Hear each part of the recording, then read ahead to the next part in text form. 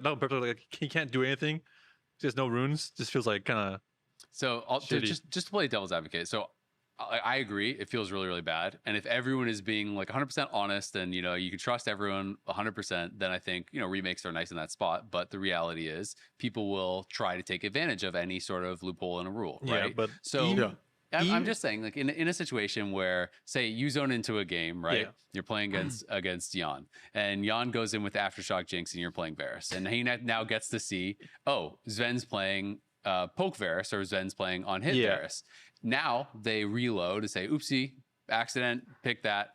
Now you get to change your runes potentially and change your setup because you know, okay, he's going to be playing this or he's going to be playing that. Like that to me is where it becomes a problem where you don't want to put the onus on the players to have to accept that because you don't know with 100% certainty that someone wouldn't try to take advantage. That's why it's like pick and choose, right? And there's referees that can like tell if you like look for something like this, and there's also players in the other team. Like, what if TL were asked and they were like, yeah, we agree, it's okay. But even then, like realistically, like I don't know how many matchups there are in the game where you could do this, hope to God you get a remake, and then it will give you an advantage in the game. Like, I don't know if seeing what, like, if Ezreal has PTA or Lethal Tempo, if I will make any reasonable, or like any like meaningful change to my runes or my setup. Like, Poke Vars is a good example, but even then, I don't know, like, if I was playing against Vars as Ezreal or something, if I would change my setup based on his. You know, I don't know if I would. Would you want to give a remake to Aftershock Jinx here? It's Game 5 of the finals. Maybe not, right? I don't think anyone was giving that's a remake to a Game 5 but it's finals. like, that's what I'm saying. It's pick and choose, and I'm pretty sure TL were not asked, do you want to remake this game? Yeah, I guess I feel like it should never be like the social pressure on the other team, right? Like it should be a league decision because I always feel like it's unfair. Otherwise, it's like if we're asking TL, then TL gets painted as the bad guys or whatever, you know?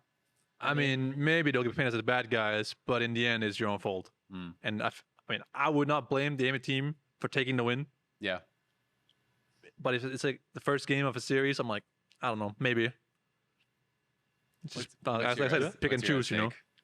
I mean, I think it's I can see like both sides. Yeah. I think it's reasonable for like Riot to want to have like one rule that like applies for all, because it's kind of hard. Like there's so many different scenarios. It's international, inter-region. It's crazy drama. There's too many scenarios, so I think it's fair to just be like, you can't remake. It's just player mistake. Like for example, there was like a mistake that like people haven't taken Smite, right? Yeah. And they have to play with just no Smite as jungle, which game is just GG, to be honest. What if like Impact sees their runes, right? And he's like, okay, now I want to take this rune. But then what if the M team is also allowed to change their runes? What if he has to tell them what he's gonna take exactly? You know, every single keystone and the small runes and his like the shards. And then Morgan's like, okay, now I know what he has. No, I can change mine. But he won't know what I have. Yeah. You know what I'm so saying? you like, still get like some advantage. Give him some sort of advantage, right? Or like offer them some sort of like, here's all 5 of our runes. Now pick yours after us. You know, like I don't know, just some sort of give TL an advantage to make up for my mistake, to make the game slightly less unfair. Because like, I mean, watching Morgan just stomp him with like real runes versus no runes was like a bit sad, you know? Yeah. No, I can definitely. But it goes both ways. Like if you're in finals at Worlds in a real like international tournament, you're not doing it. I kind of want to win, you know? Yeah. I'll take whatever I can get. So it's like I can see how it's like on a certain stage you don't want to do it. Yeah. But that was like was it 1-1 bracket or a game or was it 1-1? Yeah. So it's like I think would you have done it? Yeah, there's too many scenarios. Or yes, me? Yeah. Yeah, I mean, I probably would have. If they like asked you guys for mercy.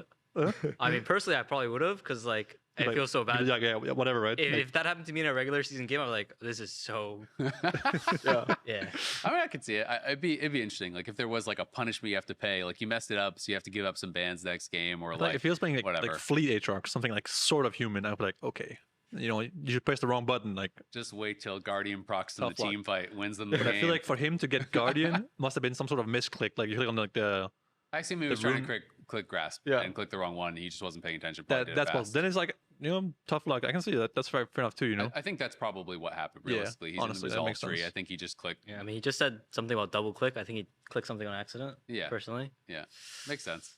I mean, it was unfortunate. It was unfortunate for sure, but they still won the series. So at the end of the day, it didn't end up mattering too much in that one. So you guys got first place. You guys got to choose between 3rd and 4th seed. You guys chose to play FlyQuest again. So that is going to be Yeah. the first matchup. You chose between FlyQuest and DSG, right? Yeah, we actually at first thought we could choose between Sentinels, DSG, and Fly, and we were going to choose Sentinels, but then we learned that Sentinels is actually second place. Mhm. We can't choose them; it's only third and fourth place. And I wasn't part of the decision because I was somewhere else doing content at the time. But we had already agreed to pick Sentinels, so I left to do content. And when I came back, I was told that we had to choose between DSG and Fly, and the team had only like 5 minutes to choose, so they chose Fly over DSG because of X and Y reasons. Yeah. And I was like, okay. Did today's matchup come into consideration at all? Like the fact that you guys just beat them today, did that make you guys want to play them a bit more or anything like that? I mean, if we had lost, I don't think we would have the choice, would we? No. I just meant like the fact that you beat them today, was that more important than say your impression of the team from scrims and so on, and the totality of the season? Well, we chose Sentinels originally because we had scrimmed them a lot, and I Yeah. feel like we had a good read on them, what they play, what they don't play, what they're good at and bad at. And then I don't know why we chose FlyQuest over DSG, but I Because remember, most people in the community were like, "Oh, I would assume they but would have picked DSG." I remember Blabber said he would rather play against Sentinels than DSG, and most people had Sentinels. Then DSG Fly was like 50-50. Mhm. As we saw, like ups and downs. I don't want to talk about it here, obviously. You know, Yeah. give away why we chose how we chose, but yeah. How about you, Griffin? Were you surprised at all that you guys got picked? Yeah, I was surprised, but I mean, you can't control it, so Yep. and you at the end of the day you have to win, and I feel like I'm still pretty confident in us, because I felt like game 1 and 3 didn't feel like super real. I think game 3 like I fucked up, or I need to stop swearing, but game 3 it was like mega troll, and then like yeah, so I'm still confident. I think we can, you have to beat everyone to win, so it didn't. I mean, it kind of sucks because I thought DSG and Sentinels were weaker, but yeah, it doesn't matter too much. I think you Yeah. have to win against everyone. So To be honest, from my point of view, we didn't really like want to play FlyQuest. We were not like, yes, FlyQuest no matter what. Like we were just kind of like, it doesn't really matter. Mm-hmm. Like we're like, yeah, I guess we play Sentinels if we could. Yeah. But we didn't really like have And a you're strong all in preference. upper It was bracket. like You couldn't these teams choose all between feel the kind of similar to bottom us. They have different strengths and weaknesses. Like one team's ball is better than the other. One team's jungle is better than the other. One team's top laner is worse than this guy. So like we're like, what do you guys want? We all voted. Most people wanted Sentinels, and then we're like, okay, we can't pick them anymore. I guess we just picked FlyQuest. Mhm. We have more scrim info on them. We scrim FlyQuest like a fair amount before this week, and we played them today, right? And we think we have a good read on them. While DSG, we have not scrimmed the entire split. I think maybe like once, like 2 or 3 weeks ago. So we don't have as much info on them. So we're just like, yeah, we go what we know. Here's an interesting question. And BO5 is different than BO3s. Yeah. So- So obviously you couldn't pick from the lower bracket teams. We have TL and Lyon that are in lower brackets. They won't be playing week 1. If you could have picked one of them, would you have? I don't think we would have. So just based on scrims and If stuff. you could have picked the entire league, I don't think we would pick TL Lion. Who Okay. are we playing? You guys are waiting to see who you play because you guys are lower bracket. So the So- first. Did you ask who you play? So it's Yeah, so- Sentinels play DSG, Yeah. and then C9 plays Fly, and then the losers drop down to play you Which guys side are and we Lion. gonna play? That TL will play. My producer's telling me the loser of Sentinels DSG. So you'll play the loser of Ah, I Sentinels see. DSG, and then Lion would play the loser of your match then. sounds I good. see. Yeah. So it should be pretty exciting. I'm looking forward to it. Are you guys excited for like first stand potential and like America's Cup and stuff? Yeah, I'm excited. I want to go to Brazil, so Because all the top 3 go regardless, right? Like you'll still be playing in Brazil. Sorry, is it top? Well, so three- first stand is number 1, First and then, place, and then- Yeah, first and then place. second 2 and to 4, third right? play. Is it second, 2 or third, 3? fourth, or Isn't it the 2, 3, and 4? no. I thought it was producer, second. Producer. I also it's not thought three. it was 2, 3, 4. Yeah, that's what I thought it was 2 and 3, and my producer said he thought it was 2 and 3 as well. So Okay, that was then my maybe understanding. let's- Was let's number 1 believe goes the to first producer. stand, second and 3 go to play America's Cup. Okay. So you'd play against second and 3 from CBLOL. Okay. Well, I remember someone saying in Star Split that either we should win the split or we should just lose really hard because they don't want to be 2, 3, or 4.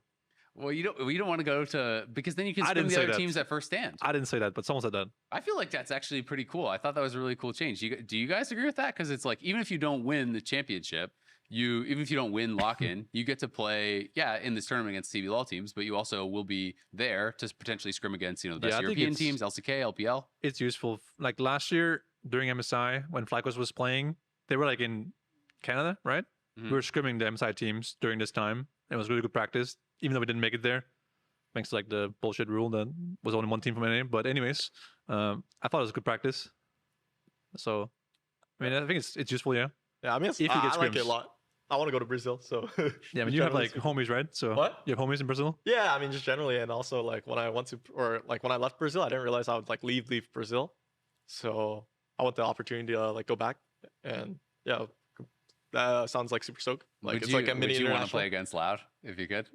I mean, it'd be funny or it'd be fun, but yeah, I mean, I'm down for whatever. I just want to go to Brazil, so Yeah. and like it's like a mini international, so I feel like that's kind of cool. So yeah. What about you, Jan? You were kind of smiling during it. Do you not think that? Oh, no, I mean, I was smiling when he said homies because I don't think it was the homies that he wants to go back to, Oh, but like okay. it's good. Yeah, the homies. Man. Yeah, the homies. Okay, yeah. It depends. Is it hot there? I really hate the heat. It was quite hot when I Yeah, went there. it was last actually time. unplayable. It was quite hot, and I really hate the heat. I am not built But for that kind of heat. that's either. not worth the scrims. It's not worth the I scrims. really, Bro, I don't know really why hate he's the talking. heat. Like TL were like in their facility in Brazil Yeah, the they whole time. probably- No, chilling that's in the true. Oh yeah, I facility. remember everyone talking about TL. It Dude, was TL diff. we- That's why you guys won in Brazil. Yes, 'cause you dude, had- literally. Rad put us like in these like gulag rooms for our scrims, and we arrived. Meanwhile, TL is chilling in like their nice facility with nice air conditioning, nice food, everything. No, I agree with that. But First time Greg- was like no, not first time. The first stand qualifier, or whatever, was like complete TL facility diff. That was the LTA split one. Right? Yeah, last yeah, year. Yeah. Everyone- so are you it was gonna- it are was you it gonna was retract nice. your It was statement nice. now? No. I still hated the heat whenever I went out. What did you I- go out? it- you guys it just is- stayed it in is your true. rooms and We went ordered out pretty delivery. decently. No, it's true. Wait, Like, how does Brazil's like facility compares to like any one?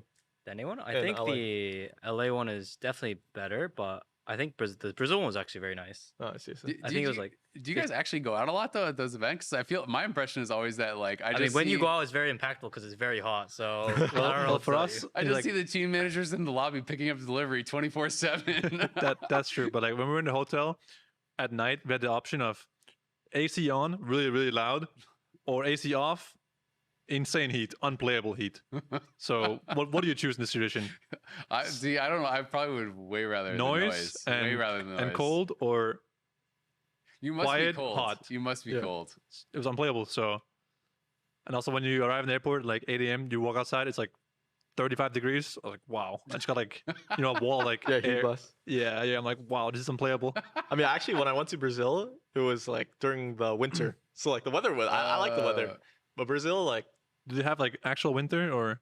no, it's like Oh, LA, LA winter. winter. Yeah. Yeah. Okay. So it's like good weather, and yeah, no, I think it would be cool because I want to make like as many internationals this year, and it's like America's Cup is like a mini international, and then obviously first stand, so it's obviously an international as well. So, and Brazil, I like Brazil. Like, I'm telling you, Brazil's the goat. I think even just scrimming national teams is like a huge difference from scrimming like the teams you're used to scrimming. Yeah. It can really, there'll like, be open your definitely eyes, you know? a boost in Like the terms of your first time you improvement. get like really like stomped by like T1 or something, like you're like, whoa.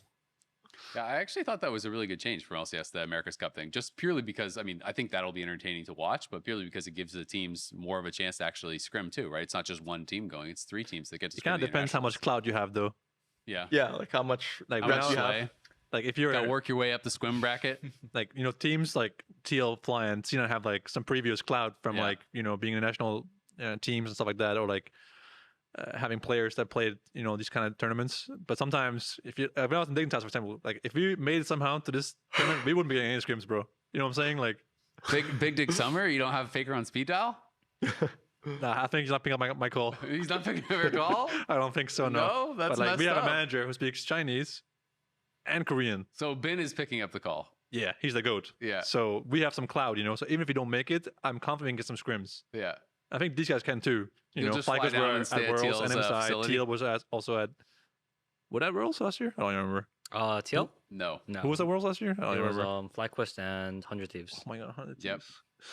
Yeah. Anyway, but like some teams have cloud, from like previous tournaments. TL was the Yeah. first stand at least, right? So they might have some contacts. Yep. Makes sense. Cool. Well, thank you everyone for joining us. This has been a fun kickoff to 2026. We're gonna have playoffs starting this coming week. It is gonna be Sentinels versus GSG on Saturday, and then C9 are gonna play Fly. The rematch will be on Sunday. Should be a lot of fun. And shortly after that, we're gonna have America's Cup, and then first stand. Everything's coming to a head. So we'll see you all here at the studio. Bye. See ya.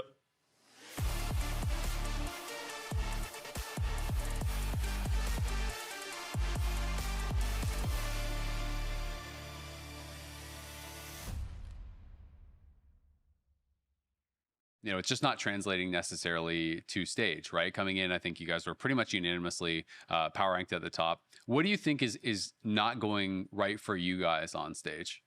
To be honest, I think our practice is quite, what's the good word for it? Practice is a lot different because I think the opponent plays a lot differently. Obviously in scrims is like a complete snowball. If you're up like 2k gold, like they won't back down. But I think in scrims, a lot of teams will just back down. And of course, other times I think we're not on the same page. I think there's just a lot of small mistakes that we have to brush up on for the most part. But the most important thing is I think we want to try playing as similarly as we do in scrims as on stage. Mm-hmm. That's something that Jose Diodo, he got interviewed. Did you see his interview after the game? Okay, so one of the things he was talking about was, he mentioned how, there's a fight that I see on stage, I want to go for it because that's what we would go for in scrims, right? But maybe the players on stage were like, why did you go for it? That that wasn't a good fight. And so is that something that you guys have kind of come to then, just trying to make your scrim practice more similar to how you would play on stage? Yeah, and of course, like we've all said, we reviewed the same play and like we've all said, if you see it play, you should go for it. And it's just unfortunate, I would say, that we didn't see the same angle. So we weren't on the same page. I think it's quite important to be on the same page, especially during stage. What do you think you guys can do then? Because this is something like scrims are always a talk, right? Like, people always joke, like G2 the last couple of years, it's like, scrim world champs and this sort of stuff where people are joking. People talk a lot about, Western teams smurfing in scrims, but then it doesn't always translate at worlds or whatever. What can realistically actually be done, and any you can answer, to translate scrim success or to make scrims more similar to stage? Because this feels like this has been literally a problem that people have talked about since the inception of Pro League. Okay. You go. I mean, for me, it's just like the problem for most teams is that they win really hard in scrims, and then they go on stage, and their opponents are no longer inting. So then they get like a wrong idea of like a matchup or how it should be going, or then like how to play the game when your opponents aren't just dying to everything at all times. This is like a big problem for like, I think like junglers and like bot lanes when like, if I scrim against TL or Lyon, bot lane is a fucking fist fight at all times. Like there's no like stopping, Yeah. Sometimes one bot lane is 0-10, happens both ways. And sometimes it's like, one jungler comes bot, he gets 2 kills and the game is just lost. But sometimes on stage, that doesn't happen. And then the game is totally different. And you have like a whole different like idea of matchups or like how to progress the game when you're ahead by 2k, not 5k gold. Mm-hmm. Yeah, I think that's like a problem in scrims that we have as well, that we just like, we lose so hard or win so hard every game. And it's like, you never play like a realistic game of like, 3 kills at 12 minutes and like you fight dragons, you fight, objectives. And do you guys ever talk about that though and just say, hey, like let's chill out a little bit? You wouldn't play like that on stage.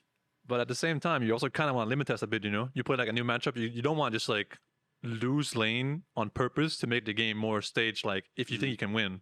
Because then you go on stage and you'll never know.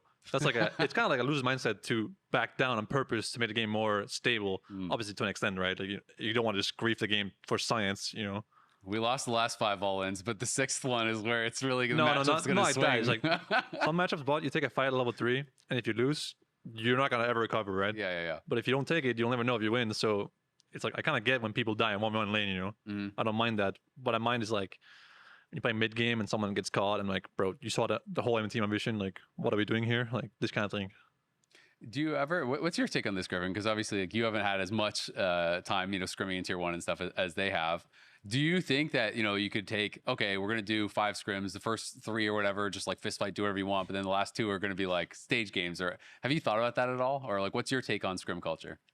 For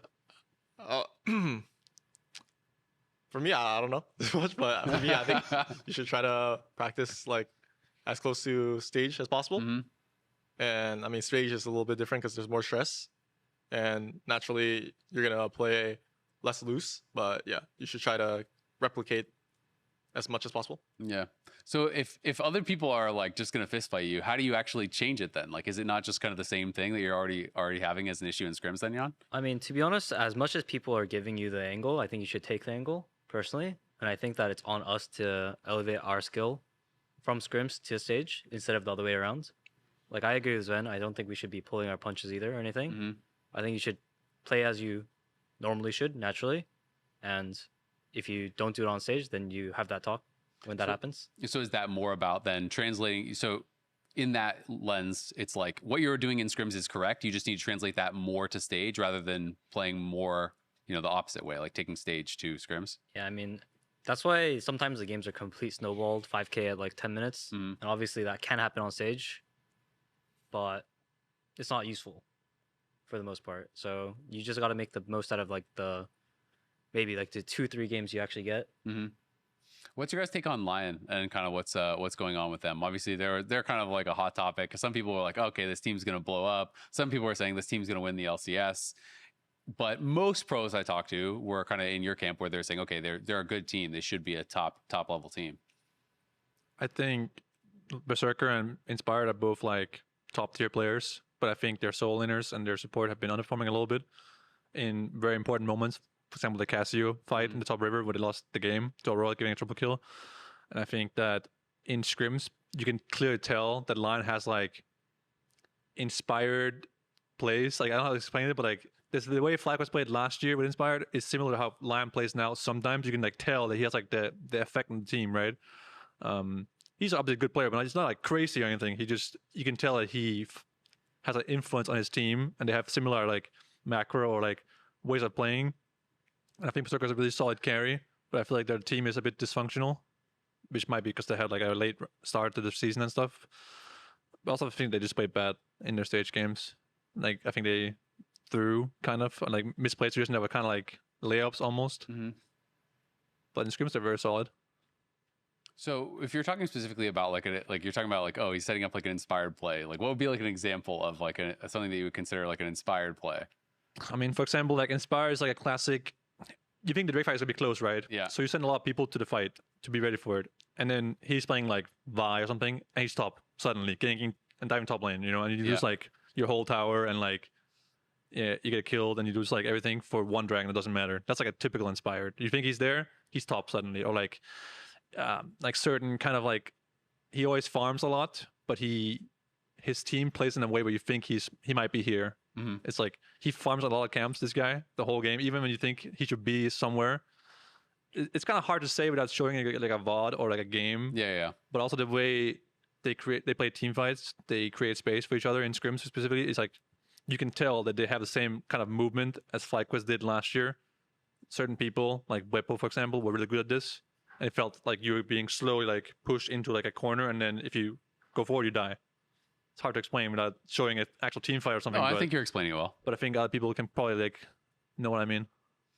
What do you think about kind of some of the shifts in just this season, right? Like obviously it feels like there's a lot more gold in the game, right? And I know a number of people I've been talking to, like in the past it had always kind of been like, okay, the jungler's job is to sacrifice for the team. Like they need to be there covering their lanes. They need to be, giving up camps to make sure their carries are doing well. But a lot of people I've been talking to now feel like the game has shifted to a stage where it's like junglers can get so much income that they should actually be treated as another carry, and you should be sometimes sacrificing for them to get additional camps, to have additional income. Do you guys, like, I'd be curious first on your take. Yeah. Do you think that has shifted? And like, how do you think it's actually correct to play the game as a jungler now? Yeah, I think maybe junglers get more resources now, and you have to be efficient, so you have more of a carry threat. Do you think like that should be more the general goal though, is like funneling gold into the jungler versus, sacrificing camps to protect, or you think it's just like game by game, situation by situation, it hasn't actually changed year over year? Well, I think my take on it is like, I think players just got a lot better at the game and like better at like playing around jungle, and like ideally your jungle, you play around your jungler's timers. Mm-hmm. So not the other way around. So like ideally your jungler can be efficient while also like doing all the plays necessary. So I think that like contributes to it as well. What do you think, Jan? Because people always look at TL as like, okay, you guys are like the bot focused team, like jungler's got to come down and gank, and then Jan's going to carry the game. Like, do you think that's the way to play the game? Do you think you guys should just be allowing the jungler to get it as fed as possible, and then it's more about team fights? I mean, I don't think the game has changed too much from my perspective. I think if it's a high percentage play, I think you go for it. If it's not, then you do the best thing for your own game. Obviously, you don't want a jungler down an entire item, because I think jungle is also a strong role, obviously, with like Sunder, Sky, Black Cleaver. So it's just percentage based, I think, personally. Yeah, I think it's kind of pick and choose. But I do think that, like we even said, people are just better at the game these days. It's like people don't die to ganks as early as they used to. Like nowadays, the cost, what's it called, opportunity cost of ganking early is like really risky. It might actually work and still be bad for you. Like for someone in our game today against Fly, then the gank was level 3 in the second game. It's like a huge risk, you know. If it doesn't work, it can be like really bad for Trundle. But it obviously worked, so it's like not bad, you know. And even if it worked, it's still kind of like, you know, a bit sus. So like Blabber's, for example, is like a really greedy guy. It's like, yep, we full clear no matter what. And we fight the crabs and like we play around jungle at all times. And I think that is the correct way to play the game. I think most people don't understand jungle very well. Like you understand how it works, but not really like on a deeper level. Like, oh, this game, he didn't get his chickens, so I have to like go there or be there. Like I'm like, whoa, okay, it makes sense when I see it in the review, but in the game I don't understand why my jungle can't just be here when I'm winning my lane, you know? Yeah. It's like something we're trying hard to understand is like when junglers like do certain things in the early game, like when they're winning hard by taking someone's camps, they can't actually help anyone else. They're busy, as we're saying. They have to like kill all their own camps now to get their lead, you know? But that means he'll gank you and I can't be there. So something we're trying to work on is like just understanding jungle situations better so we can not grief the game and say jungle diff, you know, like that kind of thing. Yeah, no, it makes a lot of sense. So obviously C9 was projected to be near the top or at the top, and you guys ended up, you know, getting first place in the Swiss stage. You just played against FlyQuest. So talking about jungle a little bit, because jungle was pretty, you know, big topic, especially in the Nocturne game. So did you see, Griffin, did you see the interview with Blabber at all after? Oh, no, I didn't see it. Okay, so he was talking about how he felt like that game, that Nocturne game, was decided basically like when he got your Raptors and you had to back off your camp. Yeah. And he was guessing that you didn't know that on red side, that side lane brush around mid lane doesn't actually show the entrance, because he said it does on the other side of the map. Yeah. So he was basically, his take was like, this is, he said, I think Unk diff, like it's like an experience diff where it's like he guessed you didn't know that on that side of the map, he can invade there. Was that correct? Yeah, I didn't realize. I think you can still get vision. You just need to put it like a little farther, from my understanding. But yeah, that was pretty fucked. So at least I learned from it. It also got fucked too, because like, oh wait, can I swear? We already have. Oh, it was. But anyways, like, I should call harder to defend my chicken respawn, because like that's like basically make or break the game. And maybe I could have got support move. But also, I thought that ward would cover it. So I thought he didn't have flash. So I was like, oh, I think he just flashed the Baron wall. Oh, flash the wall. Yeah. So you thought So you'd be down like, flash for the fight, so you would win the 2v2? Yeah, so I was like, oh, that makes sense. I think I saw vision, or like he just flashed it, which is pretty smart, to be honest. Yeah. If he did do it, because he has top mid prio. If he gets my chickens, he can actually push me off like my entire top side. Has ignite mid lane. Also, I thought he took my entire top side too. So that's also another thing. I maybe could have called Rumble to check my Krugs, because if I didn't realize he didn't take my top side, I think I could have pathed in a different way to generate a bigger lead for myself.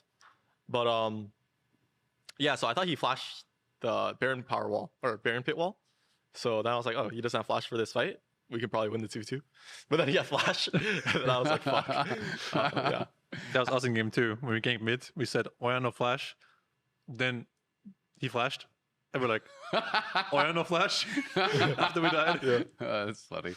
How did you feel about that series? And how does it feel like coming into the LCS and then having something like that happen in a game? Do you find like there's a lot of little things like that you're noticing or learning that, you know, maybe people don't actually take advantage of in solo queue and stuff? Like, is that an adjustment for you? I mean, the biggest problem is that I thought that the ward would see him and it didn't. So it like kind of led to a snowball effect. And like everything past it is like you can point to like the reason being why. So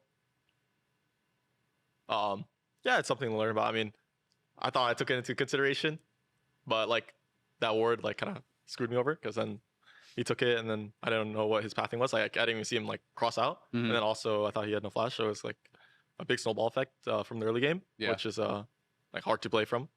So yeah. How did you feel from it? How did you feel about the series, Ben? Because obviously, game 1 was a complete blowout. Game 2, very close. You guys ended up losing. And then game 3 was another blowout. I mean, in game 1, I didn't really play much. We had like a 1-for-1 bot where Sion kind of solo killed me, which I was surprised by. After I killed Senna, I thought it was like really good. But then I died. I was like, okay. Then afterwards, Sion got like a huge buy, so we couldn't do damage to him. So I had a lot of pressure bot. And at some point, Vulcan said, like, I'm just going to roam, because in a fight, Senna is worse than Nautilus. So I started playing for like the crab top side and like invading the jungle and the like side lane plays, killing and Corki can just wave clear and they can't dive me with a tank, right? So I wasn't really part of this game. I was just hoping my team wins wherever they are, because that's like my job in this game. You can't win 2v2, so why play 2v2, right? Yep. In game 2, we had a really good trade bot, level 1. Like you play like a versus Esper Karma. You dodge one spell, you press Ghost, and you fight to death level 1. Yeah, you got your and we won that and fight. lethal tempo. And it's kind of game over for ball in, because if you lose level 1 in some matchups, you kind of just lose every level the whole game.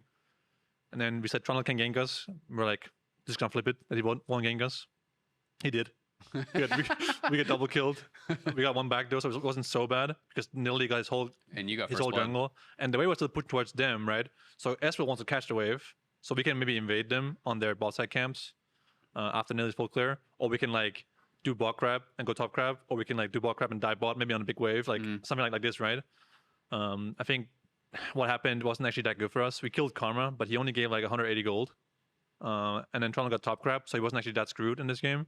Which No, I think I got double crab actually. So you got double crab. yeah, so like in terms of I actually wasn't screwed at all. Like, Yeah, because you guys took my blue buff, but I was able to get my get Romp and Wolves on respawn, got double crab. So like in terms of just yeah, it wasn't so pure bad for EXP you. and jungle camps, I was actually even. So But I think given the bot trade and the fact we have Nilly and Strundle, like if something bad happens, it could be really disastrous for them. But I think they kind of got away with the early game. Yeah. Bot was in a good spot anyways, because Karma died and she was behind.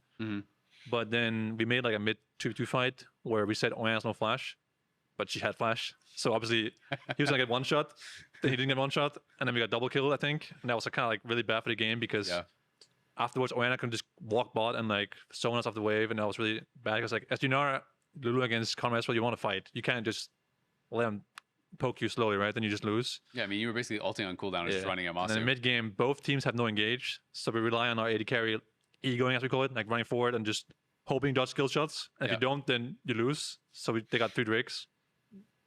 I think I misplayed this game. If I was like, locked in, 2 Red Bulls in me, I would probably carry this game. But I kind of misplayed some fights. I it's like my ulti usage was really bad. I wasted it multiple times, and I didn't create enough space.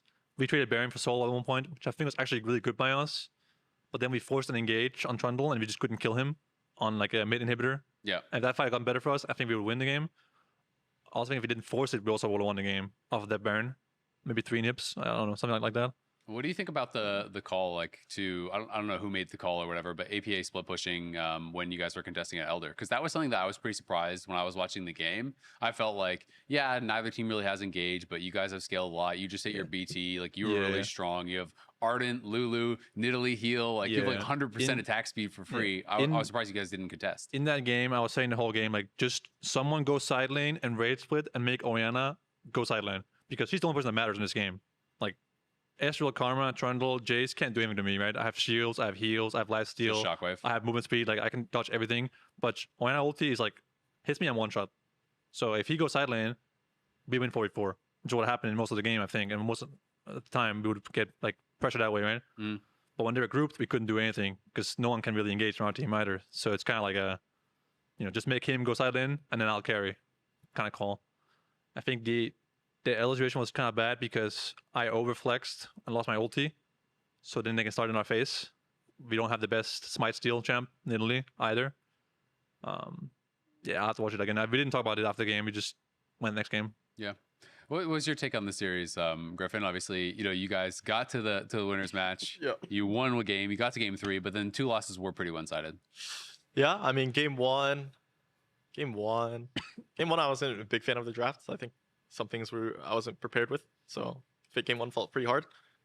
And I think game 1, 2, like we could have responded better to their plays because they'll have Nautilus moving around. So they'll have like support move. I think maybe we could have cross mapped or like done something else besides trying to cover. And when we're covering, we're always like so behind, and they have Nautilus like just perma moving. So yeah, wasn't good.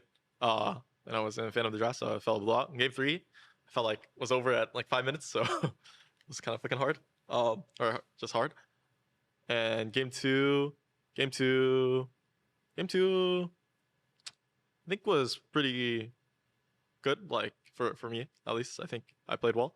I had like, I feel like early game, like game 2 was the only game that early game they felt like super hard, and then we could actually like play. You could breathe. Yeah, play team fights, play dragon setups, and like play on a even playing field.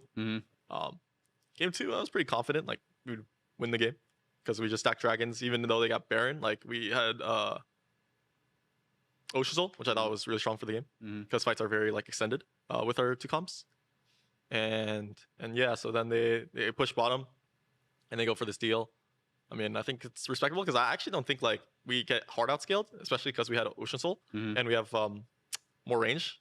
So like for me, like their comp, like Nilly, I outscale Nilly for me, and obviously they had Yanara Azir, but Azir was kind of not accelerated that game. Like Azir was pretty sure he was. I don't know. Azir just felt useless that The game. smile on your face. I mean, yeah, Ian said it after the game. He was like completely inting. He was like, I played some shit this game. Yeah, so I was like, Azir kind of just did no damage. It was like Yanara was the only threat, but we had a lot of range. I could pillar. Like, for example, you guys had a ton of move speed. I mean, you had like Karma like, shields, you had the Dead Man, Swifties, yeah. like. So when like we traded Ocean for Baron, I was like, we were cognizant of that. I felt like it was good. Like we can't really go into their zone. Also, it's like a lot harder. It's better if they go into our zone.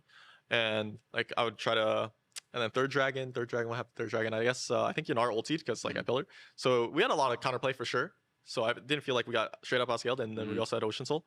So I was pretty confident that entire game. Cool. I think the only time we like had a pretty big blunder was around fourth dragon, because there was 5 dragons. Fourth dragon, they got Baron, which we should have been more prepared for.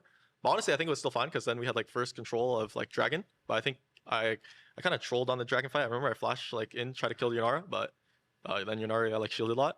I feel like even though we gave Baron like on 4th dragon, if we just like had full control, it's pretty hard for them to play the fight, to be honest.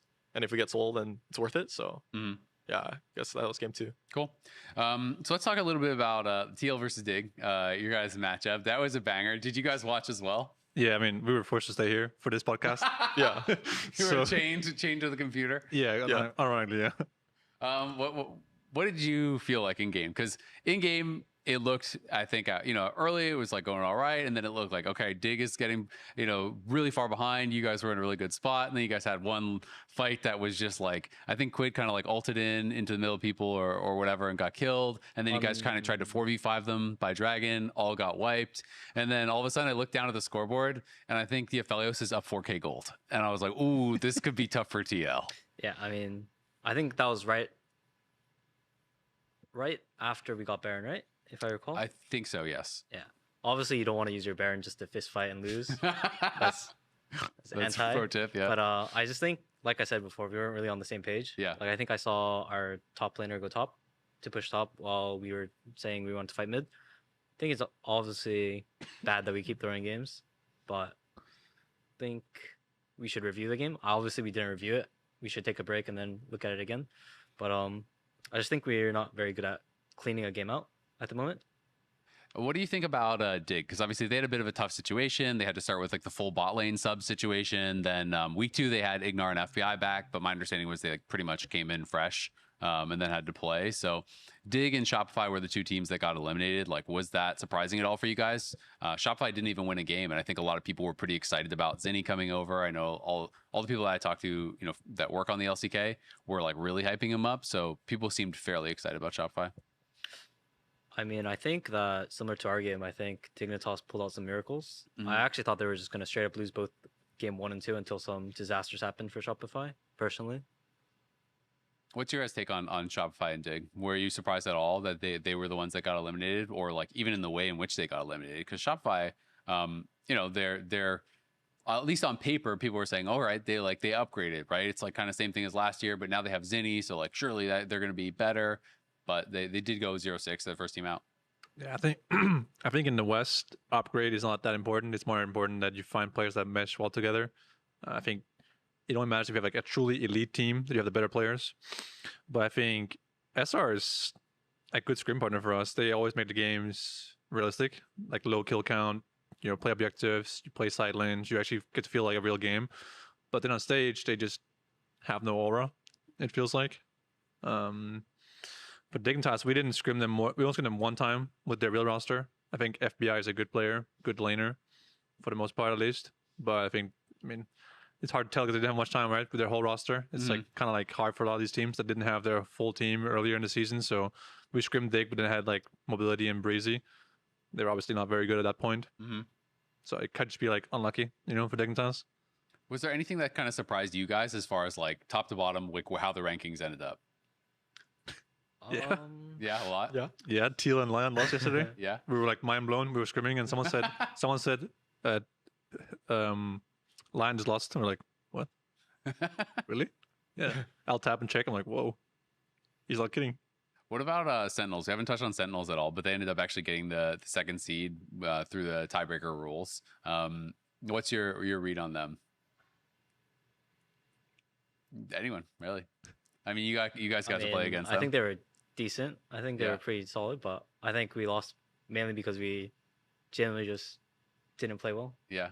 How does it feel for you, like, playing against some of the ex-teammates from your team, right? Because I know a lot of people in the community felt like, okay, APA and Impact, like, they're the problem. They're why TL isn't doing well. They got replaced. Everyone's like, all right, yay, TL's good again. But then, like, does it feel weird playing against your former teammates and losing? Does it, like, it's just another team? Who cares? Does it feel more competitive or more like you really want to beat them? I mean, personally, I don't really care about losing to them specifically. Yeah. I'm sure a lot of people care, but I actually enjoy playing against them. Yeah. I like them as people, so it's very fun. Yeah. But obviously, it sucks to lose. I think the losing part is the most frustrating part, personally. Were you happy or sad when you saw Impact had Guardian? I was like in disbelief. I was like, this is crazy. I mean, I was just thinking, like, classic Impact to fuck that That's up. classic Impact. I mean, that's the only thing I was thinking. I was like, I feel like it's sad he has to play the game with that rune. Like, I know it's like his fault or whatever, and there's like a replay and they go through it and like, oh, this was your own fault, so Yeah. you don't get to if you remake the click game. the wrong one, But they it's don't like, give you the remake. Yeah. If he had like something somewhat normal and trying to get like some sort of advantage by like seeing their runes first, I can get behind it. But he has Guardian Aatrox, like not even close to being a real rune. So like, I think most players would want, both teams would probably want the game to be remade just for like competitive, like, fairness or whatever. Yeah. It feels kind of shit because watching him lose on purpose because he can't, like, not on purpose, like he can't do anything. There's no runes. Just feels like kind of. So just to play devil's advocate. So I agree. It feels really, really bad. And if everyone is being like 100% honest and, you can trust everyone 100%, then I think, remakes are nice in that spot. But the reality is people will try to take advantage of any sort of loophole in a rule, right? Yeah, but so I'm just saying, like, in a situation where, say, you zone into a game, right? Yeah. You're playing against Jan, and Jan goes in with Aftershock Jinx, and you're playing Varus, and he now gets to see, oh, Sven's playing Poke Varus, or Sven's playing on hit Varus. Now they reload and say, oopsie, accident, pick that. Now you get to change your runes potentially and change your setup because okay, he's going to be playing this or he's going to be playing that. Like, that to me is where it becomes a problem, where you don't want to put the onus on the players to have to accept that because you don't know with 100% certainty that someone wouldn't try to take advantage. That's why it's like pick and choose, right? And there's referees that can like tell if you like look for something like this, and there's also players in our team. Like, what if TL were asked and they were like, yeah, we agree, it's okay. But even then, like, realistically, like, I don't know how many matchups there are in the game where you could do this, hope to God you get a remake, and then it will give you an advantage in the game. Like, I don't know if seeing if Astro has PTA or Level Tempo, if I will make any reasonable, like any like meaningful change to my runes or my setup. Like, Poke Vars is a good example, but even then, I don't know, like, if I was playing against Vars as Ezreal or something, if I would change my setup based on his. I don't know if I would. Would you want to give a remake to Aftershock Jinx here? It's Game 5 of the finals. Maybe not, right? I don't think anyone was giving That's a what I'm remake to a saying. Game 5 But it's finals. like, that's what I'm saying. It's pick and choose, and I'm pretty sure TL were not asked, do you want to remake this game? No, yeah. I guess I feel like it should never be like the social pressure on the other team, right? Like, it should be a league decision because I always feel like it's unfair. Otherwise, it's like, if we're asking TL, then TL gets painted as the bad guys or whatever, I mean, maybe they'll get painted as the bad guys, but in the end, it's your own fault. And I would not blame the Aiming team for taking the win. Yeah. But if it's like the first game of a series, I'm like, I don't know, maybe. It's just, as I said, pick and choose, I mean, I think it's I can see like both sides. Yeah. I think it's reasonable for like Riot to want to have like one rule that like applies for all, because it's kind of hard. Like, there's so many different scenarios. It's international, inter-region. It's crazy drama. There's too many scenarios, so I think it's fair to just be like, you can't remake. It's just player mistake. Like for example, there was like a mistake that like people haven't taken Smite, right? Yeah. And they have to play with just no Smite as jungle, which game is just GG, to be honest. What if like Impact sees their runes, right? And he's like, okay, now I want to take this rune. But then what if the AM team is also allowed to change their runes? What if he has to tell them what he's gonna take exactly? You know, every single keystone and the small runes and his like the shards. And then Morgan's like, okay, now I know what he has. Now I can change mine. But he won't know what I have. Yeah. You know what I'm so saying? you Like, still get like some advantage. give him some sort of advantage, right? Or like offer them some sort of like, here's all 5 of our runes. Now pick yours after us. You know, like I don't know, just some sort of give Teal an advantage to make up for my mistake, to make the game slightly less unfair. Because like, I mean, watching Morgan just stomp him with like real runes versus no runes was like a bit sad, you know. Yeah. Yeah. No, I can definitely. But it goes see both ways. Like if you're in finals at Worlds in a real like international tournament, You're not doing it. I kind of want to win, you know. Yeah. Yeah. I'll Which take is whatever I reasonable. can get. So it's like I can see how it's like on a certain stage Yeah. you don't want to do it. Yeah. But that was like was it 1-1 bracket or a game or Yeah. what was it? 1-1. Yeah. So it's like I think would you have done it? Yeah, there's too many scenarios. Or yes, me? Yeah. Yeah, I mean, I probably would have. If they like I asked don't you know guys about for anyone else, mercy, but I mean, personally, I probably would have because like it like, feels so bad. Yeah, whatever, right? Like, If that happened to me in a regular season game, I'm like, this is so. Yeah. Yeah. I mean, I could see it. It'd be interesting. Like if there was like a punishment you have to pay, like you messed it up, so you have to give up some bans next game, or like if he was playing whatever. like Fleet Aatrox, something like sort of human, I'd be like, okay, you know, you should press the wrong button. Like, just wait till Guardian procs in the Tough luck. team fight, wins them the but game. I feel like for him to get Guardian must have been some sort of misclick. Like you click on like the I assume he was the trying rune- to click grasp Yeah. and click the wrong one. He just wasn't paying attention. probably did it that's fast. possible. Then it's like, you know, tough luck. I can see that. That's fair enough too. You know. I think that's probably what happened. Yeah, Realistically, he's honestly, in that the makes result tree. sense. I think he just clicked. Yeah, I mean, he just said something about double click. I think he clicked something on accident. Yeah. Personally. Yeah, makes sense. I mean, it was unfortunate. It was unfortunate for sure, Yeah. but they still won the series. So Yeah. at the end of the day, it didn't end up mattering too much in that one. So True. you guys got first place. You guys got to choose between 3rd and 4th seed. You guys chose to play FlyQuest again, so that is going to be the first matchup. You chose between FlyQuest and DSG, right? Yeah, we actually at first thought we could choose between Sentinels, DSG, and Fly, and we were going to choose Sentinels, but then we learned that Sentinels is actually 2nd place. Mhm. We can't choose them; it's only 3rd and 4th place. And I wasn't part of the decision because I was somewhere else doing content at the time. But we had already agreed to pick Sentinels, so I left to do content. And when I came back, I was told that we had to choose between DSG and Fly, and the team had only like 5 minutes to choose, so they chose Fly over DSG because of X and Y reasons. Yeah. And I was like, okay. Did today's matchup come into consideration at all? Like the fact that you guys just beat them today, did that make you guys want to play them a bit more or anything like that? I mean, if we had lost, I don't think we would have the choice, would we?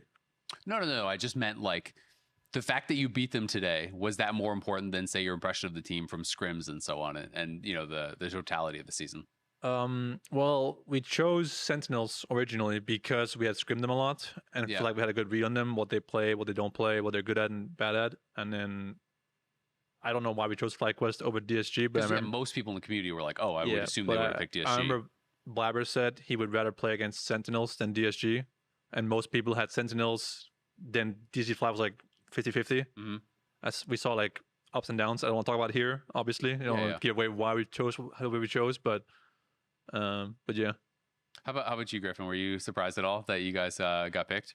Yeah, I was surprised, but I mean, you can't control it, so Yep. and at the end of the day you have to win, and I feel like I'm still pretty confident in us, because I felt like game 1 and 3 didn't feel like super real. I think game 3 like I fucked up, or I need to stop swearing, but game 3 it was like mega troll, and then like yeah, so I'm still confident. I think we can, you have to be everyone to win, so it didn't. I mean, it kind of sucks because I thought DSG and Sentinels were weaker, but yeah, it doesn't matter too much. I think you Yeah. have to win against everyone. So yeah. To be honest, from our point of view, we didn't really like want to play FlyQuest. We were not like, yes, FlyQuest no matter what. Like we were just kind of like, it doesn't really matter. Mhm. Like we're like, yeah, I guess we pick Sentinels if we could. Yeah. But we didn't really like have And a you're strong all in preference. upper It was bracket. like You couldn't these teams choose all between feel the kind of similar to bottom us. They have different strengths and weaknesses. Like one team's ball is better than the other. One team's jungle is better than the other. One team's top laner is worse than this guy. So like we're like,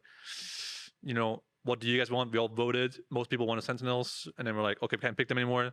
I guess we just pick FlyQuest. Mhm. We have more scrim info on them. We scrim FlyQuest like a fair amount before this week, and we played them today, right? And we think we have a good read on them. While DSG, we have not scrimmed the entire split. I think maybe like once, like 2 or 3 weeks ago. So we don't have as much info on them. So we're just like, yeah, we go what we know. Here's an interesting question. And BO5 was different than BO3s. Yeah. So- So obviously you couldn't pick from the lower bracket teams. We have TL and Lyon that are in the lower brackets. They won't be playing week 1. If you could have picked one of them, would you have? I don't think we would have.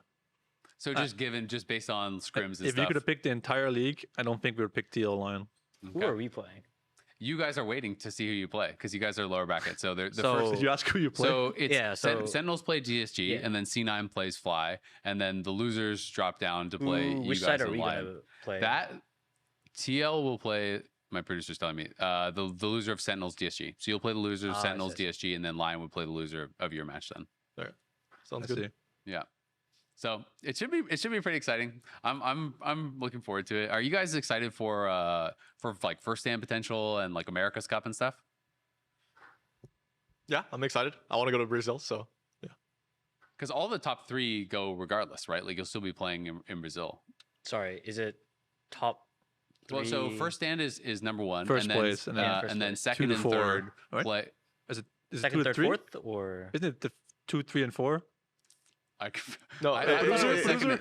Producer. I It's also top 3. thought it was 2, 3, 4. Yeah, that's what I thought it was 2 and 3, and my producer said he thought it was 2 and 3 as well. So Okay, that was my maybe understanding. that's- Was let's number 1 believe goes the to first producer. stand, second and 3 go to play America's Cup. Okay. So you'd play against second and 3 from CB Law. Okay. Well, I remember someone saying in Star Split that either we should win the split or we should just lose really hard because they don't want to be 2, 3, or 4. Well, you don't want to go to because then you can I spin didn't the say other that. teams at first stand. I didn't say that, but someone said that. I feel like that's actually pretty cool. I thought that was a really cool change. Do you guys agree with that? Because it's like even if you don't win the championship, even if you don't win lock-in, you get to play in this tournament against CB Law teams, but you also will be there to potentially scrim against the best Yeah, I think European it's- teams, LCK, LPL. It's useful. Like last year during MSI when FlyQuest was playing, they were like in Canada, right? Mhm. We were scrimming the MSI teams during this time. It was really good practice, even though we didn't make it there. Thanks to like the bullshit rule that was only one team from NA. But anyways, I thought it was good practice. So, I mean, I think it's useful, yeah. Yeah, I mean, If you get I like it scrims. a lot. I want to go to Brazil, so Yeah, I mean, you have generally like speaking. homies, right? So What? you have homies in Brazil? Yeah, I mean, just generally, and also like when I when I left Brazil, I didn't realize I would like leave Brazil, so I want the opportunity to like go back, and yeah, that sounds like super stoked. Like Would it's you, like a mini would you want to play international. against Loud if you could? I mean, it'd be funny or it'd be fun, but yeah, I mean, I'm down for whatever. I just want to go to Brazil, so Yeah. and like it's like a mini international, so I feel like that's kind of cool. So yeah. What about you, Jan? You were kind of smiling during it. Do you not think that? Oh, no, I mean, I was smiling when he said homies because I don't think it was the homies that he wants to go back to. Oh, but like, okay. it's good. Yeah, the homies. man. Yeah, the homies. Okay, yeah. It depends. Is it hot there? I really hate the heat. It was quite hot when I went there. It was last actually time. unplayable. It was quite hot, and I really hate the heat. I am not built for But that kind of heat. that's either. not worth the scrims. It's not worth the I scrims. really- Bro, I don't know why hate he's the talking heat. like TL. We're like in their facility in Brazil Yeah, the they whole time. probably- No, chilling in that's the air right. Oh yeah, I conditioning. remember everyone talking about TL. Dude, It was TL diff. we- That's why you guys won in Brazil. Yes, 'cause you dude, had- right. Riot put us like in these like gulag rooms for our scrims when we arrived. Meanwhile, TL is chilling in like their nice facility with nice air conditioning, nice food, everything. No, I agree with that. But First time Very- was like no, not first time. The first stand qualifier, or whatever, was like complete TL facility diff. That was the LTA split 1. Right? Yeah, last yeah, year. Yeah. Everyone, so Yeah. are it you was gonna- it are was you it gonna was retract nice. your It was statement nice. now? No. I still hated the heat whenever I went out. What did you I- go out? it- you it- guys it just is- stayed it in is your true. rooms and We went ordered out pretty delivery. decently. No, it's true. Wait, Like, how does Brazil's like facility compares to like the NA one? Anyone? I In think LA. the LA one is definitely better, but I think the Brazil one was actually very nice. Oh, I see. Did- I did think it was you- like. Do you guys actually go out a lot though at those events? 'Cause I feel my impression is always that like I I just mean, when you see- go out, it's very impactful because it's very hot. So I don't know well, what to for tell us, you. I it's just like, see the team managers in the lobby picking up the delivery 24/7. that's true. But like when we were in the hotel at night, we had the option of AC on, really, really loud, or AC off, insane heat, unplayable heat. So what do you choose in this situation? I don't know. I probably would way rather Noise the noise. Way and- rather than And noise. cold, or You must quiet, be cold. hot. You must be Yeah. cold. it was unplayable. So, and also when you arrive in the airport, like 8 a.m., you walk outside, it's like 35 degrees. I was like, wow. I just got like, a wall like Yeah, heat air. bus. Yeah. I'm like, wow, this is unplayable.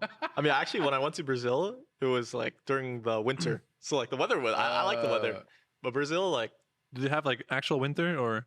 no, it's like Oh, yeah, LA, LA winter. winter. Yeah. Yeah. Okay. So it's like good weather, and And yeah, no, I think it would be cool because I want to make like as many internationals this year, and it's like America's Cup is like a mini international, and then obviously first stand's first stand, so it's obviously an international as well. So and Brazil, I like Brazil. Like, I'm telling you, Brazil's the GOAT. I think even just scrimming national teams is like a huge difference from scrimming like the teams you're used to scrimming. Yeah, It can really it'll like be open your definitely eyes, you know. a boost in Like the terms first of your time you improvement. get like really like stomped by like, you know, T1 or something, like you're like, whoa. Yeah, I actually thought that was a really good change from LCS, the America's Cup thing, just purely because, I mean, I think that'll be entertaining to watch, but purely because it gives the teams more of a chance to actually scrim too, right? It's not just one team going, it's 3 teams that get to It scrim. kind of depends how much cloud you have though. Yeah. Yeah, like how much Like How right much now, you have. sway? like if you're Gotta work your way up the swim bracket.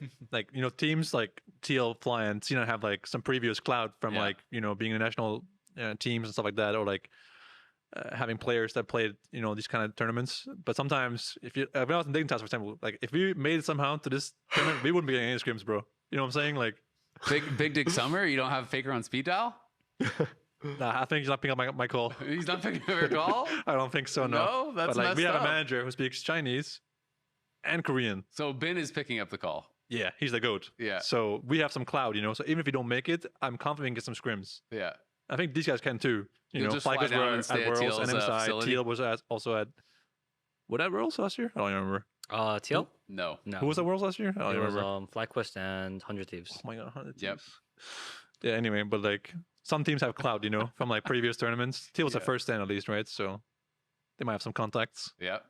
Makes sense. Cool. Well, thank you everyone for joining us. This has been a fun kickoff to 2026. We're gonna have playoffs starting this coming week. It is gonna be Sentinels versus GSG on Saturday, and then C9 are gonna play Fly. The rematch will be on Sunday.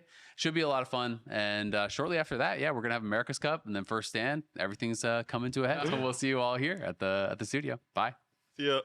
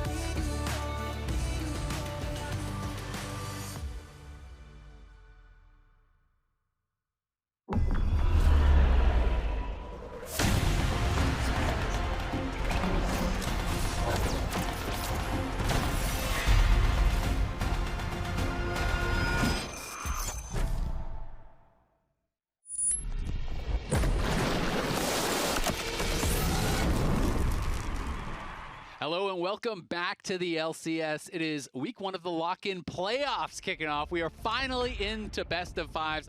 메가 차징해야 된다고. 아니야, 메가 차징하면 돼. 메가 오케이, 차징하면 돼. 이제 끌려도 돼. 이제 끌려도 돼. 형이 이제 끌려도 돼. 나 그럼 여보자, 여보자, 앞 여보자. 할게. 여보자, 여보자. 야. 여보자, 여보자. 나 가인 있어. 나 가인 있어. 아, 오지. 히어 히어 선. 아, 패닉 프론. 카이사, 카이사, 카이사. 카이사. Keep going, keep going, keep going. 왜 안 타죠? Stun. We can to mid. Mid. And then. Sentinels coordinating so well on their timing. They tie up the series. A great bounce back after a really tough game 1. 야 럼블. 오케이. 럼블 알아서 하고. 맞아. 아래 봐줄게. 여기서 백하면 좋고. 나 볼게. 안막 트리차. 럼블 대. 세주 넣게요. 아예 볼티. 헬. 트리차는 아웃. 트리차 keep chasing. I think that's okay. 맞아. Sentinels were pushed, but they did not break. They take down DSG. They qualify for the America's Cup, and they continue their march towards first stand. No. We're just talking about live Bard mechanics. Unfortunate Bard performance. There was something we didn't notice there. Also, like, I know Sentinels talks a lot about, like, hey, we're trying to, like, incorporate more English to, like, put in Darkwings and, like... boy, Darkwings. I was like, I heard very little. Justice for Darkwings. There was 2 English words It in the makes me whole want to series. retroactively give him more credit, man. Yeah. He's just playing solo queue out there. Yeah. Just- It's a tough life. Hey, it's working. They took a dub. It's a working principle. technically, they were the number 2 seed. Yeah.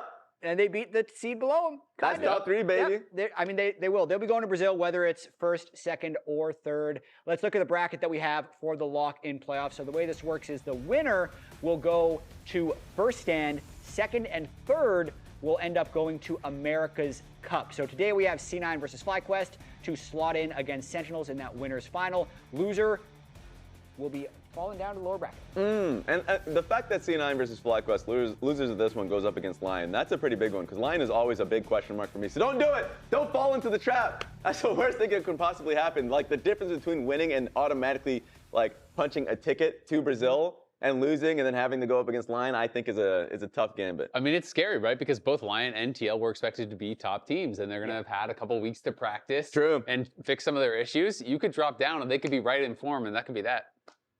I'm going to jump the gun and say loser of this series also loses next week. Oh, you're already doing it? Lyon TL are favored. We're clipping this. I reserve the right to change my mind when I get more data. No. That's what I'm What saying if right now. FlyQuest wins today and C9 goes down? Are you still favoring Lyon? Have they not been playoff chokers, Azale? Once the choking starts, they don't have like a good Heimlich maneuver mid-playoffs. It's proven the last 2 years. Okay, buddy, they're the kings of spring. They don't choke until summer. Okay?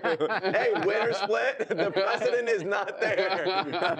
Yeah, we'll see. They did play last week, these 2 teams, C9 and FlyQuest, and Yes. that definitely motivated a little bit of why C9 would have picked FlyQuest. They could pick between them or DSG. It ended up going the distance, though. We got a full 3-game series. I would say it was a bit of a strange series for sure, with Sion in game 1 from Masu, really bloody game 2, and then a one-sided game 3. Yeah, I mean, you caught me on the first sentence, which is the fact that they were picked instead of DSG. Like, that to me is the surprising aspect of this, where I would have imagined, and maybe this is a new player bias of thinking you just go towards a team that is like DSG, whereas last year there was obviously a different team, but they were like struggling versus FlyQuest that is a 2-0 team. But of course, it's familiarity. Maybe that's something that they're interested in, having already faced them prior. Yeah, absolutely. I mean, Sven said they originally wanted to pick Sentinels, but then Sentinels was second seed, so they couldn't pick them. So then they decided they were going to go with FlyQuest instead, I think because particularly they were more worried about the jungle from DSG. So you know, what went wrong for FlyQuest, Raz? I know you had some thoughts. Well, here's the thing. I'm going to bring out the heads, because I think FlyQuest could be a team that is far more flexible than they are currently showing themselves. Flexible? Flexible. They're flexing. They're flexing. Because for me, when I think about Gakko's, how flexible his champion pool generally is, but right now he's just playing the role of a tank frontline. I think it makes their compositions a lot more simpler to play. But generally, I think of champions that they can be playing. Like, for instance, Volibear was played earlier in week 1 by, of course, Griffin.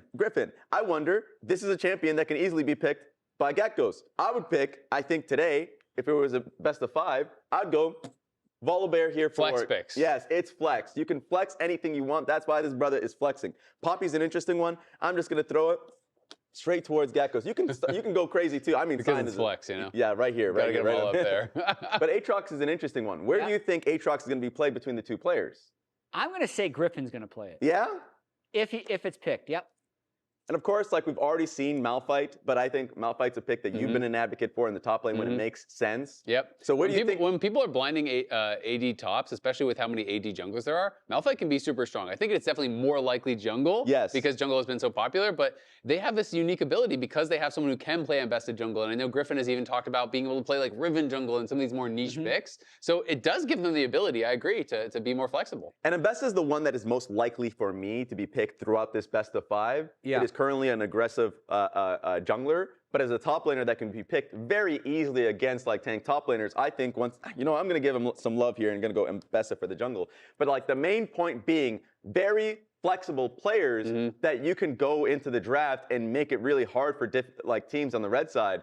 This is something that I would believe is their greatest strength. It didn't really show itself so far this split, but something I want to see going forward. Absolutely. I wanted to talk a little bit about the 2v2 laning, because I think Masu and Cryogen have actually been really, really good, but did have some small things that went wrong for them, which actually made a really big difference. So I want to go into this replay and show you basically some of the things that happened. So in this 2v2, they had first picked Karma, right? So they're going to go for Karma Ezreal. Everyone kind of knows that when they blind pick, first pick the Karma. And as a result, you really are expecting them to win the 2v2 pretty heavily. So we're going to run through this. They've already swept out the ward. And FlyQuest is going to try to play for vision control. Obviously, this first Mantra Q misses. That sucks, but it's not the end of the world. What Karma and Ezreal want to do is constantly poke and prod, but they don't want an extended fight against the Yunara when she gets Q stacks and gets lethal tempo. So what they're going to try to do here is play around vision. And what actually happens is they're contesting for this vision. They're able to clear out this ward. And now you can see Sven, about halfway stacked up on the Q, but FlyQuest have killed the second ward. They're moving forward, and right here, they had just briefly lost vision. And I'll go back just ever so slightly. So right here, they've actually lost vision. So now what FlyQuest wants to do is actually disengage and essentially make the C9 members walk into the brush, face check them if they want to do it, which would be a heavily losing fight for C9. This is where the mistake comes in. And this is where I think it's a little bit of kind of that rookie inexperience. Cryogen's gonna auto. That immediately gives Sven the vision once again. Notice how as soon as Cryogen autos, Sven pops Ghost, he fully stacks the Q, lethal tempo is up, and this turns what would have been, not the best because they missed the Mantra Q, into a complete disaster at level 1 where they lose the barrier, they lose the heal. Masu has popped both his potions, like he popped his potion. We saw a potion being popped by Cryogen, and it's this small thing, but like when you watch it live, you realize, okay, this looks really bad, but you don't always realize exactly what it was that went wrong. And it was just this one auto attack coming out of the bush from Cryogen there, because if he doesn't auto, they have no more wards. They're not gonna be able to actually get the lethal tempo stack, get the Q stacks. Like they can just basically sit there and kind of like neutralize that and then continue forward. But it's these small things that play around vision that gives Sven vision. Let's get cozy. And, sorry, buddy. Let's get cozy. And I just thought that was really, really interesting because I think overall they've performed really well in the 2v2s. This one I know they were getting some criticism for, but went back and watched and realized it was a slight difference that actually changed that lane a lot. Yeah, another thing I've noticed with FlyQuest as we're all getting our turn at the computer. Okay. I have their wait a goal minute. graphs. Res, you better have something. These are just goal graphs from the teams, but this is all the games that FlyQuest has played so far this year. But notice how when they are losing, they lose really fast. And even when they're winning, these are like 3,000 gold leads at 12 minutes. Look how long it takes for them to close games. So even when they're winning, a lot of times the gold freezes kind of in the middle. And oftentimes when they're losing, they just start flipping the game. So this to me says they aren't very organized yet at how to cleanly close out games. They had 2 good ones against DSG, but the rest of them, 30, 35 minutes, those games start getting really messy because that's when 80 carries are hitting, 5 and 6 and 7 items. So I think we just need to keep an eye on this as this team progresses, because we knew that it was going to be a project. I feel like they started the year winning more than a lot of people expected, but these are fairly natural growing pains I would expect from a team. It makes them very exciting, but it's very hard for them, I think, to win, especially against a team like C9, like a clean, fast game. Yeah, definitely winning more games than they themselves have expected coming into the split. And if you just think of examples within some of their series in which they are like, oh, we have a goal lead. Oh, we lost the fight in between top turrets, right? And we had the lead and suddenly we have to be a lot more scrappy. That being said, C9 coming in, arriving today.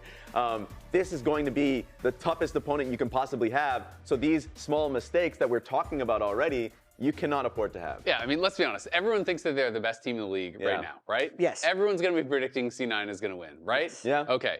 But I want to talk about, some of the kind of the specifics, maybe, of why we think they're going to win. For me, I felt like APA was kind of unfairly scapegoated on TL, and I do think it's kind of interesting to see how much success he's having in this new environment. I'm not saying he was perfect all the time, but so many issues were going on at TL, and they've even talked about this, about the poor environment, as far as, the attitudes and how stressful it was for them.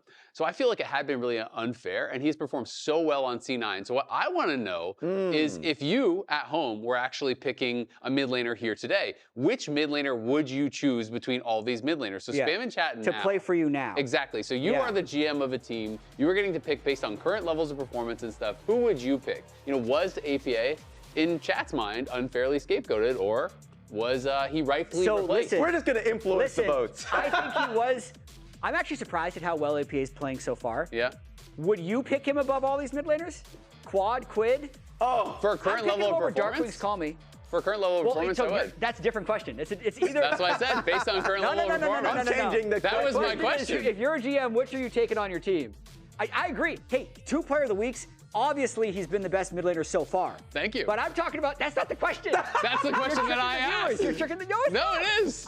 Check the tapes, If you could choose between APA and all these mid laners, who would you pick? And I also said, based on current performance. Oh, my Oh, here we go. Here we go. He's sticking to the question. He's sticking to the question. So I will say that Quad has to deal with Zoomers, all right? Quad.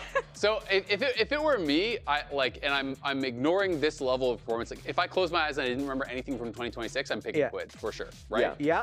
But I think, Quad last year, if I'm basing it on last year, I don't think Quad actually looked that good last year. I feel like he's been better this year than he was last year. I would say I agree. And if you're looking at, purely based on this year's performance, I think it is APA. So, I mean, I think it's an argument. The other thing you have to keep in mind is if you go with Quid or Quad, you're losing an import slot.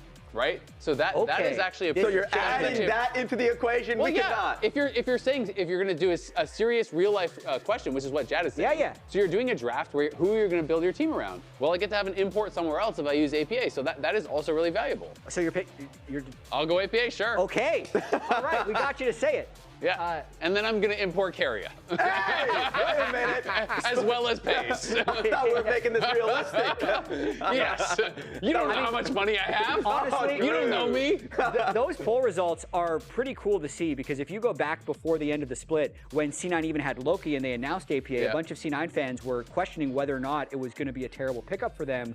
So far, it's been an incredible pickup. Their team vibes seem great. Yeah. The way that he's contributed to their overall macro play, how communicative he's been, have all been really positive things. Because even now, I don't want to be a prisoner of the moment. I'm still taking Quid.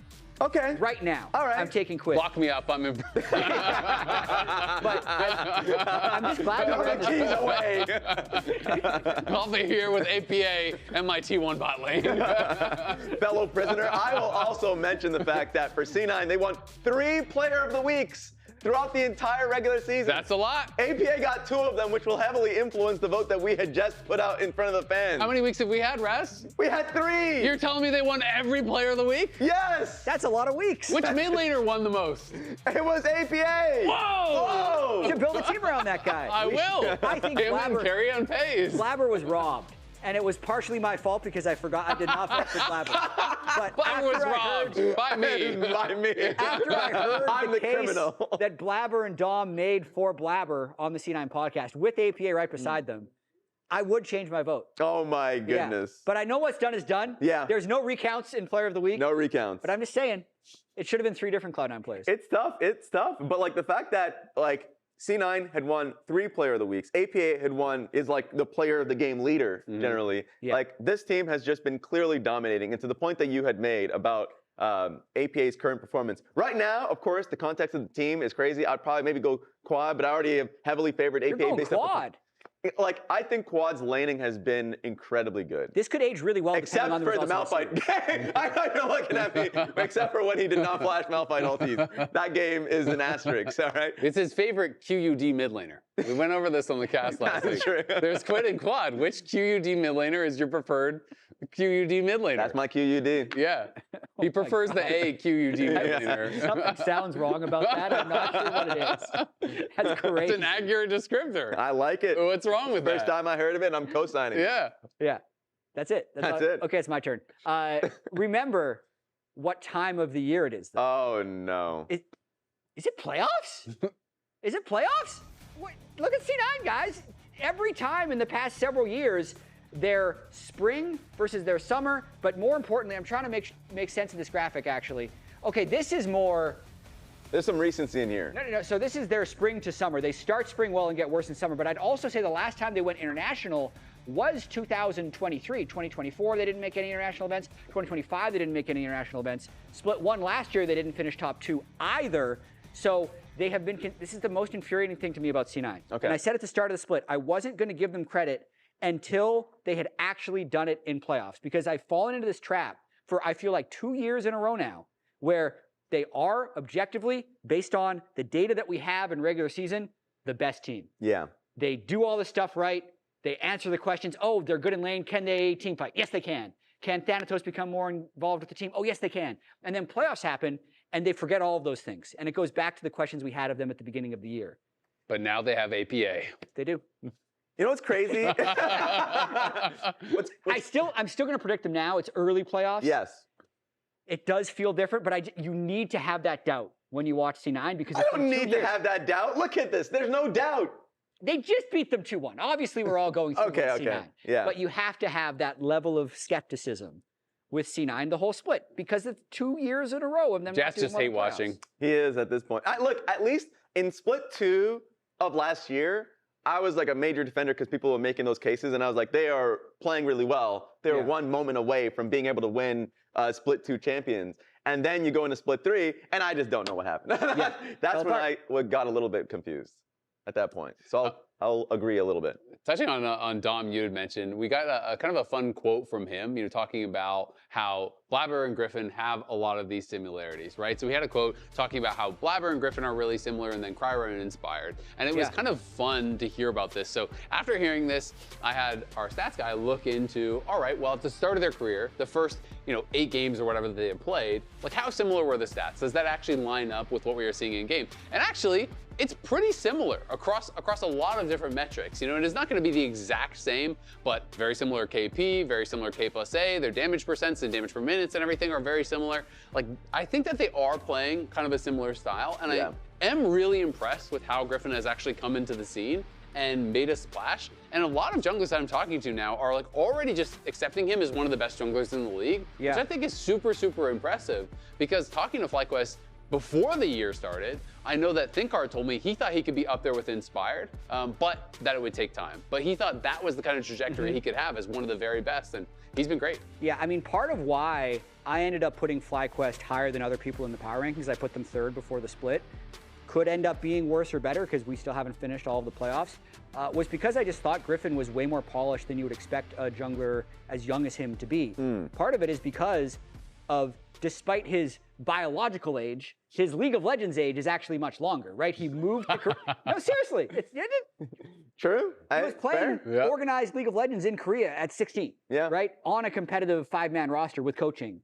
Also played a whole split year over in Brazil as well. And now he's making his LCS debut. So he's got tons of that Zoomer energy, but he's been playing organized competitive League of Legends for a lot longer than a lot of other players. Yeah, and I feel like what's similar too is the teams that had these players recognized their strengths and played heavily to it. When Blabber came in, they knew this guy had incredible mechanics. We just have to play towards the psychopathic behavior and we would be able to succeed. I mean, Jad is telling us that he's perfect for an entry-level job because he has 20 years of experience at 18. It's actually true. It's what you need for 2026. It's perfect. Room to grow, but also already a master of his craft.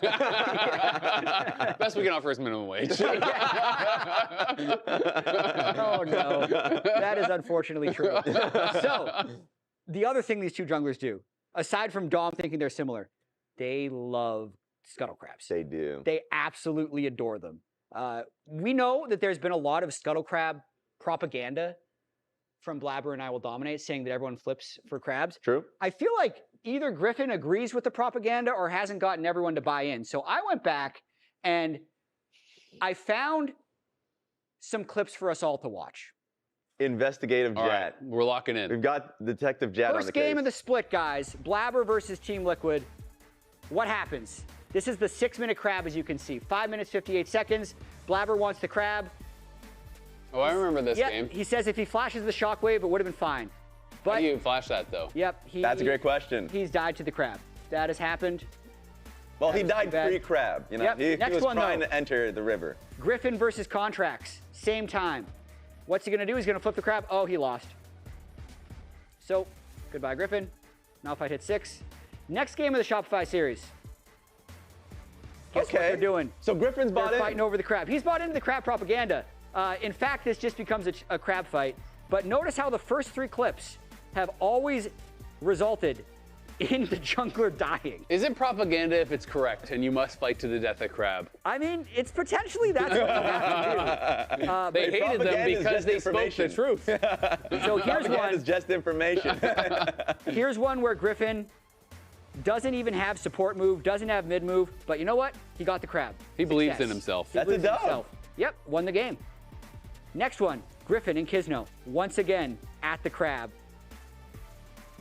Griffin gets it, but you know what? But where are my teammates? He's dead. Yeah, teammates not helping. So that's, how many have we counted now? Deaths for Griffin and crab? Oh, I have live stop counting. Yep, well, guess what? We got more. No way. The C9 series. This time, Blabber brought more friends than Griffin. Blabber flashes for the crab. I don't even think he needs to win this smite because he brought the whole family. Griffin died once again. This is the game where I believe Vin Masu Diesel said, way. I can't believe you died at crab again. Oh, wait, the next game. What? How many do as you well. have? This is the last one. Okay. you. Nidalee runs Griffin down, kills him once again at crab. But notice the pattern. Crab is, oh wait. That's the first one again. Okay, Okay, oh we're my losing. God. Thank Oh goodness. my God. I thought we were going to be trapped in crab battle forever. It like goes to the old Summoner's Rift. He did this back when he was 15 as well. I mean, the question is it that important to go for the crab? Jose Dioto says no. I mean, I think it is if your team is there. It should get you first dragon because you get level 6. Forcing it the way that Griffin is forcing it is too much. It's led to his death 5 times You just have to blame your in teammates. 3 best of series. I If saw he a was support at the crab. Where was the squad? I saw a Nautilus roam from Vulcan His- in one of those. His Yeah, only it's true. fault was having too much faith in his teammates to support him. Is that the play, Blabber? We need more teammates for the crab fights? Yeah.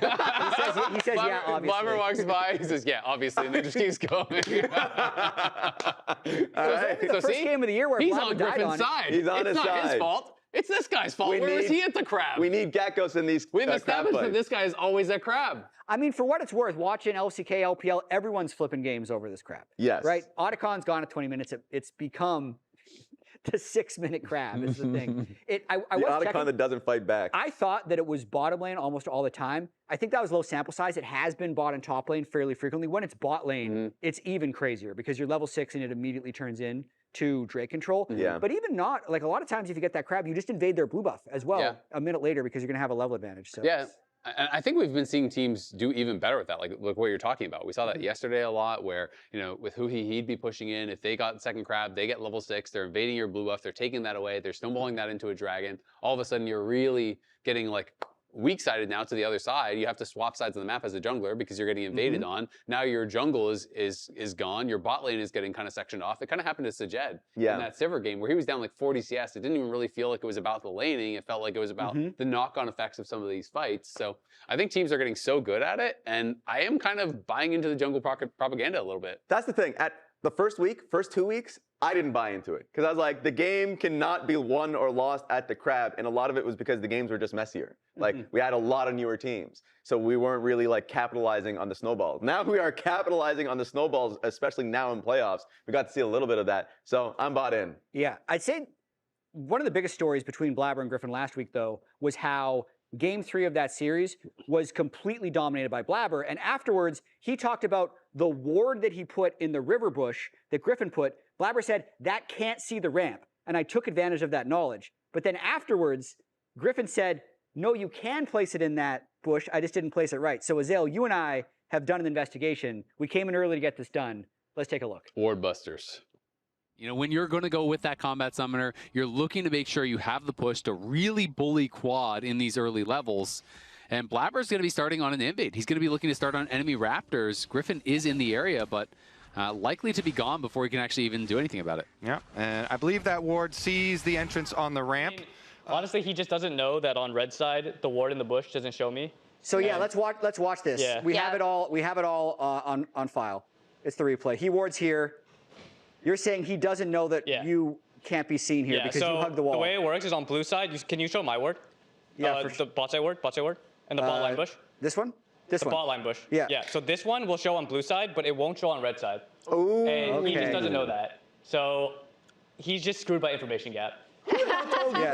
Okay, so he was talking about how he felt like that game, that Nocturne game, was decided basically like when he got your Raptors and you had to back off your camp. Yeah. And he was guessing that you didn't know that on red side, that side lane brush around mid lane doesn't actually show the entrance because he said it does on the other side of the map. Yeah. So he was basically, his take was like, this is, he said, I think Unk diff, like it's like an experience diff where it's like, he guessed you didn't know that on that side of the map, he can invade there. Was that correct? Yeah, I didn't realize. I think you can still get vision. You just need to put it like a little farther, from my understanding. But yeah, that was pretty. So at least I learned from it. So now that we've heard from both Blabber and Griffin and we've watched them play ourselves, it's time to figure out, can you actually see someone if the ward is placed properly? Let's just start on the bot side of the map to show, why Griffin placed the ward as he did. It should be pretty easy to see me. So if you're blue side, super simple. You can see when the cursor turns green, that means it's in the bush. If it's not green, it's not in the bush. But you can see the ward range circle easily covers the ramp. So I'm just going to lazily put it in the brush and now try to invade my Raptors, Azale. Yep. So I'll just try to hug the wall as much as I can. I see you clear as day. Okay. Yeah, super So now clear. we'll try on the other side then. We're going to show the other side where this makes sense. So like Griffin put the ward a little short in this bush, and you can see the circle doesn't quite cover. But if you move a little further down and really hug the edge until it just barely turns green. All right, there's my ward. Go try and walk back and forth now. All right, I'm going to try to walk past. It's like a flash. Go back again. So I'm hugging the wall as much as I can. Yeah. So you're seeing me? I actually didn't see you go back, but I saw you go through. I probably didn't place the ward. I see you go back. Yeah. Now go through. I see you again. Okay. So it seems like you can, right? But it's so tight. Let me place another ward a little deeper. I'm spam clicking the wall. So Hold on, I'm placing it a little deeper this time. I'm trying to hug the wall as much as I possibly can. It is a tight placement. Okay, I got another ward. Do it again. Okay, going by. Do you see me? I see you. Okay. Go back. Okay. So it's not an easy ward. I'll give you that. Right along this. And you clearly have to use the indicator to be able to get it. Yeah. So tell me when you can see me. I can try to stop. Is it like right here? Don't see you. There. Okay, so it's like really, you look like you're in the wall. It's literally this one spot. I'm spam clicking the wall as I'm going by, so I'm trying to hug the wall as much as I possibly can. So this is actually super good to know because it seems like Blabber didn't even know this because Blabber thought that you can't see this entrance. And he was willing to just go in and flip it. Yeah. So it's so funny because had Griffin known that, which he said in review to me, he said he was told that you can spot it, and he was actually right. So Blabber could have been spotted on that invade without knowing. So maybe we've all learned a little bit something new. You can spot that topside ramp. You just have to be very precise, it seems, with your ward placement. Let's see if that comes into play today as Griffin and Blabber gonna have a rematch. It should be a really fun best of 5. So this was all a lie? but it just adds to the propaganda. It does. Yeah. It does. Blabber was confidently incorrect. But it feels so specific that, like, especially with how quick the games start. I'm like, I'm not going to be able to do that 100% of the time. I can barely do that, I'm sure, 30% of the time. Not to mention if there's someone like a Thresh or something camping in that bush or a Braum over the wall. Like, you don't want to be sitting there, like, mousing back and forth. So I understand why Blabber would just place it outside the bush. Yeah. Because then it's guaranteed to see the ramp at least every single time. And it's just a little blip. So if you have it there, it's like you have to actually be paying attention. Yes. Because it's like that. You got to place it really deep is essentially what we learned there. I'm sad they took out me killing you afterwards. Why? How did you do that? I just started hitting him. I was just standing there while I was doing the outro. Yeah. And he's just killing me. Getting jungle gap. But they took that part out for some reason. Either way, Raz. Look, we may not have seen that, but at least we're going to see actual good players killing each other. Start the show!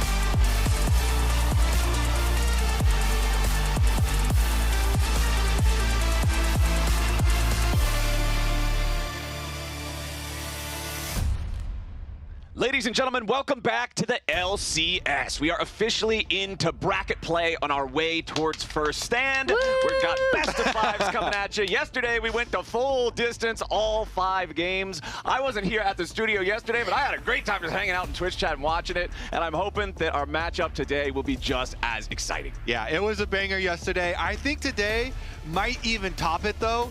I like how the desk is touching on the preference for scuttle crabs. Yes. Because it has been so fun, especially like as a jungler with, Blabber and Dominate perpetrating a lot of this conversation around Scuttle Crab and getting that level 6, especially if the Scuttle Crab spawns on the bottom side of the map.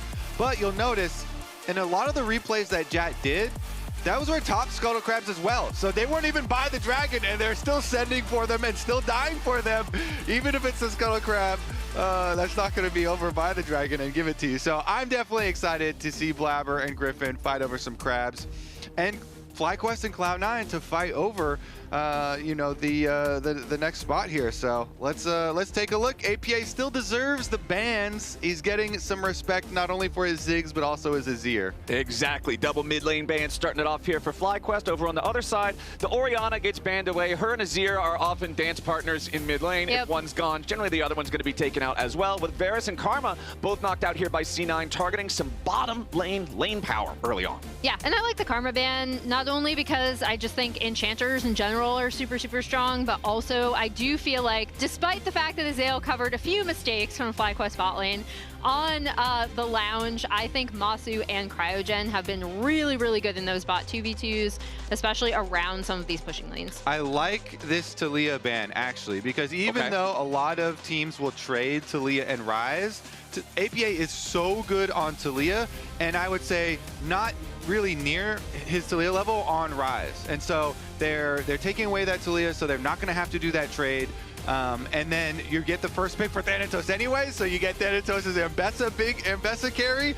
But I think that Quad should be able to get a favorable matchup for himself here. And APA himself, whenever we ask about mid laners, he says Quad is the best in the LCS. He has so much respect for Quad. And you have to think a lot of that does come from lane phase as well.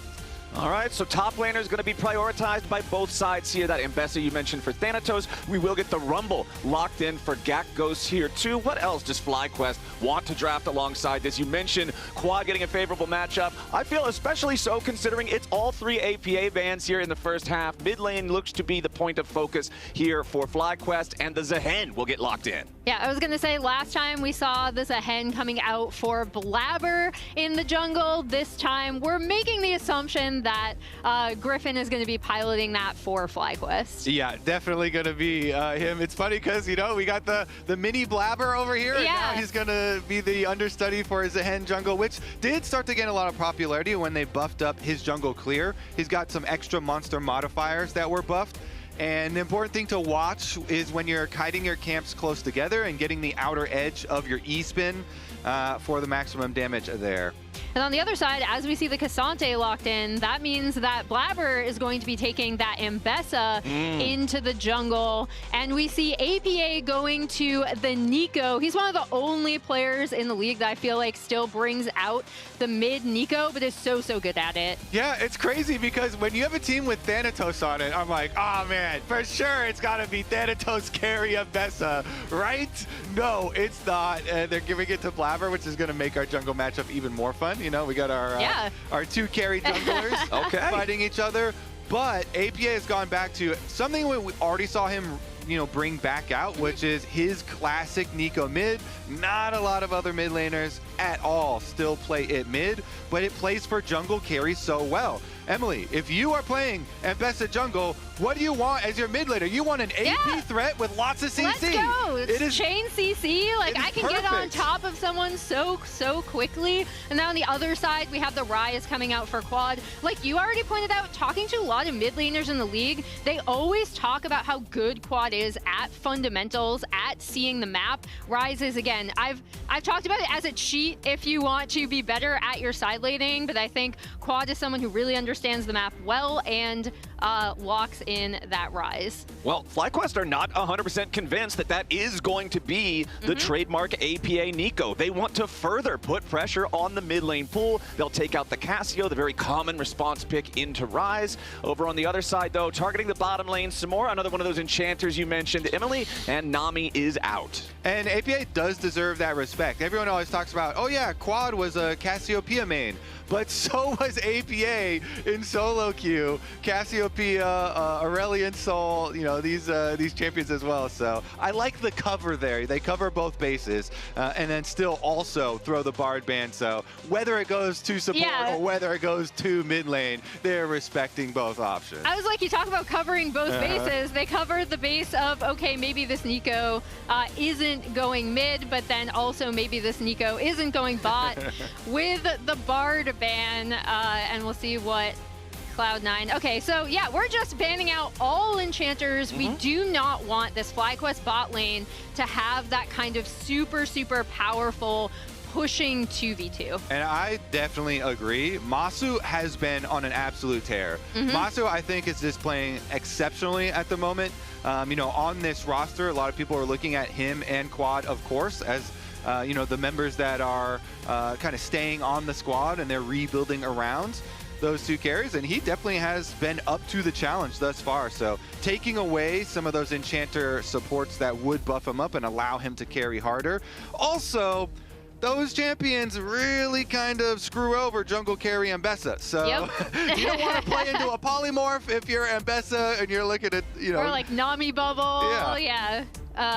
Definitely don't want that coming in to stop you. Now I'm curious to see what FlyQuest is going to do, because as we already mentioned, that Nico can still go bot, and they are saving that pick for last, so we'll see where things shake out for them. Corki, kind of the old reliable, locked in for Sven down there, also pretty powerful laner. Yeah, very versatile, has his own safety with the Valkyrie. So any kind of like Alistar lane that you're going to come up with still should be fine down there. Okay, and so we do get the Nico support revealed here with the Galio lock-in. I guess you can still, if you want to, Flowers, leave that door open for support Galio. There's a possibility. That door is like a really old door. We don't use that door very often. It's crumbling. It really does. Nobody's gone in there in a long time. We don't even really know what's behind that door anymore. It's still there, but nobody's actually walked through it in a while. Well, the Galio and the Nico 1-2 punch is that massive AoE, like hard CC engage that C9 are going to be looking for when they start these fights off. Over on the other side for FlyQuest, last pick of their draft will be Jhin from Masu. Yeah, and it's something that Masu specifically, we've seen him have so much success on in the LCS already this year. In their first series that we were looking at, he had an absolute insane Jhin performance there. But I'm looking at C9's comp, and I'm just seeing so much CC layering and setup potential for the main damage dealers on this. So that's going to be really, really interesting to see how that plays out. Yeah, it's fun. You know, previous to this, you know, Griffin had played the carry jungle Ambessa for FlyQuest to success. They won that game. Blabber had played the Zehen jungle as well to success for Cloud9. And so we're kind of switching champions here and see who's going to be able to get the better. Also, in talking about these two mids and the way they work with their junglers, I'm still so happy to see how well APA and Blabber have worked out so far. That was like my big, I guess not even hot take, but going into the season, I was like, APA could be such a good setup mid laner for Blabber just based on the way he sees the map. And here we see it again with kind of that Galio to accompany the Ambessa. On the other side, you have the Rise for the Zehen. Exactly. You know, it's good in the 2v2 because you can always get pressure, you know, go in with a Justice Punch, get your taunt off, and try and put pressure that way. But it's also very good for team fighting. And Ambessa ult with Galio ult on top of you, you can go as deep as you want and still have that extra security. All right, we're in a pause. I don't know why, but I did want to call out the chat already with APA for mid bans, no mercy. He knows he's got that target on his back. We'll let y'all know once we figure out the investigation, the reason here behind our pause. Hopefully it's nice and snappy and we can get onto the riff because I'm so excited. Kobe, I know that you share my excitement for fun, exciting junglers. I think when we get to open up with Zehen versus Ambessa, it gives us a lot of opportunities to see some aggressive play. And you can guarantee that they're going to fight over that level 6 Scuttle Crab. Exactly. Me and Kobe are just counting down to the inevitable crab fight between these two, so it's look funny. forward to that. It's funny because the third crab on the map, which is the level 6 one, when that crab in Griffin's Ambessa jungle game, he got the crab to get the level 6 for Ambessa, which is amazing, right? That is such a powerful tool. But then his Ambessa ult got sidestepped in the 2v2. They were there in an even 2-on-2, got the crab, got his level 6, but his ultimate got juked by the Yone, by the opposing Yone. And so they actually didn't even win the fight. The crab sacrifice was for naught. Yeah. So the legends of the power of the crab sometimes are overestimated. We actually dug into some of the stats. Oh, go ahead, Flyers. You have an update? I was just going to give everybody the quick update. Looks like there is an audio issue potentially here for Thanatos. That is what league officials are investigating. We don't have a conclusion as to exactly what's going on here just yet, but that's what you can see them messing with his computer, trying to make sure that everything's good to go there for the audio. I was going to say we did delve into some crab stats and stuff for later. I'll just spoil, I'll spoil a little bit right now. I'll spoil a little bit because we actually looked into the win rate when you do get that third scuttle crab. Because that has been the thing that, Blabber and Dom and basically everybody's been, hyping up and talking about. It has been super fun, but it's below 50% win rate. I was going to say the answer may surprise people. Even when you get it. There we go. Crab stats. That's what the data says. The numbers don't lie. But we're all still looking forward to it, and nobody tell them, right? So that we can still get our guaranteed action. I feel like we're just undercutting the jungle narrative that you and I are buying into. We're like, no, yes, fight over Scuttle Crab, please.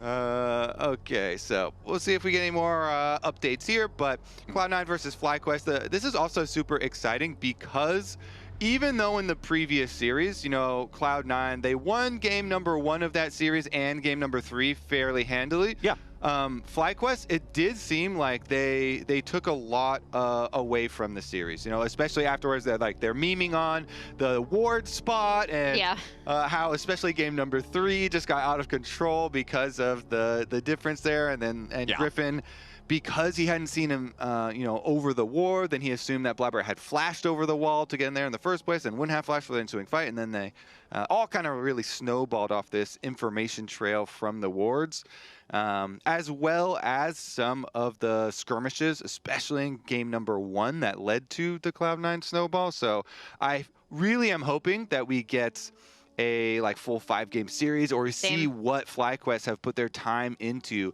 practicing to go back up against C9. I also think, shout out to this FlyQuest roster, because I know they themselves have said, we're kind of surprised at how well we came together. And I think one of the really cool things about this roster, to your point, Kobe, is how they have taken every single game, every single thing that happens in game, as a huge learning experience. I know going into this setup, Jat pointed out on the lounge where the gold graphs for when they lose end up kind of spiraling out of control very, very quickly. And a lot of the time that's because they are still trying to make plays in disadvantageous situations. And I just feel like you learn so much more about the game that way. So I've just really loved, A, just watching them because they're just a super fun team to watch, but B, all of their approach to the game as a team.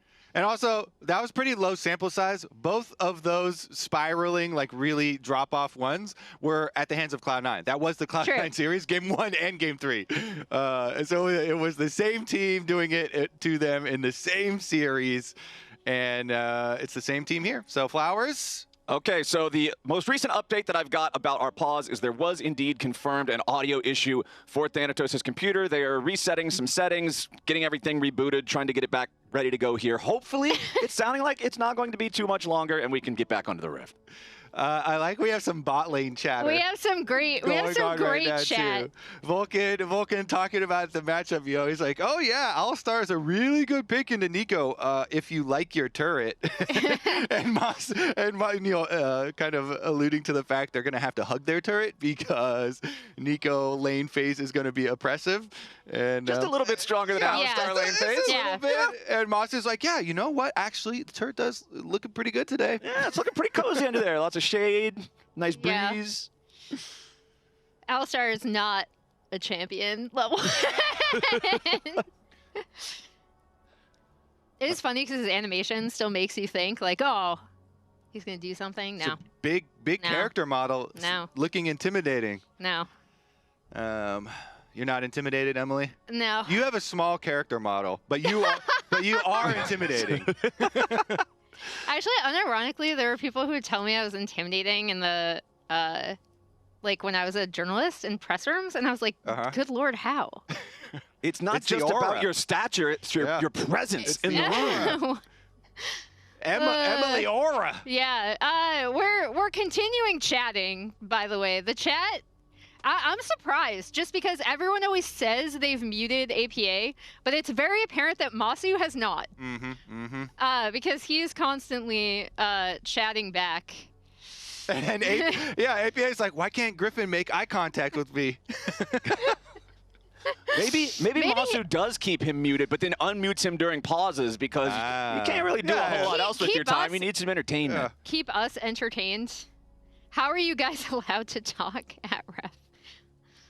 So they're making up did we get any more updates, Flowers? No, they're still just working on rebooting the audio for Thanatos' PC because there was confirmed to be an issue with the audio. I don't know exactly what it was specifically, but yeah, something was wrong with the audio on the computer. So hopefully that can get put back together all nice and pretty again, and then we can get ourselves into the game. That's my go-to strategy. If that doesn't work, then you just smack the thing a couple of times, and that should work. My computer at home is getting pretty old these days. The fans run a little wonky, but you just give it a couple solid smacks on the top of it. It works great. Oh no, this isn't looking good. They're saying something. That's a lot of communication. I don't know about that, Flowers. We might have to get a new computer flown in. No. Yeah, that doesn't look. It's not very promising when they keep having to go back and check more and more stuff. I generally just like to see the, oh yeah, no problem, easy peasy, right? He's saying a lot of words that not good. All you really need is like 2 words and be like, yeah, it's fine, we'll just restart it. See, this is kind of what we were talking about earlier, Emily. It's not just what he's saying, because we can't hear anything he's saying, but we're reading his body language, his presence. True. We're studying. And we're feeling the intimidation. I was gonna say at home, my computer's also old, but usually it's like the fan starts whirring and it's a dog hair problem, and then you have to go out and clean out all the dog hair, which is unlucky. Well, I think we're free of dog hair. Which does not happen at the LCS studio, by the way. We don't have dogs running around the. Maybe we should, stage. though, honestly. Man, you guys remember Cats and Dogs Day? That was a fun day. Yeah, it was a fun day. Yeah, I watched that. I was not part of the broadcast. That was a fun day. I like that. It was a good time. Okay, it seems that while they continue to investigate and repair the audio issue, we're going to toss things back to the lounge, and hopefully we can get into game shortly. Guys, take it away. Thanks, Flowers. Whenever we're on that screen, it's not a great sign. Yeah, that's not a great sign. That is not League of Legends. That is not League of Legends. It's QR code, sync test stuff. Anyway. Yes. If you're with us, we were just doing trivia for social. Yes. So we have Zeke from social here. He's going to continue doing the trivia with us. So chat should play along. These have been crushing me. I'm 4 for 4. I'm literally cheating. I metagamed them so hard. Yeah. Raz realized the error of his ways on question 3 when he went against me. Yep. So question 4, he was just a sheeple and went with me to get it right. Send us on camera real quick so you guys can see what's happening, and then we can go back to watching Thanatos look depressed at his screen because we're still paused. But we're going to be playing trivia. Because like it shocked me because the concept of it, of course, is hello. Okay. How you guys doing? This is Zeke. Zeke, ask us the trivia question. Hello, everyone. I'm Zeke. If you guys watch the social content week over week, I'm the guy, and Adam behind the camera, producer. Hell yeah. So I'm going to be giving you an activity from real life and an activity from League of Legends. You have to tell me which one came first. The last two, Impact comes to North America or the iPhone 6 launches? Oh no. Oh God, How I've many? lost track. Who has an, Impact- do you have an iPhone? Impact I do. 2015. How many iPhones are there now? It's like 13, 14, Okay, they're on 15. like- they're on- Actually, they're on like 17, I lost track. but they I've- skipped- Is it one a year? They Can we skipped count 9 back? to get to 10 because they It's like wanted one a they year had now to at this speed point. to 10. I have a Samsung Galaxy. I'm Well, that not an doesn't iPhone help. person. I have an SE. What? I am the iPhone person, but I am the Okay, iPhone it's- sheep because I don't know It's what 17. number I'm currently it's on. 17 now. So is it one a year? Oh, it's Yeah, 17. except they yeah. skipped 10. So we said 6. Yeah. Raz, just Google. So we're going. No, I we're- use I know, I'm my just- about. I'm So we're going back Impact was 10 here- years then. We're going Impact back here 10 in years. 2015. So 2016, Impact first. Boom, final answer. Lock it in. I'm going with the metagamer. I want to see what chat said as well. Yeah. You should check Azael chat. is I'll check chat. finally wrong. No! The iPhone 6 launched September 19th, 2014. Impact came to North America January 2015. And then last one, Bjergsen retires or Sven switches back to 80 carry. This one, Okay. kind of a layup for y'all, hopefully. Well, Quid replaced Bjergsen in what year Wait. on 100 Thieves? God. Because he retired mid-year. Yeah. Are we talking about retiring as a player or retiring as a coach? Retiring as a player. Well, he coached and then played He after. coached and then played after. So his yeah. his 100 Thieves time was the last one. When was that? I Was know. it 2024 or 2023? It wasn't long ago. Sven swapped back to 80 carry post Berserker. That's got to be more. He was recent. for dig season in yeah. 2015. So I'm saying Bjergsen retired first. Whoa. Yeah, I agree. Yeah. Okay. Yeah. That makes sense. Azael bounces back. Thank God. 5 for 6. Thank God. Let's go. Thank God. Bjergsen retired April 7th, 2023. Sven switched back to 80 carry summer of 2024. So Yeah, I'm not an MVP, iPhone guy, so that we just erased that question and I got it 5 out of 5. We went too fast. We didn't Everybody count. in the chat is in the same boat of thinking that he retired. But yeah, So if we're all correct. if you guys like this idea, the full version is going to be on LCS We've socials. already Make sure done that you 4. guys are following. I don't know which camera to look at. This is new to me. But yeah, thank you guys for having us. Enjoy the rest of your The one thing I learned, by the way, one I'm person. clapping for myself, by the way, not for you. one person in the chat was like, Raz would have an iPhone. I was like, what do you mean by that? Oh? I Yeah, didn't of know. course you have an iPhone, man. And Yeah. You don't have an iPhone, you can't do the group chats and the text They colors linked wrong. everything together. Once upon Have a you time, ever heard of WhatsApp? Okay. Anytime I go to Europe. Why would I use an app when I can just use my text message? Do WhatsApp is just better than iMessage. you use WhatsApp every day? Yeah. Really? Yeah. Well, yeah, because you can't be part of the cool club of the blue text. Yeah. Okay. My family uses WhatsApp. I'm barely in the group chat. So that's good, the only good time I news, use they're it. putting their You're headsets just leaving back mom on red? Not my mom, my She's sibling. like, hello, Raz, my dearest child. My I parents- love you turn and, off and read miss you receipts? so much. And you're just like, boom, left on red. Okay, My you're a parents- psychopath if you have read receipts on. Ooh. I don't ignore my family. My parents Okay. just don't know technology. They can't Do the use it. casters hate their family like Raz and Jet? Let's find They out. can't Time use to get into tech. the game. I am really bad about messaging my family, actually. Bro, I didn't even know Yeah. what WhatsApp was until I started doing international events. I have never heard about that. Like, growing up in a cornfield, that doesn't exist. Like, So- that's not real. Yeah, I do use WhatsApp to talk to friends from other countries just because it's like, you know, the thing that they use. Also, Jat is a total Apple shill. Like, Yeah, what? just I pushing don't the know Apple about this. propaganda. Like, that is crazy. You're trying to make people feel the FOMO that is this totally convoluted. Like, oh, you're not into blue text. Yeah. you gotta buy an Apple phone. Oh my Oh, God. God. They got him hook, line, and sinker. know. He is in deep. I will say, regardless of what messaging app I have, despite the fact that I have a pretty good relationship with my parents now, I don't talk to them as often as I should. Well, Well, thankfully you the should tell game them is to tune into this game now because know. we're finally back live on the Rift. Let's see what we get here. I'm so glad the audio issues are fixed. Both of our junglers are starting on the top side of the map, pathing towards that bottom part. And you know what that means? It's more likely that we get a crab fight since they're both going to be in the same place. We love the crab fight. We love junglers just visiting bot. We've talked about how important these bot 2v2s are as we see the lane kind of going as expected here. The turret hugging has begun. And I would actually guess because, you know, the first Scuttle Crabs are mirrored. We're not going to get a fight over them. If your bot lane is getting pushed in, then usually you just go to the top crab instead. And Yeah, but I want to dream. yeah, you got to wait for that third one, buddy. Don't worry. We're going to Yeah. we'll put a timer up there. We'll get the third one. Kobe and I have it covered. Okay, I'm going to trust you guys. Trust us. And more, our graphics team has it covered. Bot lane, though, going to get pushed in. Topside as well. So Thanatos on Cassante getting the early shove onto the Rumble, giving two pushing lanes here for Cloud9 on both sides of the map. And we'll see what Blabber does, assuming he's going to go just right over to the bottom Scuttle Crab, though. Should be able to grab his first, and then assuming that Griffin is going to go the other side. Meanwhile, in the mid lane, APA is taking a decent amount of damage here on Galio. You have to trade your health for CS, but Quad is doing a very good job. Nice, healthy CS lead for himself.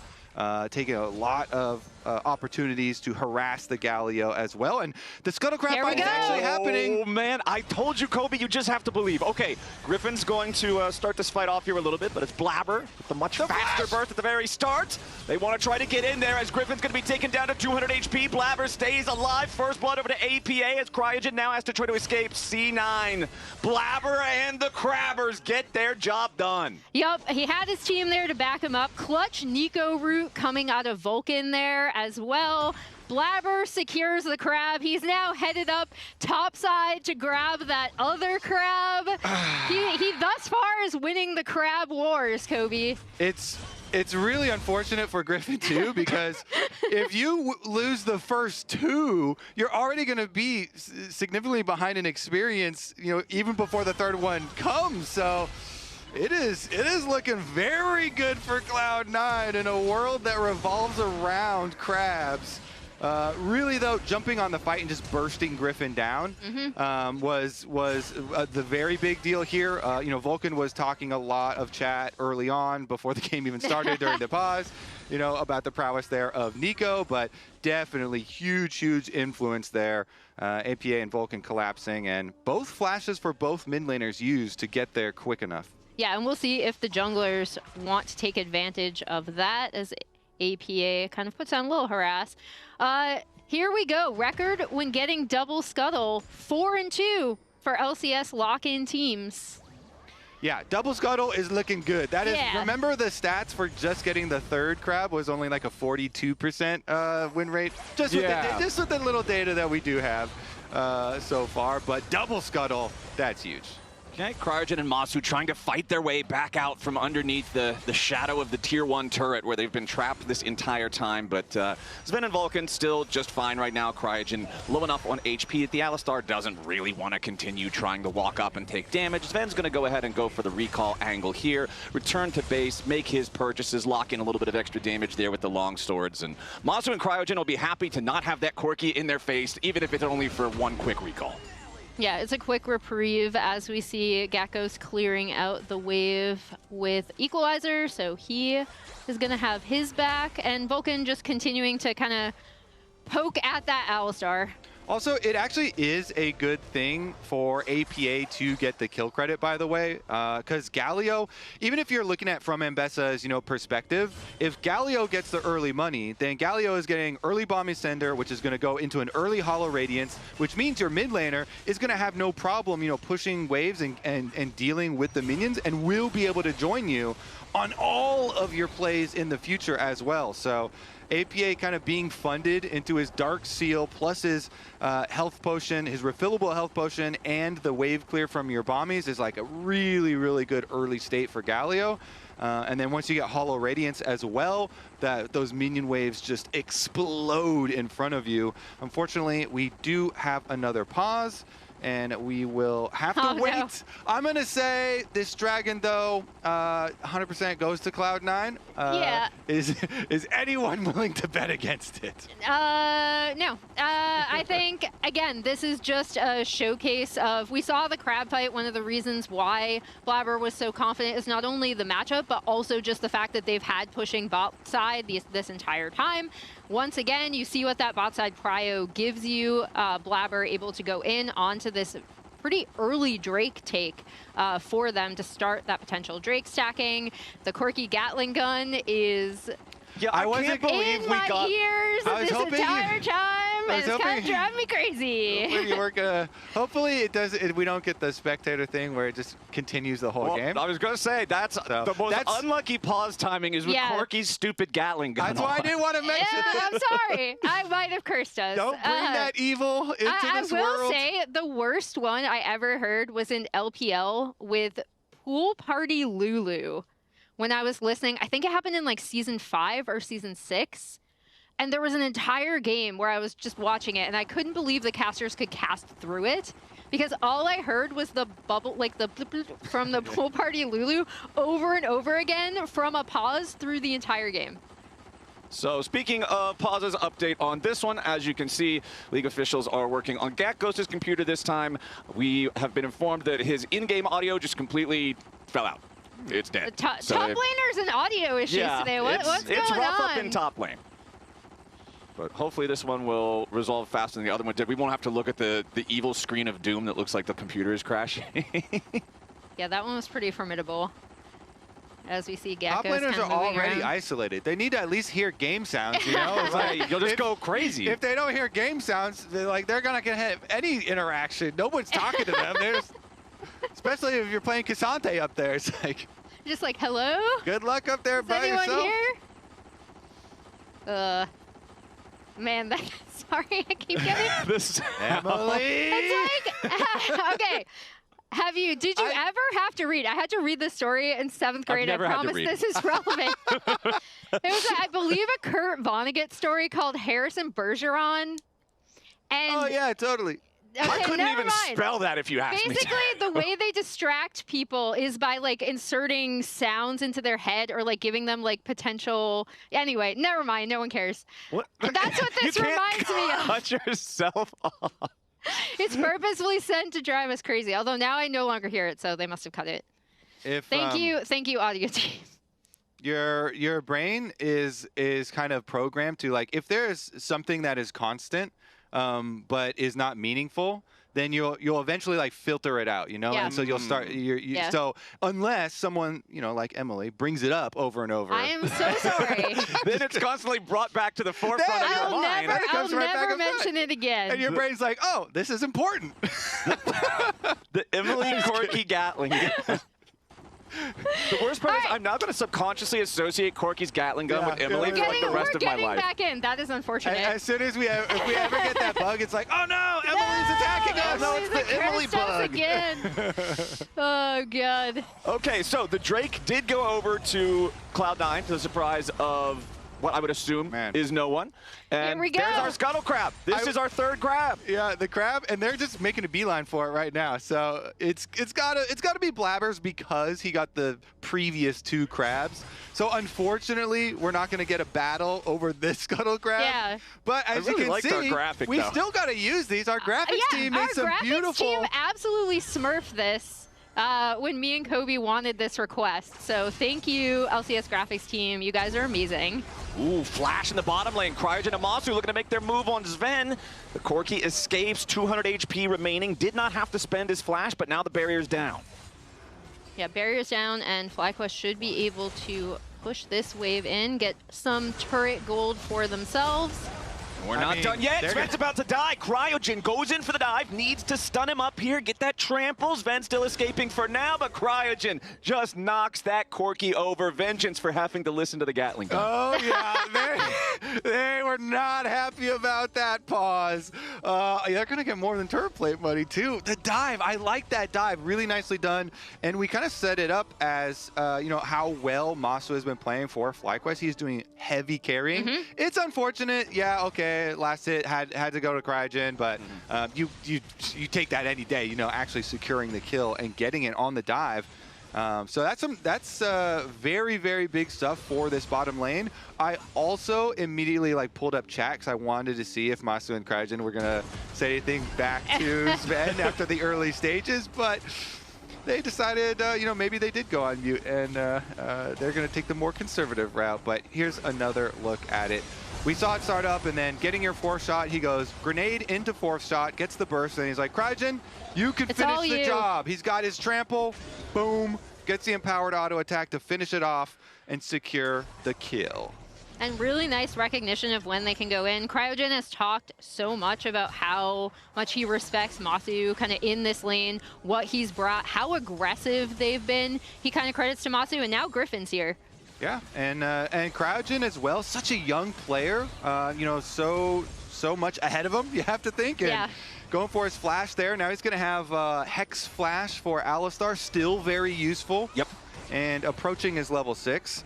So we'll see about the fight over vision on bottom side. Control wards still stand here. Nice defensive control wards for FlyQuest, just in the upper Fey lights in their Tri-Brush, so they feel pretty secure about that one. And Griffin just gets to go for his reset.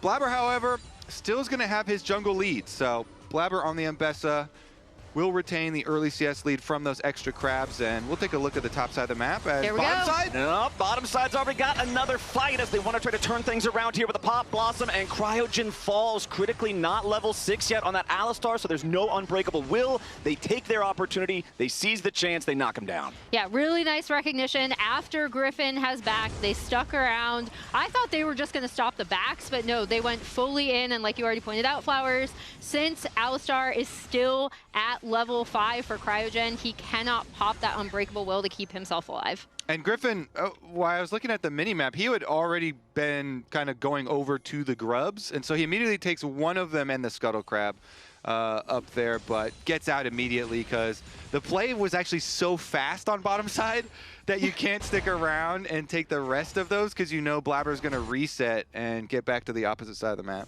Yeah, and Blabber already with the Profane Hydra fully completed. The difference in power between junglers right now is pretty massive. Yeah, that is significant. So much kill pressure there. It gives you lethal in a lot of extra scenarios here with the full combo from Mbessa plus a Profane activation.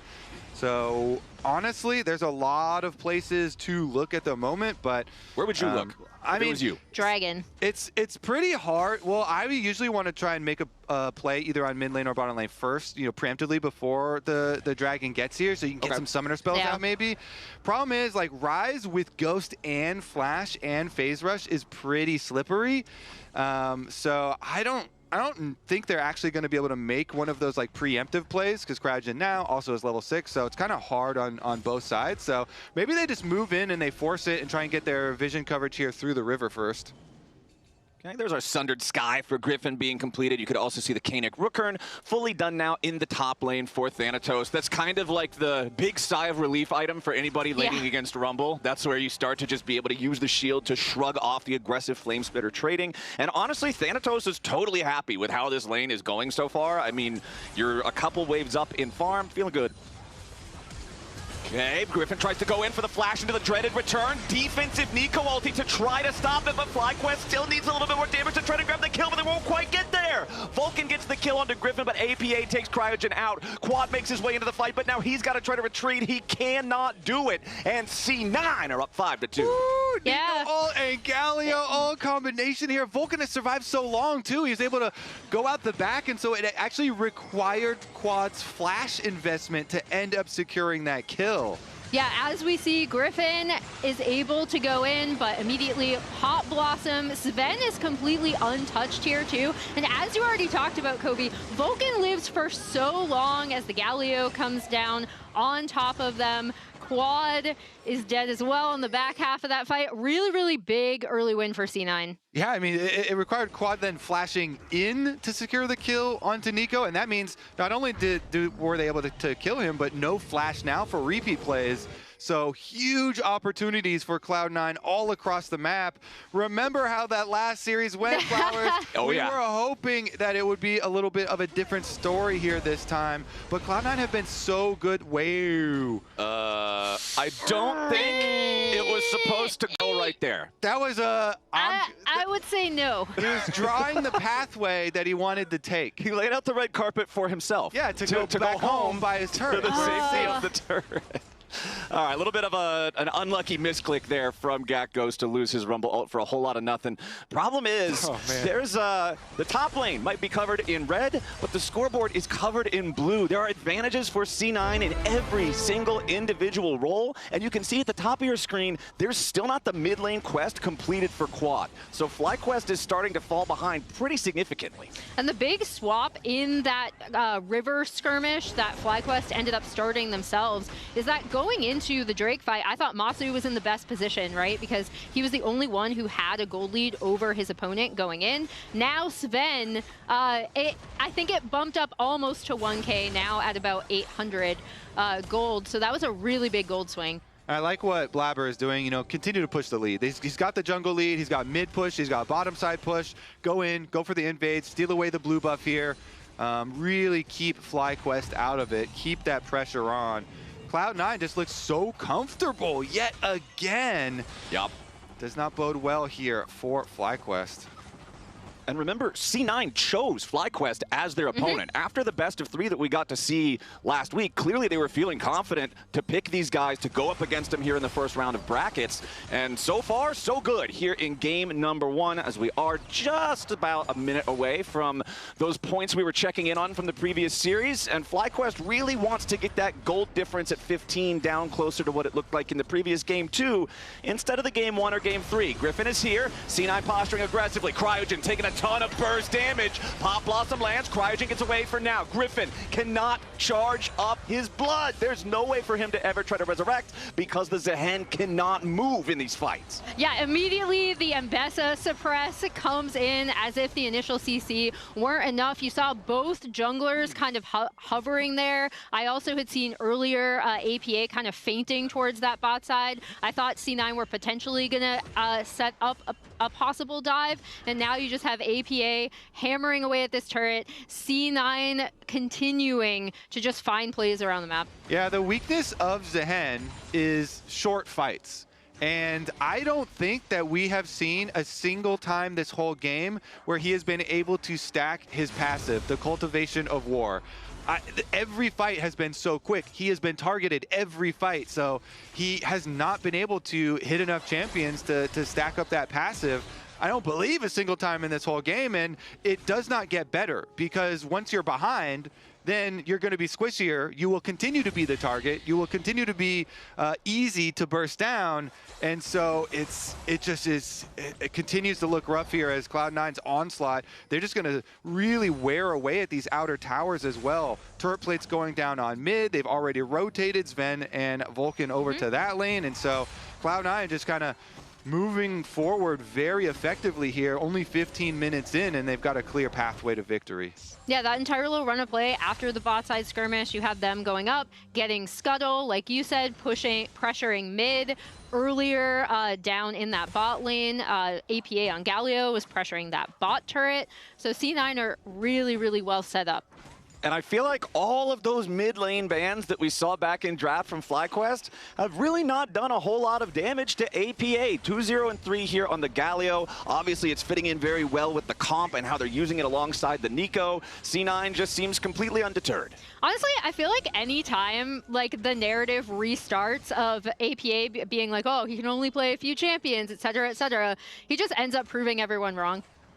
And it's kind of happening again, despite the fact that he hasn't actually played a lot of different champions thus far because he hasn't been challenged in the as much in the best of 3s. I'll tell you what it did do, Flowers. Those mid lane bans, they made him look cooler because now he's using the new Transformer skin. Yeah. So he's like Optimus Prime Galio looking. It just makes you feel like a leader, like you want to jump into the battle. He's looking pretty good. Blabber also looking pretty good here with his healthy gold lead on Mbessa. And Rift Herald activated mid. That one's going to take that, and they could. Yup, they're looking to go in and make their move, and it's Blabber leading the charge. Here comes Heroic Entrance right down over the top as Cryogen's Alistar will not be tanky enough to survive any longer. Griffin's still trying to stack up full of determination, and he finally gets a resurrection. But FlyQuest are still going to lose the fight. Griffin will not get anything out of that resurrect. 2 dead again for nothing traded back, and it's just another C9 team fight. And on the back half of that fight, Vulcan as Nico is kind of zoning out the rest of the team as you see this happen. They pop Herald for priority, clear out that ward.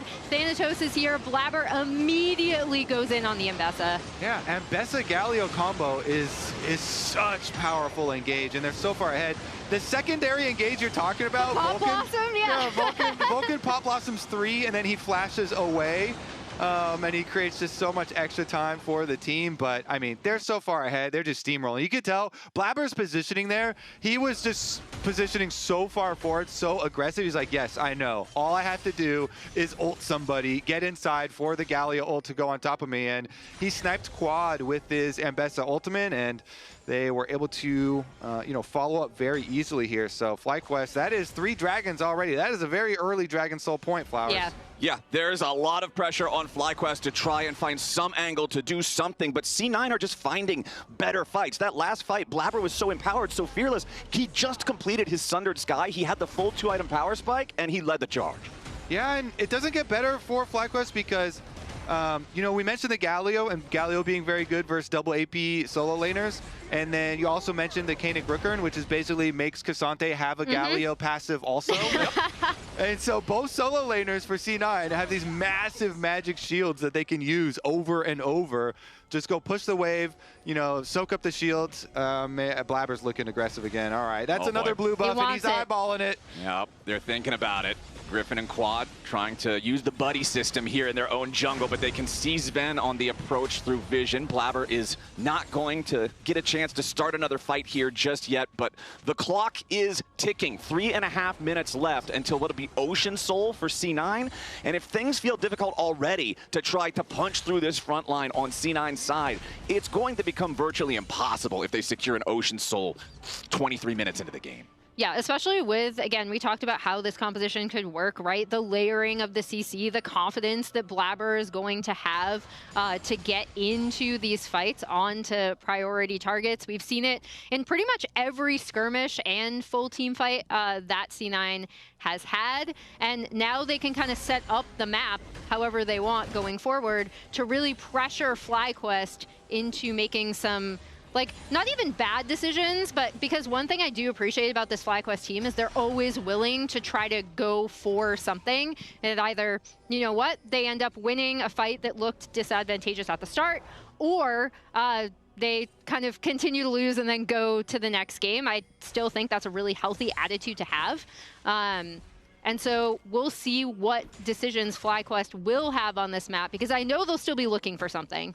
Yeah, it's really hard for them to look good when you're this far behind, as maybe we have a little exchange here. Teleports on top side at the very least. Yeah, we're going to get 2 TPs right next to each other. Cryogen ready for the arrival here of Thanatos. The Cassante taking a ton of damage and has to try to flash away. Now the Equalizer ready to follow as Curtain Call opens up. Thanatos going to be tanking here in the front, but the counter engage is big from C9. Pop Blossom into a heroic entrance, and they just suplex this fight, throw FlyQuest all the way out of the ring. This one's done. And that's one of those scenarios where, like you're saying, you're so far behind. It's hard for it to look good, but you have to take an opportunity.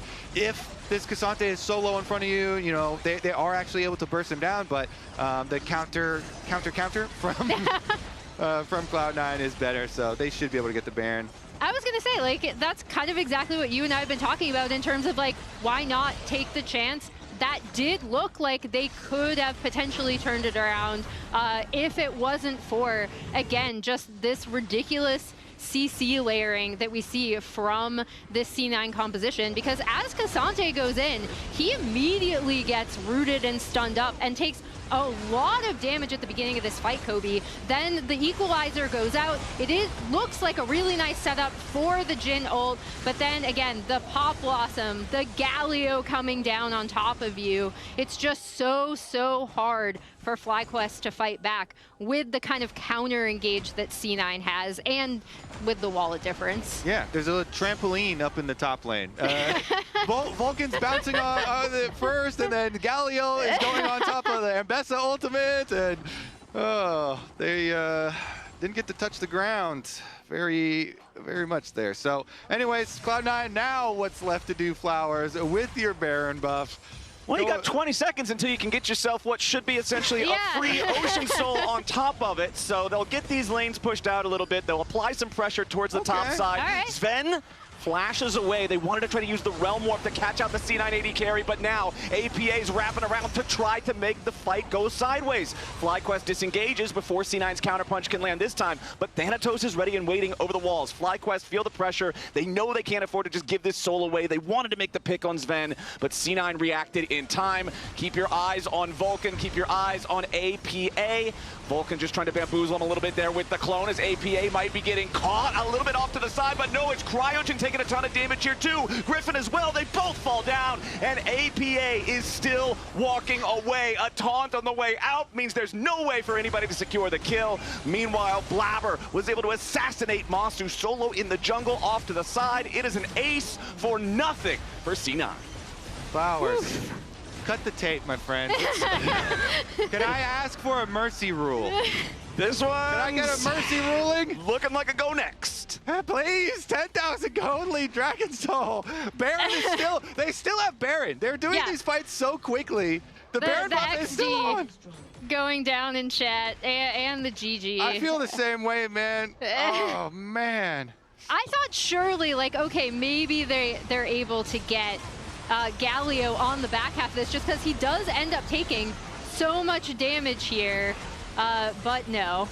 Yeah, he gets his E off channeling. They just tank it. Blabber ults in as well, and they shred them in time. APA is able to kite away and live and have enough time to chat. I feel like the pop blossom on the back half of that just like insult to injury. Yeah, for one person. Vulcan has had a lot of big ones, but you know, you count these ones too. Yeah. Oh no, I'm saying for FlyQuest, it's like, oh, that's when you're gonna. Well, things are back up. Even more scary now because Vulcan does have Seeker's arm guard ready to go unbroken for even more playmaking whenever he goes in. Death's Dance on Blabber, so he's even more difficult to assassinate here as well. And APA has decided it is time for the Book of BM. The Medjai's Soul Stealer completed with 10 stacks. FlyQuest again trying to use the Realm Warp to make a move onto APA, pulls him back with a dreaded return, but again, there's just no damage. APA just walks away from it. Curtain Call finally opens up, slows the C9 mid laner down enough to finally secure the kill for FlyQuest. And 25 minutes into the game, it feels like this is the first time FlyQuest have found a pick or found a move that C9 weren't able to punish. I feel like the Medjai's is a curse sometimes. You know? Might be. You're feeling yourself, you go back in. Okay, Thanatos could now be die. In a little bit of danger, but no, nobody else is close enough to make that move happen there, so Quad is just going to push him back. So at least this is a very small amount of breathing room for FlyQuest. Now that APA is down, they know that C9 can't just be invading their jungle, making more moves, setting up the next Wombo combo with the Nico here just yet. But APA is going to respawn here very soon. 2 minutes until we get Baron back on the map, and then Elder will be showing up just a couple more after that.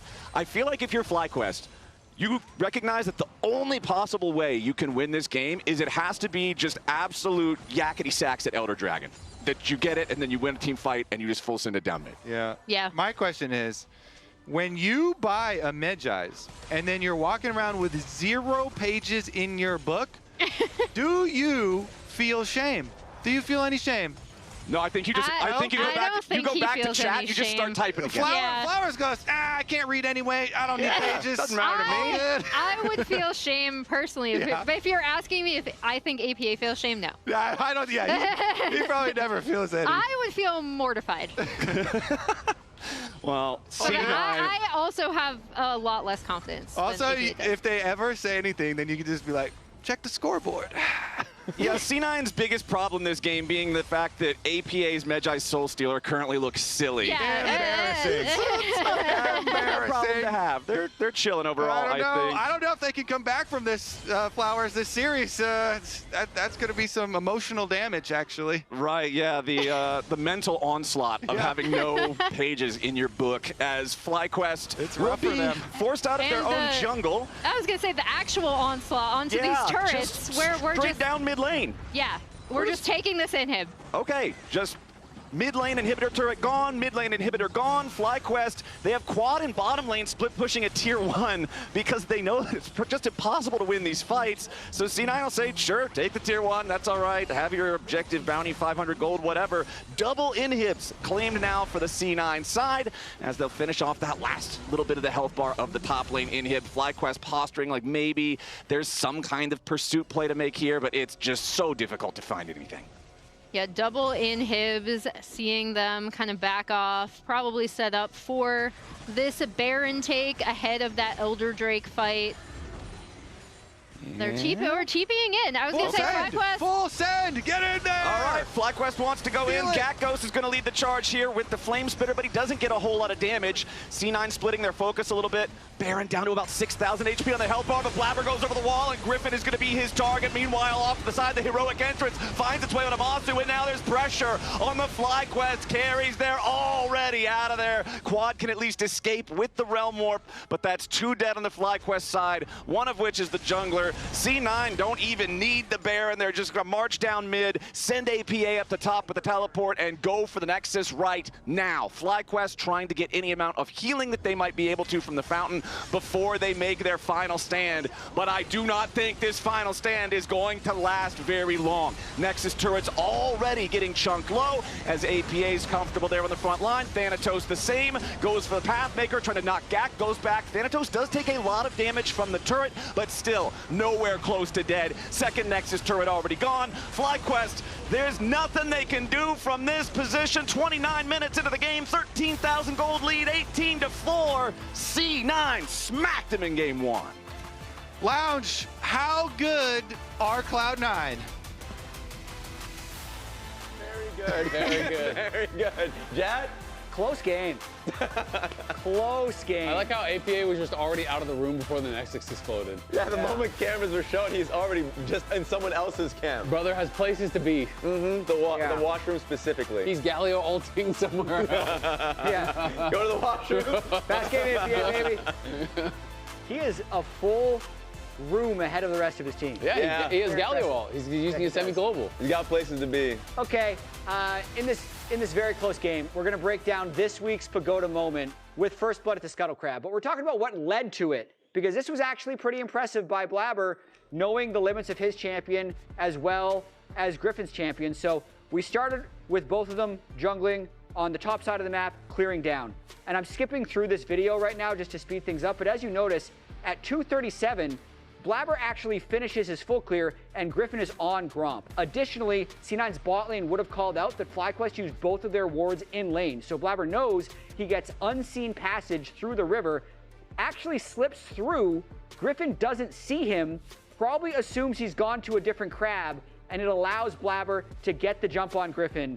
And after this, as we showed at the start of the day, FlyQuest doesn't do well once they start falling behind. So the game kind of was a big snowball after this. And Azael, you have another clip that speaks to that as well. Yeah, I mean, I think this was great. Blabber obviously did the clear really, really well, so it was super fast. They get the roam from mid lane, and they're able to just kind of turn this into a pretty heavily won fight. Bot lane, well, this was kind of the next fight in the game that really did decide things. So we can actually pull this up now.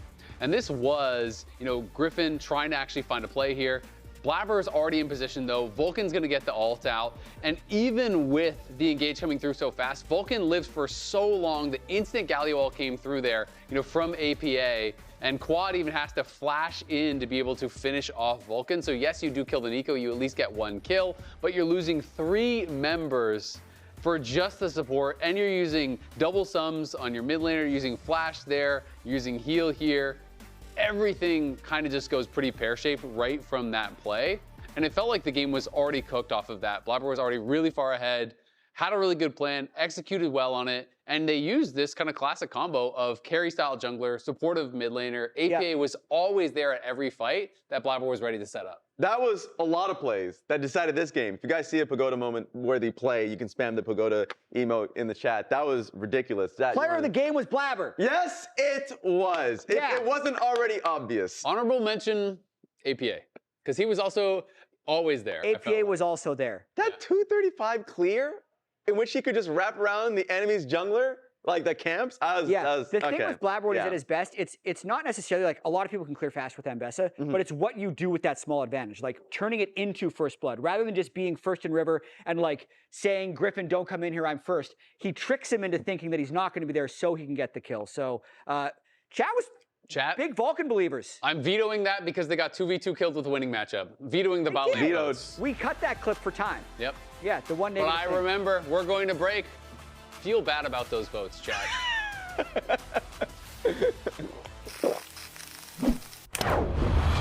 Red Bull gives you wings. Looks like we've got a new addition on the Rift here today. Emily, is the Telluride just the obvious pick? Well, Flowers, we're looking at the turbo hybrid powertrain. That's already a problem for the rest of the Rift. And a 30-inch panoramic display, too? That is unfair control. Guys, all-wheel drive with terrain mode?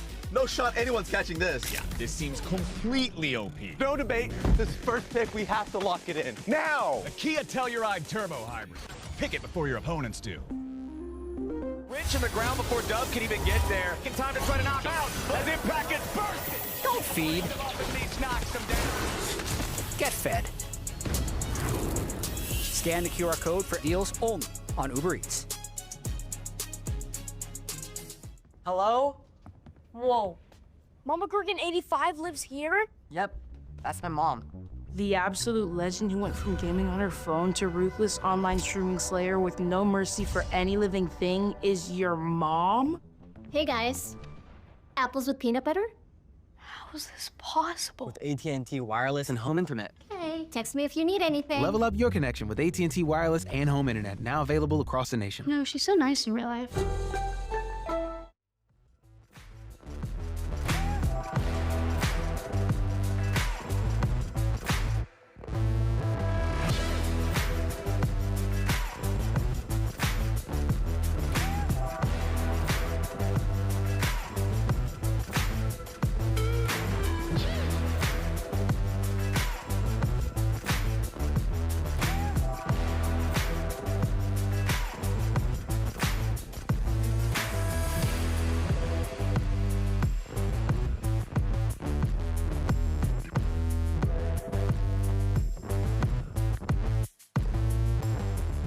Yeah, heard.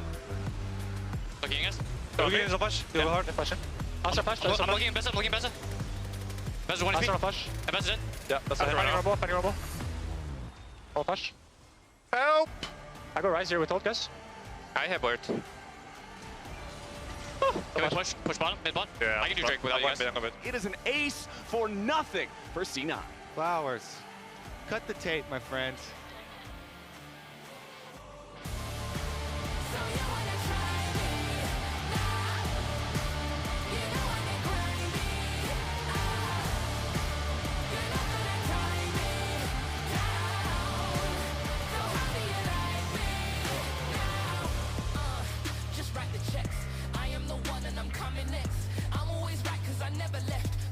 Bow down and show respect.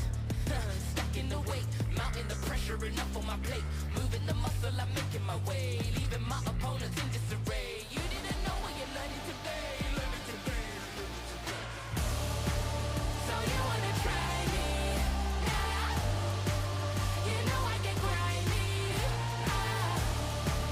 You're not gonna tie me down.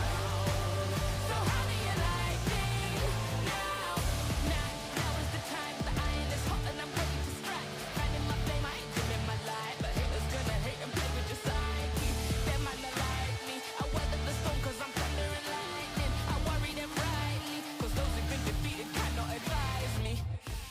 Be quiet. Rest your head cause your talent's retired. Your performance leaves so much to desire. You can conspire to bring me down. But you hear that sound? Yeah, it's getting loud. Cause this is my crowd and we're getting rowdy.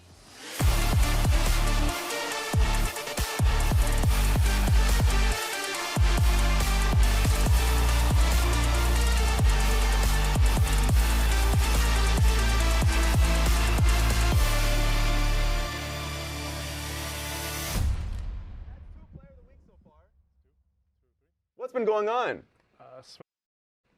Welcome everyone and congratulations APA on the week 3 player of the week. That's 2 player of the week so far. It's 2, 2, 3. What's been going on? Sven robbed me last week.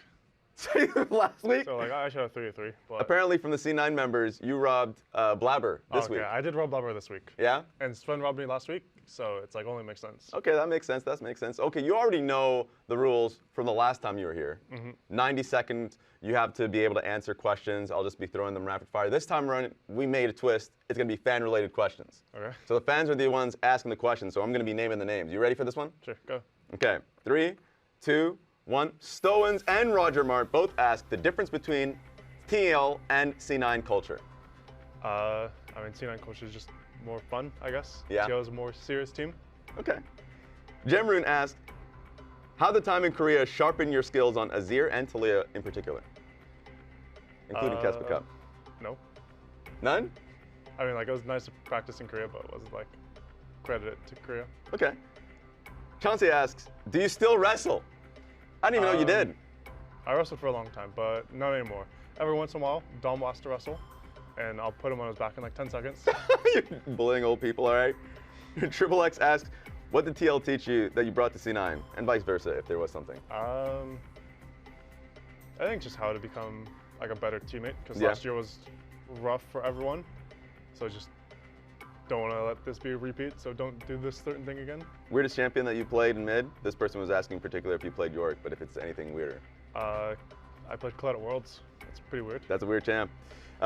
G-Dop asks, is there a champ that you wish was more suitable for pro play?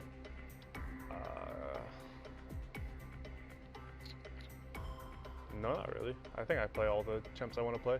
Okay. One last question, I think. APA is NA GOAT, which might be your alt account. Ask favorite player on every team, but I'm going to specifically ask your favorite player just on outside of Team Liquid and C9.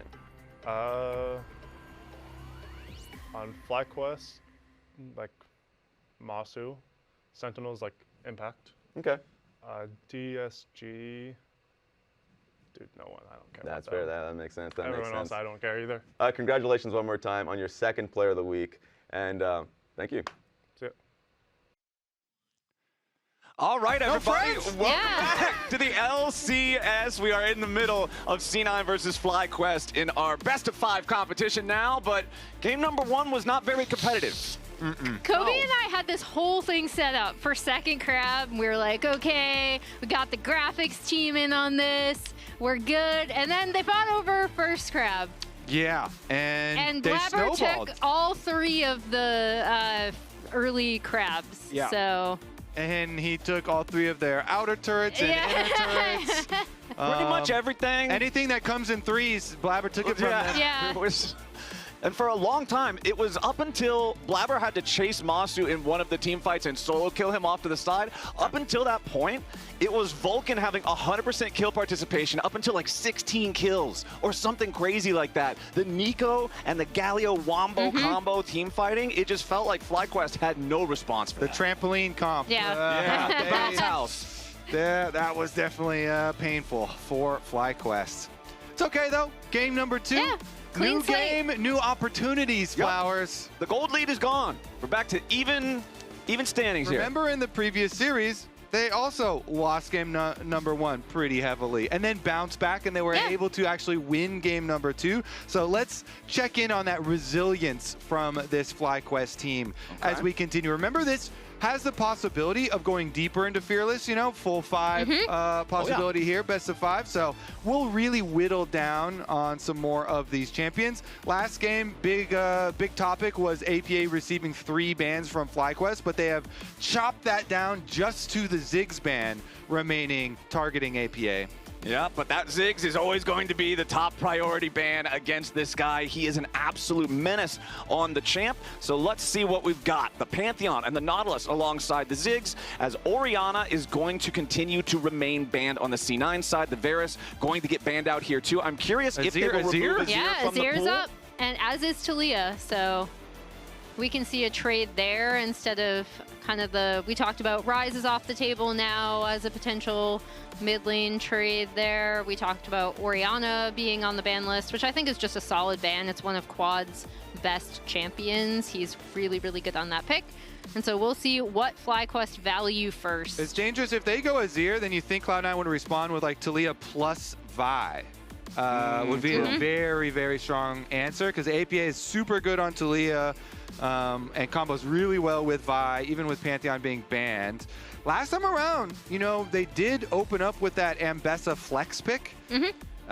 This time around, I mean, Renekton is very good blind regardless, and it's a Thanatos main champion, so even though it's just a hover, definitely not surprised they locked that one in. Yeah, I'm not surprised with it at all. I think it's one of those things where you're like, okay, you guys have already picked Azir, so even if we want Taliyah, it's not like she's really a flex right now. So it's not like FlyQuest are going to steal that away, deny that pick from you, so you can just go for the powerful solo laner with the Renekton instead. Maybe pick up the Vi here or get whatever else it is you might want. Nope, it'll be the Taliyah. Yep.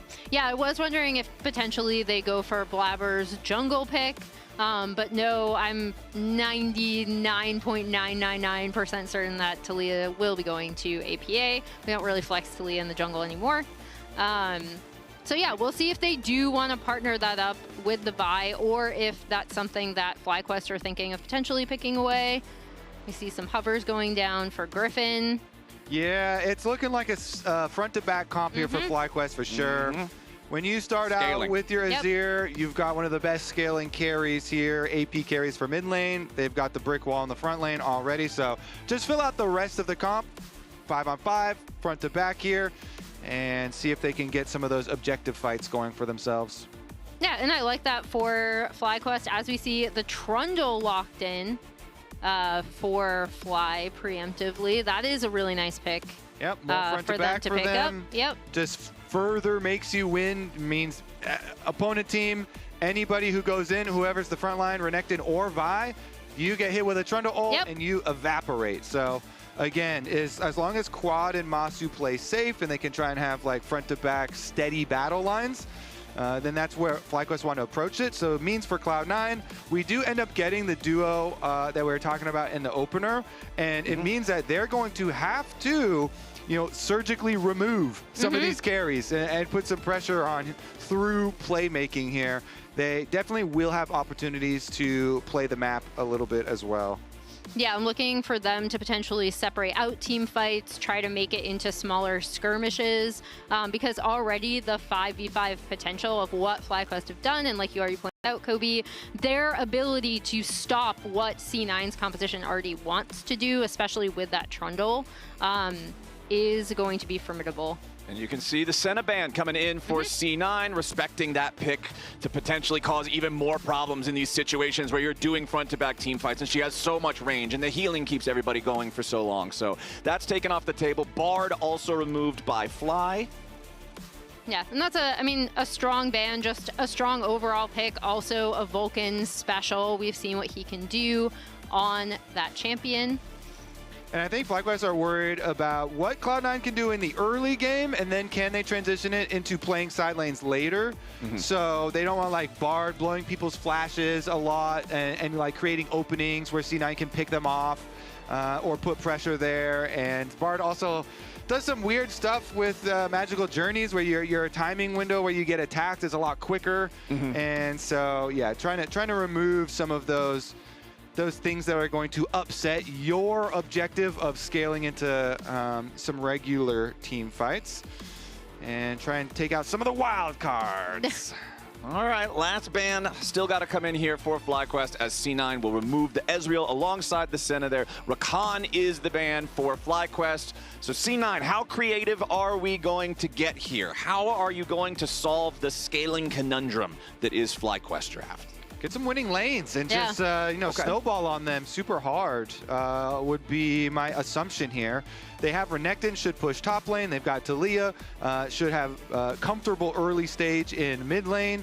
And if you can get a good bottom lane here for Sven and Vulcan, ooh, Yunara hyper carry here. Last time we saw Sven on Yunara, he was very aggressive with it. Are they also this time going to pair it with a Lulu? Last time they had the Enchanter with it. Yeah, I was going to say there are a lot more enchanters open on this draft in particular. We still have the Lulu available. We didn't see the same kind of focus coming out from the ban phase. Aphelios locked in. I do wonder if they're just going to go with the Aphelios Thresh. They had confidence on it before, but no, we see the Lulu hover. And Aphelios also just does super, super well with with Enchanter picks as a hyper carry threat, with the Lulu locked in, this would be such a formidable 5v5 composition that's also like really easy to execute. And there we go. Lulu locked in, so that's a kind of a takeaway. We see the Nami locked in for Vulcan as the response also banned in game 1, so we still have the 2v2 bot lanes going with those enchanters, as we've talked about, kind of the rise of that because you are spending so much more time in this bottom lane. And I have to say, I think Cloud9 are definitely going to have control of the early game here, and so all they really have to focus on is, okay, let's win our early stage and then snowball effectively to not let this Cloud9, 5-on-5 dream late game get to their scaling. As long as, or excuse me, FlyQuest are the ones with the, the scaling there for later. So, I mean, Yunara plus Nami is very strong level 1. If you let Yunara stack her Q up and they can just run at you. So I expect Cloud9 to have some pushing lanes and they can just play around it once again. Yep, C9 is just going to have to also make sure that they're mindful of mid-game blunders. Sometimes, even if you get a lead, you can play a little bit too aggressively, open up an opportunity for that steamroll to come to a screeching halt. And up against Sion, up against Azir, that is a very dangerous proposition. FlyQuest knows if they can just scale this one all the way forward, it should be nigh on impossible to beat them in a straight-up fight later on in the game. Lulu's so effective at keeping people alive. Azir and Aphelios both just do so much damage. And I still just don't think there's any brick wall in League of Legends quite built like a Sion. No, he is pretty great for that. Yeah. Little bit. He's alternatively constructed. Yes, sir. All right, let's see what we get here at level 1. If anything, probably a whole lot of nothing. Last time we were caught off guard a little bit by the fact that they were willing to fight over the earlier crab versus the level 6 one like we were anticipating, but maybe that'll change here this time around. Looks like both junglers are planning on starting the top side of the rift here again. And bottom side, Masu using his green gun really effectively early. You see them take over brush control. They cleared out the C9 ward in the brush, and then they themselves ward both brushes. Another one goes down though, so fighting pretty heavily over it, and Sven gets pushed off the wave, so he can't continue to stack his Q up there on Yunara. Aphelios using that green gun range. Okay, Masu and Cryogen wanting to play aggressive here nice and early as 80 carries are getting knocked down below half HP. Summoner spells being used, Sven with the ghost, Vulcan with the heal, same thing on the other side. So all 4 flashes still intact, but nothing else. Yeah, and it just shows you how important Cryo is in this bottom lane, right? Like really, really nice scrapping coming out of Masu and Cryogen to kind of push back against the potential of the Yunara level 1, and they will hit level 2 first in this lane, which again is so important because you look at what pushing lanes you want the Vi, who once again started on the top side of the map. We are looking at both junglers kind of potentially coming down to the bot side here. And it's pretty easy for Trundle to play these fights early on before Vi has ultimate. Very easy for Trundle to play the fights, so you have to be careful. Like if the Vi wants to play off some of these, like you're gonna have to hit a charged up Q to have a strong effect in it. Vulcan, of course, with the sustain with Nami, is feeling pretty comfortable there for Cloud9, so they take the onslaught, and then Vulcan's able to you try and bunch up the wave a little bit to get them focused on one minion, just like we saw there. So they all focus that one melee minion and starts to slowly eat away and move back towards you. So just a little bit of work to group up the minion wave will go a long way and get it going back here. So Cole purchases for both of them. After the early fighting here, everybody ends up fairly even, and Blabber's going to take his reset because he doesn't want to tango with an early Trundle. It is just too scary there, so as a Vi, you got to get out of there to the other side of the map, and this time, thankfully, we do have the early Scuttle Crab trade instead of fight to the death. Yeah, as soon as Blabber immediately went for the recall after the camp, you know that he was not willing to fight for the crab this time here. Quick burst of about half the health bar there onto Sven. And the timing here feels really good for FlyQuest since Sven and Vulcan only just got back to lane, and now they're forced to lane with not a very impressive health bar. Blabber wants to make a move here onto quad in mid lane. Seismic Shove is going to force out the flash from the Azir. Yeah, and that's really big. We'll see if Blabber is going to want to be able to follow up on that with quad down his flash. But down on the bot side, I really did like that look from Griffin. Kobe, you already pointed out how good Trundle can kind of be setting up for these early skirmishes. And now FlyQuest have really taken good control over this bot lane. And I also want to point out the timing window when you go for plays like we just saw is so critical. The value from Blabber as we get a double bubble. Ooh, nice hit there from Vulcan as he and Sven want to see how much more they can get out of this trade. But Masu doing a good job there, using the Infernum to hit the minions, get a little bit of extra damage onto Sven as Cryogen flashes forward, forces that trade of summoner spells with the C980 carry. Okay, so we do end up with 2-for-1 flashes, but lower health bars for Cloud9. So Vulcan hits a very nice double bubble. However, nobody dies, and it's just going to be the extra flash that they get in advance. But back to the efficiency of Blabber, you know, that window, while his second camps are respawning, there's nothing else for him to gain gold or experience on. So he just waits around mid lane, and his threat puts so much extra emphasis on the seismic shove that we saw thrown there that you actually get an immediate flash out of that seismic shove. It is just super high value there for APA, and no flash on quad. Let's see if they can actually play off of it. Little sneak into the back of that dragon pit. This is a really early Drake take, and they're going to get it with APA coming down and helping him out a little bit. I like that a lot. Griffin, you saw him lumbering around nearby in the river, thinking about maybe going towards mid lane, but C9 just instead going to put their focus on the Drake. Recall that in game number 1, they also got a pre-6-minute first Drake in that one, so they have very solid early control over these objectives so far in this series. Yeah, and we talked about the importance for C9 to be kind of looking for these small early plays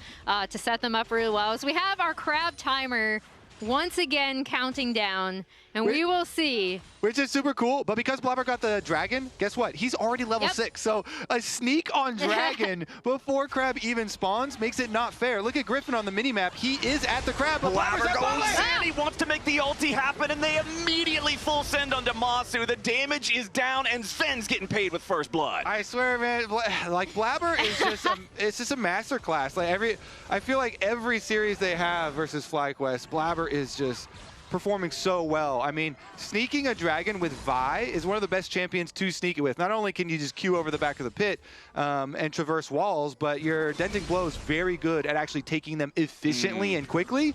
And then that rushes you to your level 6, as we just said before he goes for it. Then he gets his level 6, and he's like, yeah, I know you're going to go for the crab, but I am the original crab-focused jungler. I've died for crabs before you were even a pro player, and I'm going to get your bottom lane while you're going for it. And it's just beautiful. His first ult, seconds after he gets access to it, he uses on Masu, takes down the enemy Aphelios that had no flash from the early trading that they were doing before. I mean, it's just, man, he drew it all up perfectly, Flowers. It's a good start there for C9. We'll see if they can continue snowballing forward, because that was the name of the game, like we're talking about in draft. If you just have a nice, slow, calm, methodical game of League of Legends, FlyQuest is probably going to win in most situations, because that's what their comp is designed to do. So Blabber's going to need to keep that pedal to the metal, keep things hectic. You can see it's about 30 seconds until the Void Grub spawn. Last game, there was only this one single grub taken. They have really fallen from grace compared to last year. Yeah, as I was telling you early on, I think those things suck now. It is funny, though. I honestly, now that I'm thinking about it, every Cloud9 versus FlyQuest series, it feels like we've been invited into like a little jungle classroom where Blabber has been told that Griffin is like the young Blabber, and Blabber's like, all right, let me teach you a couple things, nephew. There's definitely some learning going on. If the series keeps going like it did in the first game, Griffin is going to show up here around mid. Just clears out that control ward there real quick. Make laning a little bit scarier for APA on the Talia. Quad. Ooh, hold on now. Bottom lane. Yeah, we got some more bubble action going down as Vulcan wants to make this fight happen, but now Sven's got to be careful. He's going to die. Masu gets the kill. Both junglers also showing up into the fight, but it's Blabber who's now in danger. The Vault Breaker back into the river to try to get away, but it won't matter because Quad has arrived. FlyQuest find a fight, and they find it in style. APA, Seismic shove onto Masu in the very back end of things, wants to try to see if he can get a kill back, but no. FlyQuest get away with it. Yeah, and we saw Sven so comfortable to kind of play forward. Oh. Hold on, APA's not done just yet. Cryogen might be the target instead. Seismic shove flashed away, so he is going to get an extra summoner spell from the FlyQuest bot lane here, but critically no return kill. Yeah, and I mean, APA kind of resetting so Sven can come back, hopefully gather up this wave. But what a nice turnaround coming out of FlyQuest. And there, I think you still see the power of this bot lane with the Aphelios, Lulu working together. 200 years and white gun. And a Lulu. White gun. Look at the chakrams that he stacks up here. So yeah, it's great in this season. You're like, oh, I hit my bubble. Oh, great. Yeah, I just got infinite chakrams from my ultimate. Masu, as soon as he gets out of the CC chain, pops the Aphelios ultimate, spinning with all these extra chakrams. And since Blabber was on the way trying to gank also, he's another casualty. Griffin does a good job making sure there's no escape for the Vi. He blocks him off from the front. Trolled it so hard, sorry. Yeah, you walk up so confidently because like, ooh, we hit him with bubble into Nami wave, but then you're point blank. you're point blank in the face of this Aphelios. You got polymorphed, and then you also get Aphelios ultimate, and this guy is just 200 years of damage worth in an instant. And I feel like if you're on FlyQuest, you're feeling so much better about things after that play. Again, slowing the game down, making it so C9 doesn't feel like they're the ones always making the decisions in terms of where the action is happening. Quad is going to just walk down here into the river real quick, fire off the Scryer's Bloom, lay down a control ward. APA on the Talia, trying really hard to get something on the back end of that previous fight, but falling just short of the damage he needed to make it happen. We'll see if he can find some more value out of a future Weaver's Wall. Does have about 1/4 of the cooldown left on that one, and the next Drake is alive. FlyQuest have control over the river for now. Yeah, and you see C9 are headed here though on this Drake timers. Griffin's gonna clear out some vision.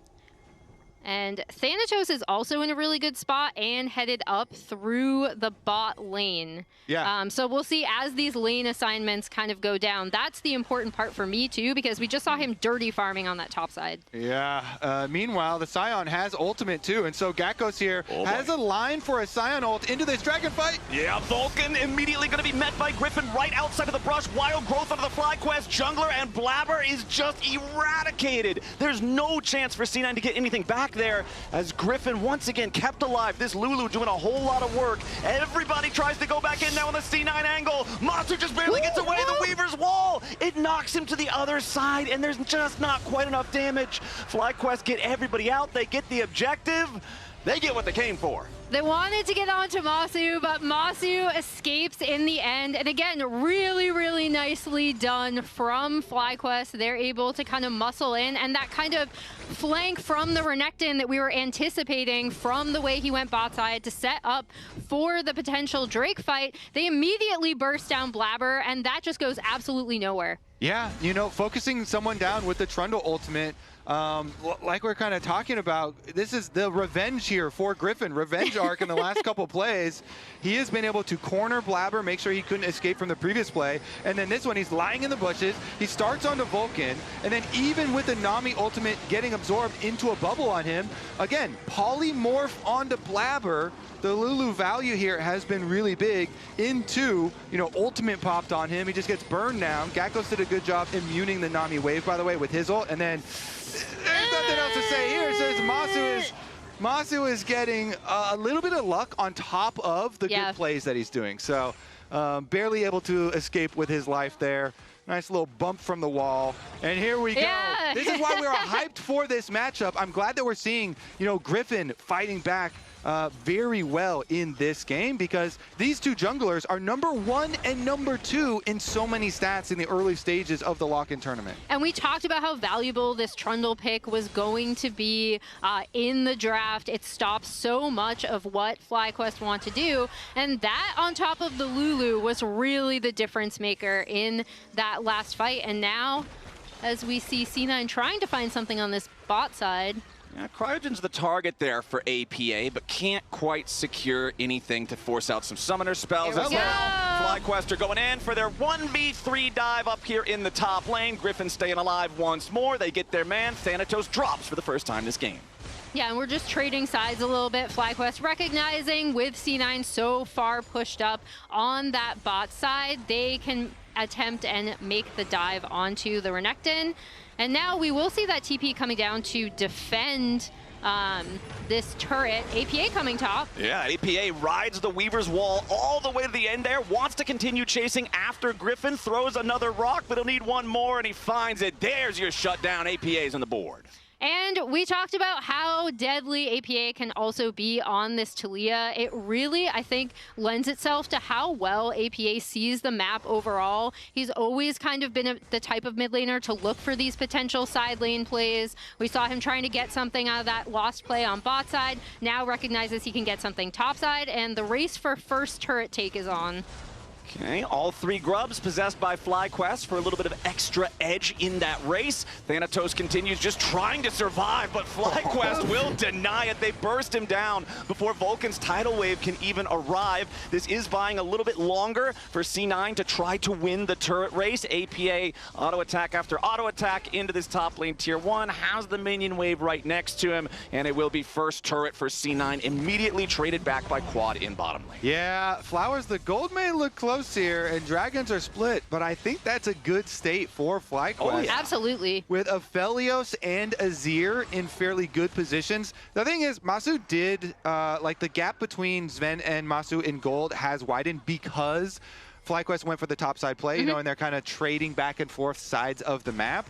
But I don't think it's going to be too problematic for him. We'll see, though, if this extra gold advantage for Yunara really turns into something. Cloud9 can try and snowball with a Rift Herald take here. Okay. Turn that into some turret plates guaranteed for them. But Gakkos doesn't want to let him have it for free. Immediately over the wall with a blast cone. Gakkos is going to lead the way. Herald is slain by Blabber, but the eyeball is still in the river. FlyQuest move in time to force C9 back and deny them from being able to pick up the eye. Big difference is, look at the bottom lane on the mini map there. It is pushing Renekton by himself. So Sion does not have teleport or ultimate now since the ult was used in the fight. So at the moment, you know, Thanatos is at least going to be able to, you know, kill off the cannon minion here, presumably into the tower, and finish up this tower. He has died in 2 consecutive, like, replays that we have shown for him, but, you know, at least he's going to get a tower here out of the play since the team was able to escape from that Rift Herald topside.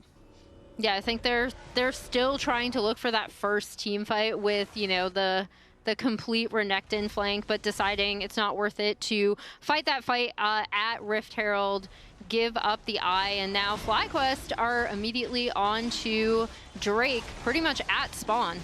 Yep, and there's no response from C9, so this is yet another objective going the FlyQuest direction. Griffin can pick that one up, no problem, as Cryogen and Quad are going to look for some more vision behind enemy lines. And it points out just how crucial that second Drake take was for them to be able to stop the stacking, for them to be able to get into a good position with this scaling composition, where we really enjoyed the Blabber sneak around to get the first early Drake, right? I thought that was really good from C9, but FlyQuest's response, especially on this bot side of the map, have been really, really good. And now, again, we talked about how these compositions go up against each other. They're in a really, really great spot. Uh-oh. Okay, Griffin might not be in the best of spots. He has enough time to try to ult defensively, but there's just too much damage in the C9 lineup. Sven ends up taking the kill there, as now Quad has to try to get back over the wall, but Blabber's ulti is ready to follow. Quad goes for the flash to try to escape with the blast cone, and yes, he will, but C9 are keeping the pressure on. Yeah, good pick from Cloud9. They know they need to take apart, Hold on, Masu there kind of tempting fate a little bit. The Arc of Ruin slows him down, but he does get away from the seismic shove. Blabber. Now Blabber with the wraparound play. Wants to go in for the Vault Breaker. Thinking about it here. Tidal Wave crashes through. Seismic shove won't find a target, and C9 backs up. Yeah, so they're just going to get some damage on that mid turret, but good pick in the topside jungle, leading to further damage on the mid turret, some more kills into their pocket. I'm sorry I cursed you, Griffin. Yeah, it was a nice little spot. Blabber had been able to sneak through the jungle, so Fog of War over your own red buff while there. Nice Vi Q from Blabber, and you know, the combo with Blabber and APA right now is what is really working for Cloud9. Off of that, Sven also getting paid. Yep. So, you know, Yunara is hyped up as a very strong hyper carry in the current meta for a reason. Let's see what Sven can do this game. He lands a slow into Masu. A lot of pressure on Masu, but he again just barely misses out on having the damage to kill the Aphelios. Now Sven and Vulcan have to be mindful as Griffin shows up. Cryogen reinforcing his AD carry here. The Wild Growth is also still available to cast. C9 and FlyQuest both sending top laners to the mid lane scrap now, as C9 want to continue keeping the pressure on. This tier 1 turret is very close to death. Gakos tries to clear the way with the decimating smash. The Scion is very large. He steps forward, C9 steps backward, and the push stops. I was gonna say, you talked about what was it? There's no better construction? there's no better brick wall.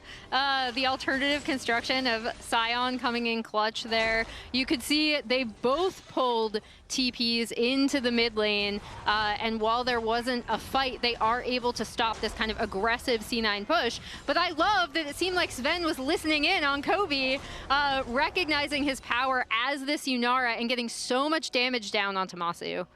Yeah, playing aggressively here through mid, and Thanatos seeing if anyone's going to walk up to mess with the AD carry battles.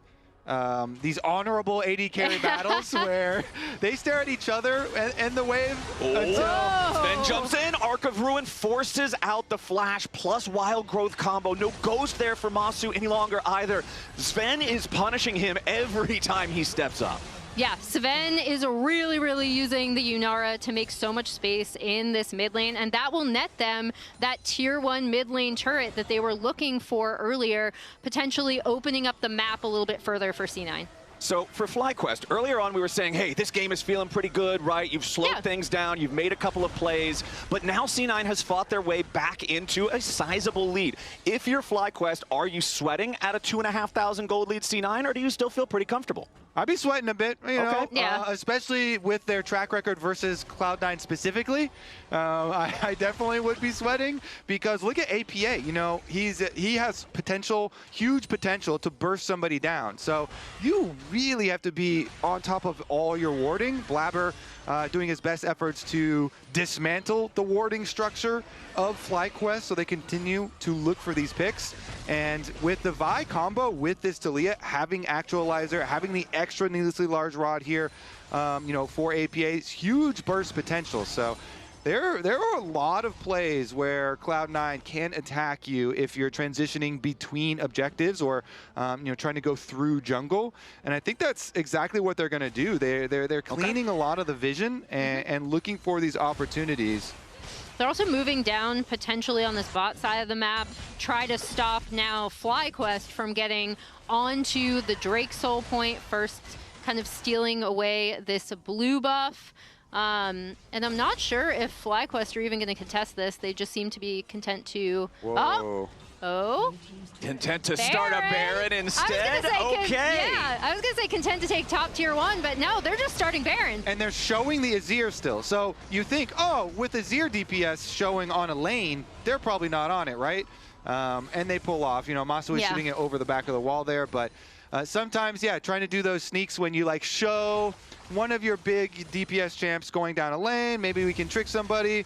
Regardless, Blabber on the other side of the map does get the dragon. He leaves the crab for the Scion, though. Okay, the Scion's the target. Gakos loses half his HP immediately, tries to ult defensively and can't get all the way out, so now he's got a flash. The damage from C9 still not enough to kill him off here just yet. Masu staying alive, but APA has made his way into the fight. Griffin is down, so is Masu, and C9 just found 2 big kills. And crucially, the Lulu ult was not there for Masu, right? So APA is immediately able to get onto him with the Talia. And Vi with denting blows and Black Cleaver is a very good tank killer. Look at the Scion. He had stacked so much armor. Sunfire and the Thornmail and those boots as well, like so much. Where did it all shred. go? So yeah, Blabber immediately shredded all of it, turned on the sign. He left the crab, by the way, to turn for the sign because he knew. He's learning, yeah. He knew. Exactly. He knew. What is this guy doing here? That's just how important it was. It was like, you're not really a tank in my face, and he immediately goes for him, shreds this Shine. I saw him approaching on the ward, and so he went for the Q, used his ultimate, because he had Sven there. So you shred all the armor, and you've got this Yunara that is so strong. They still had to really squeeze, and the Lulu ult was used on him, but because all these resources are used in running away, you lost your Aphelios and you lost your Trundle. Yeah, you saved the Scion like walking away, but 2 casualties on top of the Dragon, and Cloud9 are pushing that gold leaf flowers, making you sweat even more because they turn it not only into a Dragon, not only into a Baron, but now into Tower Gold on top of it. If I'm wearing a green jersey here, I'm asking somebody to turn the AC on. It's getting a little bit too hot in here to be comfortable when C9 is up 5,000 gold with a Baron, pushing 2 lanes of tier 2 turrets. FlyQuest is trying to get something back up there with the top side as Griffin wants to move forward, but he should not have moved there. Vulcan ends up taking the kill credit. Trundle's dead again, and the C9 War Machine pushes on. FlyQuest now in a 4v5 until Griffin respawns, but that's 30 seconds away. Quad still working on the tier 2 there in the top lane, and again, Moss is going to be a target. He dies even through his own flash. Our C9 just looking to end this game. Blabber will get knocked decently low here, but there's just no damage left on the FlyQuest side. Yeah, I mean, why give FlyQuest another window to get into the game? They should at least be able to get both of these turrets. Definitely an inhib. Yep, that bottom lane inhibitor is the target for now. APA forced to flash at the range of Decimating Smash, but again, Gat he's just not tanky enough to deal with these guys when he gets bursted down on the front line. Griffin has finally made his way back into the fight, and he's right back out. All of these FlyQuest deaths happening after the flashes, and now Quad getting caught by Blabber. The game might have just ended. Bottom lane inhibitor is going to get knocked down next. C9 pushing towards the Nexus turrets. Masu wants to try to defend it there with the Moonlight Vigil, but he doesn't do enough damage. The double kill for Sven's Yunara as he knocks the turret down right next to it. Thanatos slicing and dicing his way forward, and Masu is just dead again. Cryogen will join him in the graveyard. 25 minutes on the clock. C9 said scaling be damned and crushed the second game.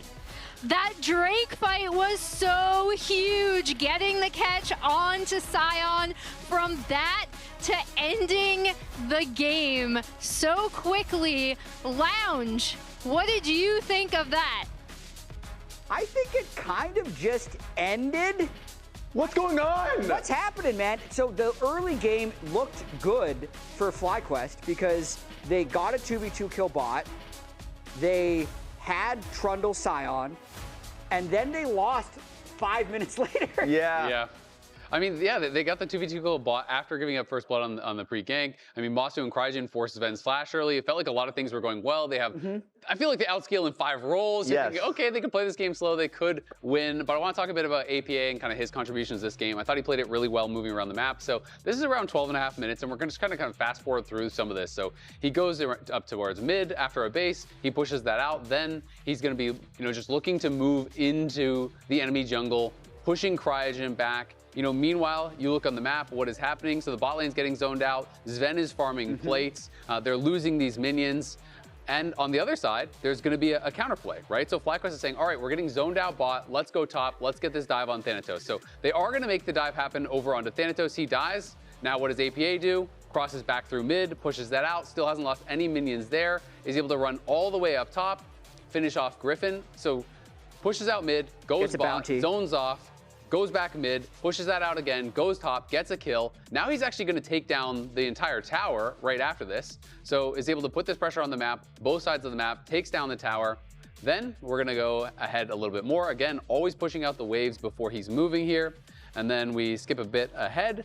And this is going to be another play where this play, they're obviously catching Griffin. They get a kill there. And it's kind of just APA moving around the map and again, finding these plays. And now APA is at a point in the game where he has his actualizer. He's actually really strong. He's on 2.5 items, has the upgraded Sork boots.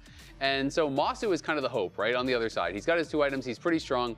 APA is going to come in on this fight, and he's going to go immediately for Masu. And so even though Masu does have a nice sidestep on this seismic shove, look at that activation. Actualizer gets popped the second use of the Q, so the big rock comes out, and it just basically chunks Masu. Masu just gets deleted. Yeah. Like, this is a surprising amount of damage, and that is the power of the early actualizer. Again, there's the nice sidestep from Masu right here, pops equalizer. There's the big rock coming out, is able to finish him off. I think APA played this game very, very well, active on the map, always pushing his lane before moving, so he's never dropping minions, affecting the bot lane, affecting the top lane, really good in team fights.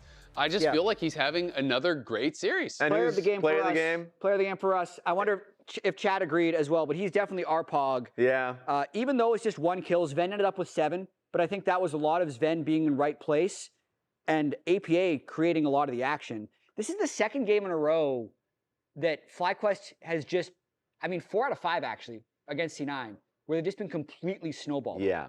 And it's really interesting to me because both last game and this game, FlyQuest bot lane has 2v2 killed Sven and Vulcan, right? But their team is not able to play around them in a way that it feels like it matters. Whereas C9, even if their bot lane loses, they are working so well as a unit to get Sven back in it, to make sure he's getting gold, to make sure he's enabled, and he's always going to show up in team fights. It just feels like a speed run. And that's the crazy thing about it. I was wondering why they chose FlyQuest for how impressive they looked in the first 3 weeks. This is what their read was, and it makes a lot of sense. Blabber seems to have Griffin a little bit downloaded as well. Don't miss any LCS action when you get your favorite foods delivered on Uber Eats for less gold. Game 3 is coming up after this short break, but first, Cloud9, they still have some Valentine's Day spirit to share.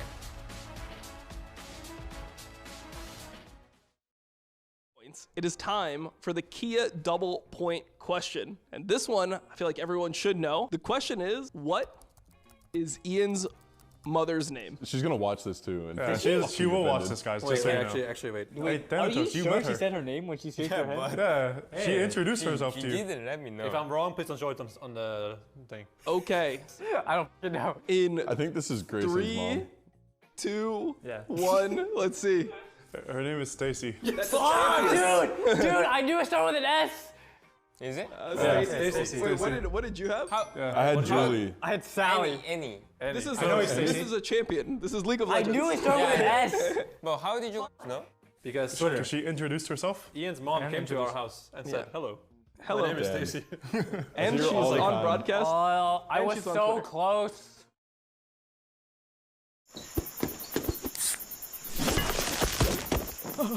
Red Bull gives you wings. The human body was built to move. Not trapped at a desk in one singular posture for 12 hours a day. It's time your chair evolved. This is Secret Lab Titan Evo. Ergonomically engineered for you.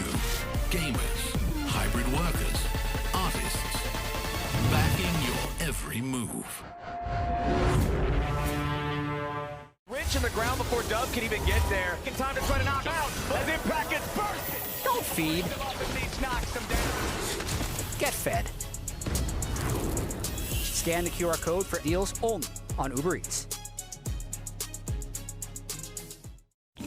Holy smokes! You don't look so good, boss. Tell me about it. It's a real inferno down here, and I'm burnt out. Here, try a Red Bull. It's devilishly good. Red Bull? Oh, that tastes heavenly. Wait a minute. What's this? Oh, yeah. I forgot about that. Wings? Wings? I can't have wings. Not in my position. Red Bull gives you wings.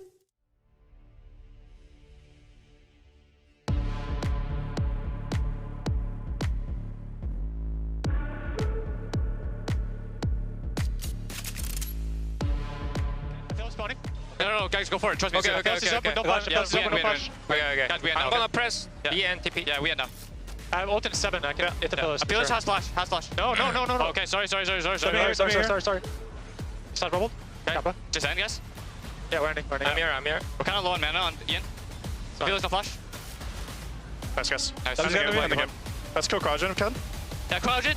Can we kill him? Zibban? Nice. GG, guys. Yeah. Oh, I'm not going to kill you for me right now. Well, we had it about time and it's still like 25 minutes. TikTok is too broken, by the way. Don't get cocky though. Yeah.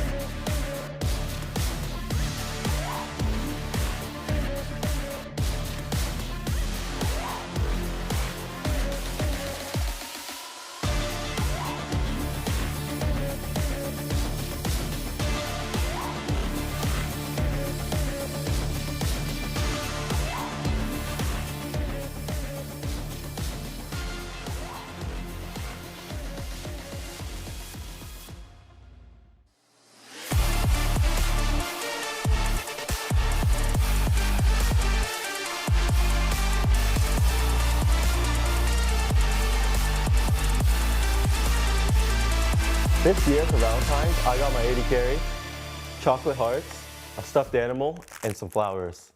Bro, Cryogen is doing the most right now. Every game he's just griefing. Level 1s, he's wasting his spells. He doesn't know how to ward. He doesn't know where to go. I just miss you, man. I know it's early on, but I think we're really made for each other. Bro, I miss you so much right now. What are you even doing? He's so good at laning. We can watch a movie. Team fighting. Or he always smells so good. We can duo queue on hidden accounts. I'm surprising him later today. I'm kind of nervous. So Alan, what are you wearing right now? I'm gonna surprise him.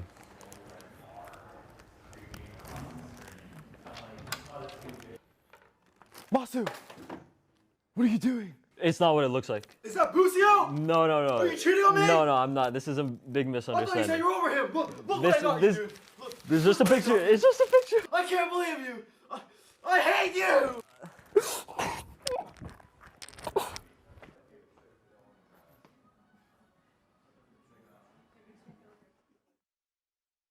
Hey, Masu, babe, are you still there? Maybe that's why the Aphelios didn't get a wild growth in that one team fight. He was getting a little bit of revenge. Oh man, that content has been so funny. Both Yeah. Cloud9 and FlyQuest have been pumping out the content. You should definitely follow their social channels and take a look, because it is hilarious. series not as hilarious for FlyQuest. Nope. No. No. So they're gonna, they'll bounce back though. You know, they're all right.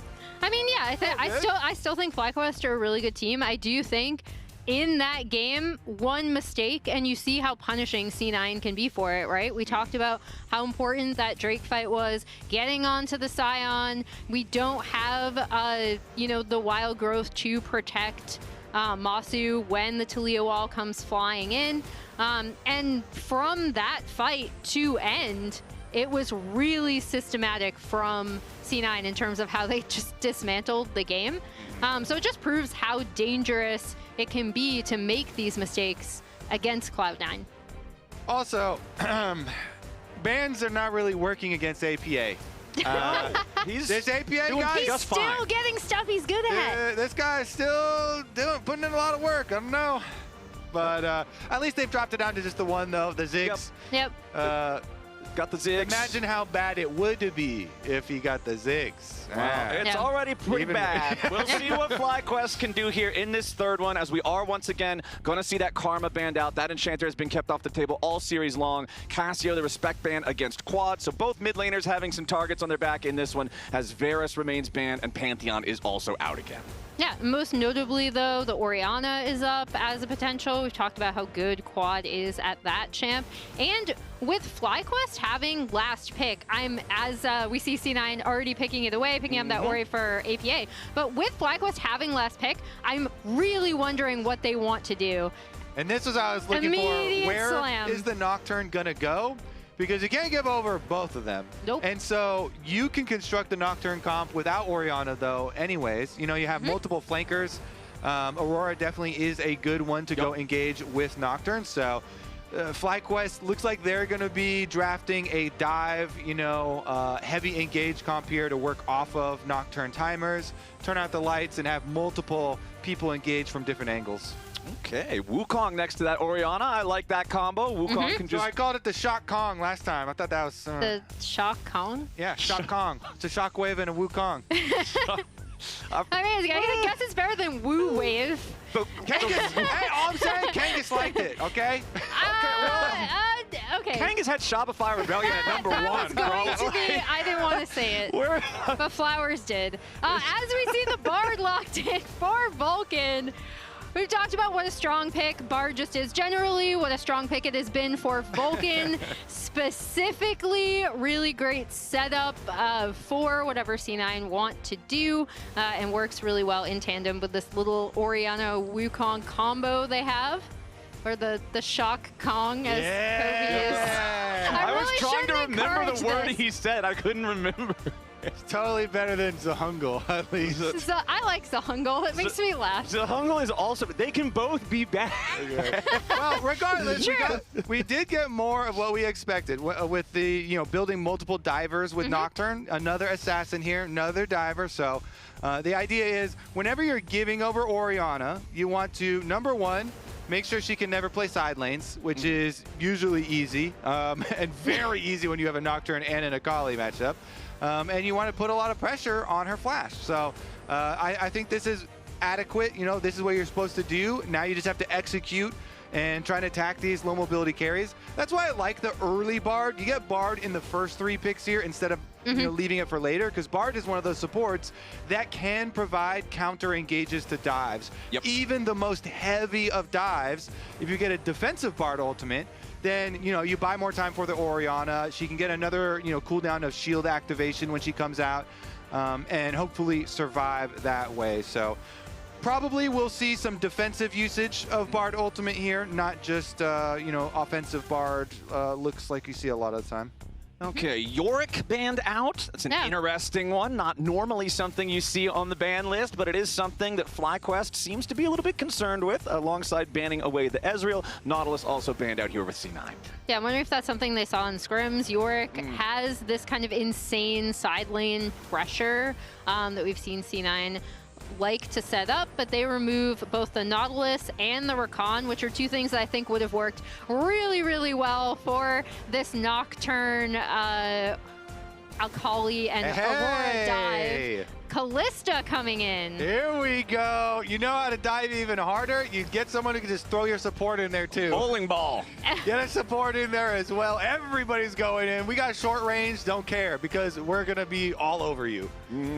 Let's see what they'll pick next to it, but first we've got to see the C9 choices. I think Sven's Yunara last game was very impressive. He certainly seems locked in right now, but what do they want to lock in against all of this dive with the Ezreal banned out? There's a couple defensive safe options. Sivir is going to be the choice.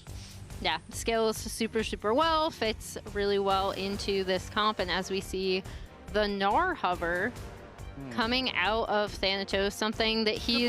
Yeah, I mean, it's a good blind. It's something that we know he's super, super comfortable on, really likes it. I say that, and I'm like, oh yeah, they already have Aurora.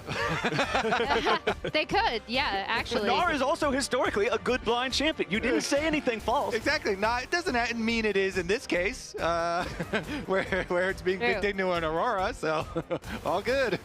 Not the Yuumi hover. Shout out to LCK. Yeah, we saw it. Look, she died immediately. I was very happy about that. But the Renata, okay. So I do like the Renata pick as, again, kind of a counter to some of the engage potential that specifically the Wukong has, trying to stop that Wukong-Orianna combo. I mean, this comp from FlyQuest, if it gets going, is just so deadly for assassinating whatever target they want to jump on.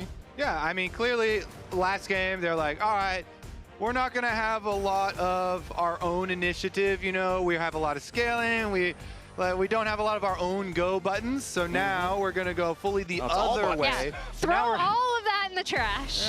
Let's just go, everybody dive. We're going to put a lot of pressure out on the Orianna specifically. And let's see, FlyQuest, can they change up the gears here to change up the series? Because they have no more extra chances. It is must win now to stay in.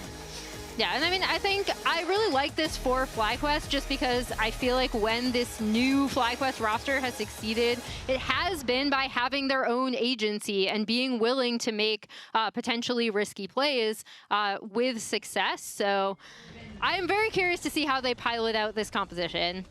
Well, I especially want to see how well they can make all of these plays, how fast they can keep the tempo of this game. I think Blabber has been the far superior jungler here in this series. I think the same was true when we just saw them play a best of 3 last week. So Griffin's going to really have to step up if he wants to be able to turn this series around. Yeah, if he can get a lead as Nocturne here, it puts out so much pressure. You know, a lot of things I think are going to revolve around Nocturne ult timers. As we see the bottom lane. You know what? Minions are overrated. Let's get in there. Yeah. Let's get that rend down early. Oof. Yep, there it is. Chunks out of health bars back and forth, and Sven is the one who takes the worst of it. Barrier and heal down for both sides. All flashes still intact for now, but Cryogen and Masu do not want to allow Sven and Vulcan close to this wave. It was Cryo and Masu who were on the receiving end of the lane bullying a couple games ago. This time around, they want to do some bullying of their own. Mission successful then, Flowers, because Sven has been bullied. Bullying successful. Bullied all the way back home. Poor dude. All right, he's making his way back to the lane now. But, you know that the reset is bad when you just can't even buy an item. Yeah, no, right? That feels awful. Like, it's literally just for health. Moat. Yeah. Ugh. Sorry. The item that's so disgusting that you have to go to it, but Sven's making his way back into the lane now, and as we're waiting for the early game to develop further, we've got Azael standing by for an interview with ThinkCard. Thanks, Flowers. Here with ThinkCard. Talk to me a bit about how the series has been going and what you guys talked about changing to try to turn things around. Yes, so honestly, like between game 1 and game 2, we kind of got a lot more comfortable, especially like with the early game, but you can tell that mid-game, C9 is a bit more decisive and understand how to push sides, then our map state starts to fall apart. So this game, we gave us a little bit more agency. Nocturne Aurora, like you can kind of take most fights, especially with the Akali, and then Kalista Renata is going to have a lot of tempo. So hopefully we're able to stack some dragons, and we need confidence on our timers. Because right now, especially when you play against these veterans, like they choke you out and it feels like you don't really get to play the game. So looking for some confidence. So talk to me about this draft then specifically. Obviously, it's really aggressive, a lot of kind of a dive, a lot of assassins. Is this comfort for the team, or is this something that you felt like they needed to play more just for early game power? A little bit of both. We definitely practiced this comp a few times. I would say the main thing, it's a little bit disrespectful. Like the Orianna should be pretty happy in lane against Quad, but we think Quad's playing pretty well. So, if he can get it through lane and then get to these team fights, especially once he's level 6, then we're going to have a lot of value, but looks like it's not going that well. Well, we'll see. Flowers take it back. For FlyQuest, a beautiful double binding coming out from Vulcan's Bard as Masu now might just drop to the boomerang blade. No. FlyQuest fans, avert your eyes. It's too violent to look.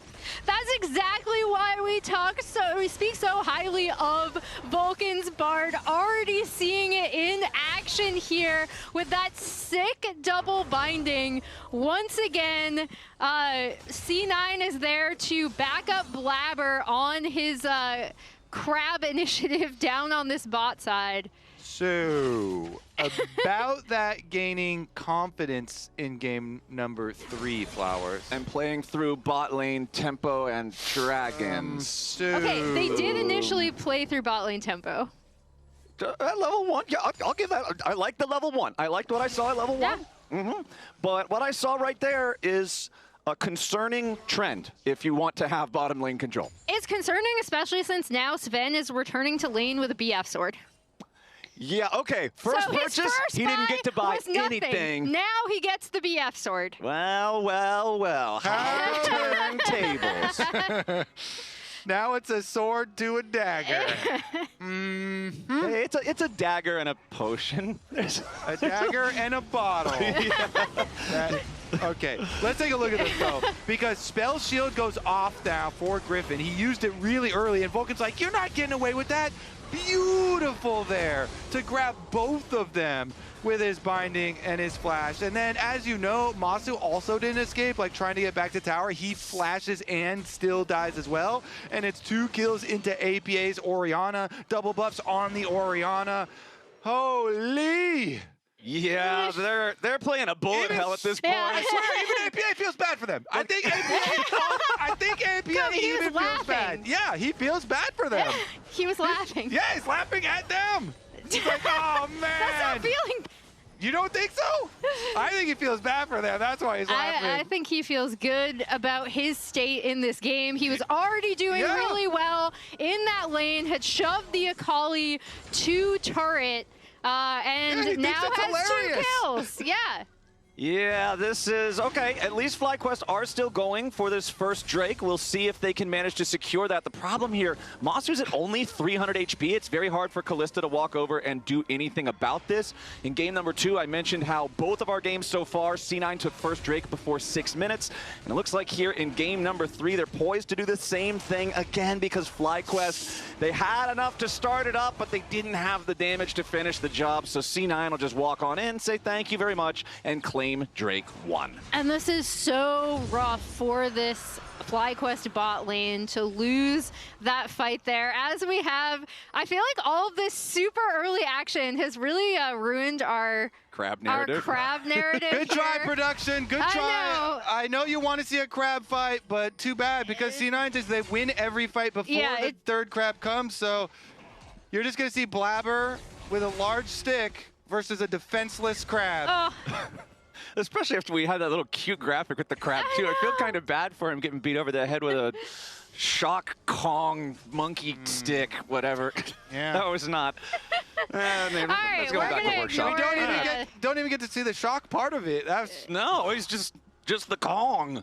All right, we've got the Blabber back on his farming angle. He does have his ulti ready to go now. 2v2 here in the bottom lane. Another nice wall stun coming out there from Vulcan. Cryogen for the handshake to disengage, but it's so hard to trade when they've got BF sword and you just don't have anything close to it. And when just Vulcan's just stunning you all the time. Jesus. Okay, there we go. A little bit of forward aggro. Meanwhile, mid lane, it's Griffin with the paranoia looking to make the play on APA. Perfect execution from Quad to seal the deal. FlyQuest are on the board. Not laughing anymore, is he? Yeah, there you go. Not so funny anymore, buddy. So bot lane didn't go well, but really nice recognition from Griffin and FlyQuest to be able to make that play in the mid lane, try to, claw their way back into this early game. And also, more importantly, the shutdown goes directly to Quad. Yeah, if we refocus back on what still remains true for FlyQuest, they got to play off these Nocturne timers. And so immediately, as soon as Griffin, is able to get makes a play on mid, they take down the Orianna. And as you say, getting the money into Akali is very, very influential because you can get to your burst damage that much quicker. Quad also has Dark Seal, so that means 2 stacks here for the Dark Seal for Quad off of that. So you're getting like as intense of a power injection on your first Nocturne ultimate as I would say you can honestly hope for, given the state of the game. So I think that was like best case scenario that they could hope for, and bodes well for viewers that want to see more games. Exactly, and bodes well for us who want to see more games as well. Well, and Kobe, as a longtime jungler, you know the importance when you're playing a champion like Nocturne that feels so ulti reliant on having that first one pay those dividends that you're talking about. It looks like Masu, I don't even have time to talk about the junglers. They have killed Kalista again. C9 decide that FlyQuest's AD carry does not get to play this game. But you can still talk about the junglers, talk about how Blabber set up that dive with his bot lane onto Masu. We saw, Griffin recognizing he could make a play in mid as APA is typing as usual. But then Blabber recognizing, again, because this bot lane did not go initially particularly well for Masu and Cryogen after that initial scuttle fight. That is a really big point of power for C9, able to get the dive onto Masu. Oh, he's going again. I swear, this man must think Microsoft Word is a PvP game. He is just always in there. Chat, do you think APA is going to lose focus in this series? From typing. Yes. There's a simple yes or no question here. Production will let us know what you say. Is it going to lose focus? Because could be the case. I mean, we've all been there. You're winning pretty hard. Like, the series is going very well for them. And this game as well. They start out with so much money. It could happen. All right, so looking at the scoreboard right now, because we have been talking about how things have gone really well for Cloud9 on this bottom half of the map. Looks like Sven is under pressure once more from Masu. Barriers for barriers, low HP now on this Sivir. So FlyQuest going to find themselves a good trade down here. Yeah, I mean, this Renata combo is still like nothing to sneeze at in lane, right? Like, they are very powerful, and they're pushing this wave in. Sven is going to go back. We'll see what he ends up picking up. Gakkos might be in trouble. Yeah, here's what I was going to talk about earlier is top lane has been like the point of strength for FlyQuest here. This is the one spot that they're winning in, and I just immediately curse it. Thanatos chases Gakkos out of lane, finds the solo kill, uses the flash to guarantee that Gakkos won't be able to get away with those Aurora tricks. Nice moves from Thanatos. Yeah, that's the only thing. You know exactly where the Aurora is going to bounce to. When you bounce off that wall, you're going a very predictable direction. Really nice from Thanatos. Immediately investing the flash to get the kill, not leaving room for Gakkos to flash as well. And you could see Griffin was thinking about a recall there, but the second dragon is alive. A dragon's kind of just like a high fantasy version of a crab, and C9 definitely want to maintain control over stacking these up. As Griffin goes in, Paranoia, target onto Sven, but he cannot continue diving any further forward. Cryogen and Masu both here still. Quad has made his teleport towards the fight. Tempered Fate won't hit anybody, but the Ocean Drake is already going to be claimed by Blabber. Quad wanted to get an assassination, but he can't find the angle for the damage. Knock up there as they finally secure one back onto APA, so FlyQuest will get something for their troubles, but C9 get the objective.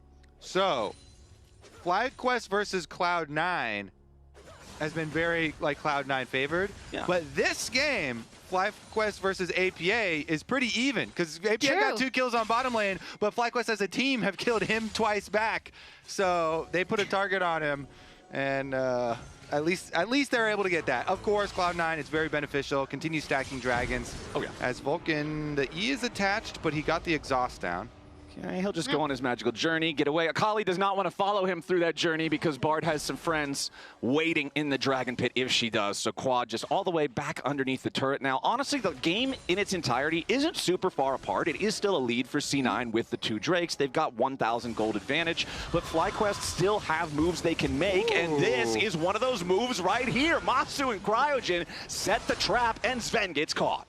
Yeah, and that's kind of quintessential of what we talked about with this FlyQuest roster. They're going to be looking for angles. They're going to be trying to find a way to get back into this game. This Kalista-Renata combo is still very, very deadly. Sven steps up a bit too far, and they're there to punish. Yeah, hide on brush.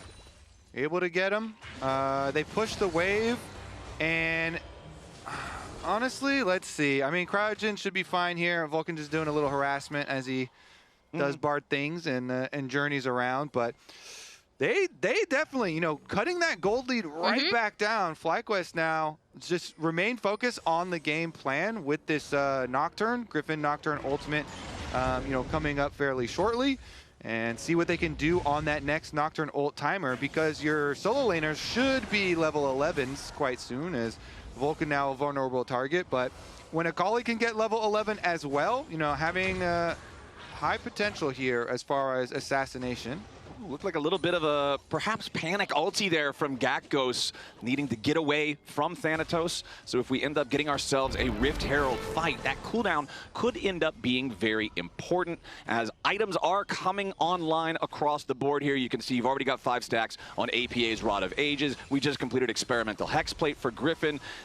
Gunblade on Akali as well. These are 2 of the champions in the game that have these really niche items that they like to buy, but that just feel so good on the champs. Yeah, whenever I, like, that is the Akali item, you know? Like, I don't think of any other champion when I think of Gunblade. I think of Akali. And again, I think of Kale. Kale from back in the day. Yeah, used from, to build... like, ancient League of Legends. Yeah, because okay. What about, I'm also what about old, Stanley Nidalee, if you're talking ancient? Yes, oh, okay. yes. If we want to really hop in the time Stanley machine. Nidalee. Yes, yes, I do. But yeah, I would agree that Akali is the #1 that probably a lot of people think of when they think of that, or there's definitely some high elo players who would pick Katarina as their answer for it, as one of the old staple Katarina builds. But we've got 15 seconds until the Rift Herald spawns. You can see Gakgos hanging around the area up there, but still has about 1/3 of the cooldown left to go on the ulti. I'll be curious if FlyQuest want to try to start this objective or really aggressively posture for control without that being available yet. As there's your Paranoia. Vulcan's the target, but he goes on a magical journey and just walks right back over the wall. Blabber thinking about if he needs to do a follow-up defensive engage, but no, he doesn't. Yeah, no. And that is just going to give power over this Rift Herald to C9. They are kind of responding with the Akali, getting some turret plates down and probably taking this bot side tier 1. Yeah, side lanes are going to be the question that Cloud9 have probably the most difficulty answering in this game, but they're going to attack side lanes right now. Gakgos. Yeah. Nice wave clear there from Gakgos. Just barely got the ulti back up and then has to use it to try to survive the dive, but there's plenty of damage there between Thanatos and APA. Meanwhile, back in mid, there's Blabber going in for the Cyclone kill on Damasu, and the crushing blow does it. Griffin cannot defend the Callista in time. Cryogen has to make sure he doesn't get caught out here. Give it binding target if he stands too close to Griffin. And C9 pick the enemy ADC in mid. Our gold is practically all tied up after Quad split pushing down there in the bottom lane, but the Rift Herald is about to rectify that situation. Yeah, they're just going to be able to take this tier 1 mid. And again, it was nice of FlyQuest recognizing, okay, now with the Nocturnal down, we can't fight this Rift Herald. We're going to try to get plates on the bot side. We're going to try to continue to get gold onto this Akali. But then I really love that roam from APA on the top side of the map, killing off this Aurora again. And now Thanatos has kind of taken over the gold lead in that matchup. Thanatos Gnar is scary business, man. It is the champ he was most well known for in Challengers before he came over here. It was like, I felt like he had some shaky performances on it initially from C9, as we do see FlyQuest taking the opportunity to take this Drake and potentially remove that early stacking with APA taking this topside tier 1. Yeah, and it's important that Thanatos is in a good spot because the Orianna is kind of the liability in the side lane. So if, wait a second. Quad's going in for the assassination here on Blabber, but he takes him out. Nicely done in the 1v2. Trying to use the smoke to get away from APA, but the flash over the wall to follow from the C9 mid laner is now an additional overextension. APA gets caught and punished by Masu and Griffin, and FlyQuest just got exactly what they needed thanks to Quad recognizing his opportunity. And we were just talking about how deadly this Akali can be in assassinating targets in the side lane, and with APA then overreaching, trying to get the kill, the Nocturne is immediately able to come in, and it's still looking pretty even, especially since FlyQuest is going to be able to mow down this turret on top side and take a tiny gold lead in the game. Yeah, I'd say that is one of those plays that's born purely of frustration. It's one of these like sunk cost fallacy plays where he's just mad that you just killed my jungler, and you know maybe he's feeling pressure. You know, Blabber's like, "What? You're gonna let him get away with that, buddy?" Because you're not thinking about, oh, Nocturne has ultimate. There's a Nocturne ult timer right now, so why am I flashing to try and kill this Akali? Little frustration there. So now Quad gets a little smirk this time around, and let's get a look at live. They're already fighting in river. Gunblade active used. We're fighting in river, but there's no dragon to even fight for. This is a crap battle right here, and that one is going to go the way of Griffin and FlyQuest. And FlyQuest have honestly retaken the gold lead. It's not a lot. It's not anything you're writing postcards home about, but that feels so good considering how rough this series has been. And big thing now to me is going to be Ori on the side lanes, because you just flashed aggressively trying to make up for that play. Now with no flash, APA has to like quickly shove a wave and then run away really quickly, because you basically just always assume Nocturne's ultimate is up unless he literally just used it at this point in the game when it's rank 2 and you experimental hexblade and everything. So you have to be super cautious in side lanes as an immobile carry with no flash. Yeah, and that's where, again, we're also going to see the power of Quad and even Gakkos in these side lanes up against that Orianna. It should allow them to play a lot more aggressively as well, with the Nocturne kind of at their back. And this is a really nice kind of clawing back in from FlyQuest with making these picks and kind of punishing C9 over aggression. And you see the hovers here. Blabber, everyone is well aware. All right, Orianna is going to be a target in the side waves. So Blabber's hovering, Vulcan's hovering. Yeah, Vulcan immediately with the defensive Tempered Fate. It's going to catch out both his ally and the enemy diver as Griffin's now knocked down below half HP. Blabber looking for a little bit more here, but he does have to be mindful of Masu's damage in return. Everybody's committing teleports. Everybody wants to see where this goes. Thanatos has no Gnar bar. Quad is already down to half HP. Masu gets bound into the wall. Between worlds damage is huge coming out from Gakkos. And Thanatos is about to transform. Quad will not survive thanks to the bailout. A double kill for Sven. It's a bloody fight up here in the top lane, but C9 win it 4 for 2. That's why it's important to know your own weaknesses, Flowers, because then you know where your opponents will attack, and you preemptively hover him, just like we're talking about. Blabber and Vulcan here for the counter. You got the defensive Bard ult we were looking for from Champ Select, and Blabber's ultis here, actually crazy. Got double knockups on both of them. He plays the range really nicely. Super good counter there from C9, Blabber and Vulcan there to play off of the known target. And then the follow through here is big. Yeah, and then you see Thanatos kind of doing some damage on the backside of this too. We talked about potential re-engage from this C9, especially with the Bard ult potentially being used defensively to stop. This really just shows, again, C9 recognizing where they could potentially be weak, especially after a couple picks, and then really capitalizing. That re-engage from Blabber was so good. All right, Baron on the board, and we will have our next dragon in 45 seconds here as well. So name of the game is setting up 4 neutral objectives for C9. It's about being respectful of the Nocturne and the Akali burst. And for FlyQuest, it's about maybe making sure you're hitting an angle where they might not expect you. But no, it's C9 making the play instead. And with a quick kill onto the enemy jungler, Baron might just be the call. Blabber's had such a good series, Kobe. We talked about this jungle matchup, how much we like each of these junglers. We had the graphic come out of the Unk and the Zoomer, and Blabber has just had such an amazing performance, really recognizing that he can jump on Griffin there, and it's going to be Baron to C9 potentially. Well, FlyQuest is looking to stop it. But the Baron health bar already down to 5,000 here. Quad seeing if he has to go all the way around for a long pincer attack as Thanatos jumps over the wall, ready to stop Gakkos. The Baron already secured by Blabber and C9. Tempered Fate timing, trying for something cheeky there. Doesn't quite work out, doesn't quite need to. Blabber gets the kill onto Gakkos. Defensive handshake means C9 can't chase any further. But my friends, they have already just had a massive surge in power. They're up over 3,000 gold now. They've got the Baron for the next 3 minutes. This dragon should be no contest. FlyQuest are out of sorts.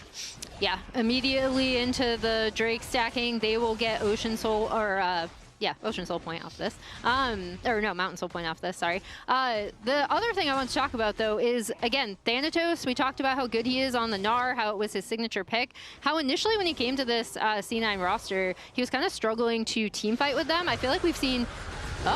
We're seeing a dive now. Griffin going in, looking for the kill on Sven. Finds a massive shutdown. Huge stuff there from FlyQuest. But another nice Bard stun coming out from Vulcan. It keeps Thanatos alive. And now Masu is trying to fight and kite all the way through this. But Blabber's got the dash. The Cyclone takes him out. And now there's no way for Cryogen to do anything about this on his own. A triple kill to Blabber. And he's thinking about more. C9 going to disengage now. And right when it looked like FlyQuest had maybe found a moment from a larger opening. No, C9 shuts it down, and it's the Vulcan Bard double stuns once again. I'm having a hard time deciding between Blabber and Vulcan Flowers. For like this series, they have both smurfed. Somebody's getting robbed again. Yeah. Either way we vote, somebody's getting robbed because they both had some incredible plays, both individually and working together with the team. Thanatos trying to keep the pressure on the tier 2 turret here in mid lane. Vulcan just goes on a magical journey, gets right back out as FlyQuest shows up to try to stop the push. This gold lead now up to almost 5,000. The mountain soul point that you mentioned earlier, Emily. Thanatos just waiting in the jungle, follows it up with a wall up, even though he doesn't get the wall slam. Quad survives just barely, but no, that bailout is not saving anyone. Vulcan looks for even more now as the tier 2 turret is bulldozed over in mid. Does take a couple of spears for his trouble. Griffin's trying to defend up there in the top lane, tier 2, but a nice tempered fate from Vulcan, followed up by the shockwave from APA, and Masu's Callista has nowhere to go. Cryogen likely to die here. The bailout, again, it's not able to save anyone. We're seeing so little value from this Renata so far in this game, as C9 are just going to continue their push. There's only 2 left alive on the FlyQuest side, and the mid lane inhibitor turret is already down. I mean, C9 said they were confident in picking FlyQuest as their opponent once they learned that they could, and they're looking great to close out this series. 10 seconds left on the Baron. They want to try to use it to knock down some Nexus turrets. Gat goes to target from Blabber as he goes in, finds a dominating streak as Griffin gets stunned into the wall, but Quad has finally made his way back into the rift. He wants to try to punish C9 here, diving into the back lines. He at least gets Sven, but he dies in the process. FlyQuest have respawned. They have enough men on the map to hopefully defend their Nexus, at least for a little while longer. Thanatos, the only one with a decent health bar left on C9, but that's not going to stop him. Masu and Cryo are dead again. Thanatos in hot pursuit of Griffin. Does not want to allow that last FlyQuest player away. It's an ace for C9, and once again, Vulcan is just trolling because it's funny. He's trolling because that's how well he's played this Bard this game. It's another 25-minute win, and this series, start to finish, was Cloud9 dominance. Damn. Yeah. Damn. That was a beatdown. It was what a performance from so many of the C9 players too. Vulcan and Blabber, absolutely my front runners. This is going to be a hard one to pick on who I think the player of the series is. Chat, let me know what you guys think. Lounge, how about you? I'm voting for the Crabman. Yeah? Personally. I think we're triple crabbers. We are all crabbers. We are all crabbers. This was a complete decimation. Vulcan's Bard, though. An Omega jungle gap. I mean, I was watching yesterday. I didn't know Bard could do these things. So, that was crazy. He's already dead, brother. That is crazy. He's already dead. I mean, Vulcan, he had a great series. It's so hard to pick, you know, player of the game, player of the series when it's this one-sided. I mean, these last 2 games were both sub 26 minutes. Game 1 wasn't much longer, and this was the game where... Come on in. Welcome, Vulcan. Congratulations. Vulcan, who was player of the series? Who do you think? Blabber? Okay. That was my we have vote. a quad Blabber then. We all voted Blabber. Who was player of the game, though? What about the Bard? That's me. I mean, I'll take the last one. That's what I said, too. Well done, We're going to tabulate the votes while we talk to you. I feel like this was very one-sided. Was it more or less one-sided than you were expecting? I think more. We weren't expecting this result. I mean, we came in, obviously we were not expecting to like ever just 3-0 someone in like sub 30 minutes every game. Yeah. So yeah, a bit surprised, but you know, there was a reason why we picked FlyQuest over DSG, right? So we were confident going into it. So 21 KDA this series for you. That's not bad. What was the CSD? Let's get it out. CSD on the screen, actually. Can we bring this up, please? How did you feel about the 2v2s? Because it did feel like a couple times you guys were getting killed in the 2v2, but you guys always seem to be able to find like really good fights around bot lane. Do you think that was like something that you guys were making mistakes on, or do you think it's kind of just the matchups? Or talk to me a bit about the 2v2s. I think game 1 and 2, we had really good matchups. Game 2, I think Sven made a mistake when I bubbled Masu. I think we can't really lose that fight if he plays well. So that was a bit unfortunate. And then in game 3, super losing matchup where Sivir Bard obviously outscaled Kalista Renata, but the moment Kalista gets a couple items, if she clicks on Sivir, we will not win. Just like the amount of damage that these champs do. But we are just hoping that it's going to be team gap. And thankfully, we always say like, we just need one good thing to happen. And then there was a big crab fight where I think we got 3 kills in the early game, right? So that's like one pretty good thing. So that counted. So we were like chilling. But yeah, we still ended up dying because it's just unplayable, I guess. So maybe we shouldn't pick like this, but we got away with it this time.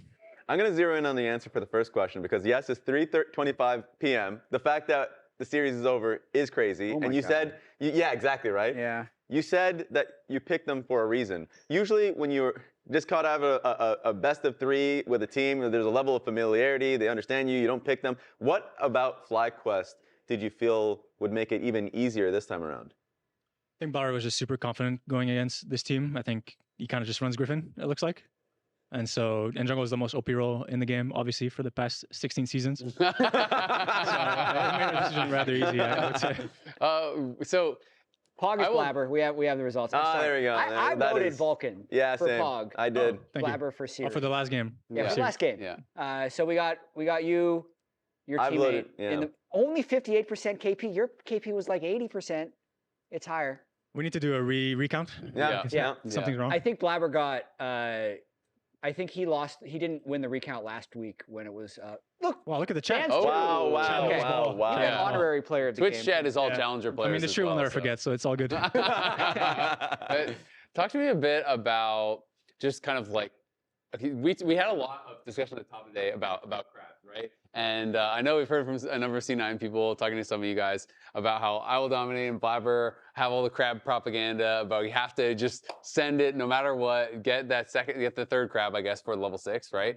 Are you guys getting more bought in on that? Are you less bought in on that? Where do you stand on the jungle crab propaganda? I mean, we have no choice but to buy in. You know? Like, Blabber is holding the crab to my head and my face, and if I don't show up, then I'll die. So it is what it is. It actually felt like it accelerated this series. We had all this broadcast stuff planned. If you ever go back and watch the series of like the 6-minute crab countdown, like that was going to be the big fight. But then it just happened at the first crab every single game. I mean, especially this last one.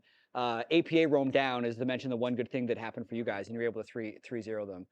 I mean, just an insane series. Like a player of the series this week is Blabber. So APA's won it twice. But I've heard Ben's won it once. Blabber's won it.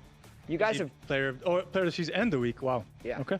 We're stacking wars now. We decided to give away player of the game for every game, player of the series every series. 4 C9 player of the weeks in a row. You guys have gotten every single player of the week. Where's your player of the week, Vulcan? Yeah. I mean, supports are just underappreciated. That's just a fact. I agree. But it's fine. I mean, my teammates have obviously been smurfing, and I'm playing like Nami and stuff. I just throw water around, so it's not very flashy. So next week? Do I play next week? I don't even know. Maybe in 2 weeks. Yeah, in 2 weeks. Actually, you might actually play next week because there's 3 games next week. There's going to be we have some comms here coming up now. Woo! Top game, last game. Can I get MVP this game? No, I think Blabber gets MVP, bro. Sorry. What he said. I couldn't hear that. You already. Thanatos was saying, "Oh, Top Gap, I get MVP this game," and Sven was like, "I think Blabber gets MVP this game." Sorry, bro. Yeah, sorry, Thanatos. I mean, to be fair to Thanatos, it's pretty crazy that he got a solo kill in this matchup because they picked Aura very early, and we kind of think the champion is obviously very strong in lane, but the value decreases as the game goes on. And he was able to solo kill Aura like not too late in the game, which is obviously swung the matchup and the game pretty heavily. So yeah, great play from him. Yeah, I mean, the whole team played really well. Let's take a look at the bracket. Talk me through the bracket. How do you expect the lower bracket maybe to go? Obviously, Lyon and TL are down there. Preseason rankings and all the Scrim rumors still have them pretty highly ranked. What do you expect coming into next week with some of these lower bracket matchups? It's actually maybe not as obvious as people might have thought. Like when you looked at it before any games were played, but now that we saw a regular season go this way, I'm not sure. I mean, I would still put my money on Lyon and TL if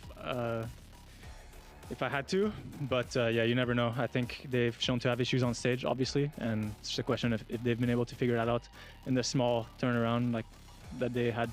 So yeah, I'm excited to see how it pans out. And a question that might be difficult to answer for you, but I'm gonna shoot anyways, is like, you guys have always shown like incredible play during regular season. And it was discussed earlier on in the show just about like playoffs. And there was always gonna be a question mark. Maybe this series would be like a little closer. it was perhaps the biggest stomp I've seen you guys have in playoffs in a while, and obviously you still have a lot more playoffs to play. Does it feel different from the other playoff series in the past? Like, because you guys have brought on APA, does he add any element that makes it easier in a best of 5? I mean, for sure, he has definitely more voice being a native English speaker than Loki did. They're different players, but he's more vocal, so that's his strength. And it's always going to be valuable in playoffs, especially when people are maybe a bit more nervous, to have someone, any direction during a game, or even like telling us what champs he wants to play, what kind of draft he wants to play. All of that is all very helpful in playoffs, and being realistic of like, maybe I'm not so good at this, so let's stick to what I know. And APA is obviously, the Ziggs one trick, so he knows where his strengths lay. So I think he's helped us, and yeah, I mean, it's very good to, we've had somewhat of a playoff curse recently, and it's good to start it off this way, and we'll just have to keep going. Because do you mute him in game? Because I know I've seen that Sven mutes him in game during your stage games. I had him muted the whole time until he joined my team, and then I unmuted him. So now I see what he says. Yeah. Is it ever distracting?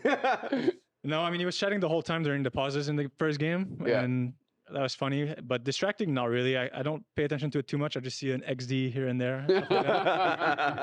Yeah, if you caught it there, you guys play Sentinels next Sunday. So you do play next week, have a chance to go 5 for 5 in Cloud9 Player of the Weeks. But that's it for us, Vulcan. Congratulations once again. You're guaranteed going to Brazil, whether it's first or second or third. Vamos. Yeah. 2 more best of 5s, and you can go all the way to first stand. That's it for us. We'll be back next Friday. We're playing 3 series next week at 4 p.m. Eastern, 1 Pacific for Team Liquid versus DSG. Buy your tickets. See you then. Yes, tickets. We are officially into bracket play on our way towards first stand. We've got best of 5s coming at you. Yesterday, we went to full distance, all 5 games. Yeah, it was a banger yesterday. I think today might even top it, though. Yeah, heard. Looking at us. Looking at the flash. Do a hard flash. I'm looking better. Better 1 HP. Flash. And better dead. Yeah, that's it. Fanny rumble. All flash. Help! I go rise here with ult, guys. I have word. It is an ace for nothing for C9. Flowers. Cut the tape, my friend. You have to play aggressive now. Oh, look at me. Yeah, I'm looking. I'm not taking it. I have TP, but... Can you TP after Thanos? I think it's your fight. Yeah. I'm tipping now. I'm tipping now. Yeah, first. Okay. I'm calling no flash too. Yeah. Doctor, watch me. I'm going for it. I'm running. Yeah. No flash or calling, guys. Good. Watch Renato. The show, guys. Yeah. But I think it's good, guys. Play slow, okay? Bait it. Calling no. Stop. Yeah. Oh, sh. I think it's good, guys. I'm Frankie. Nice. Craig! Hey, guys. It's another 25-minute win, and this series, start to finish, was Cloud9 dominance.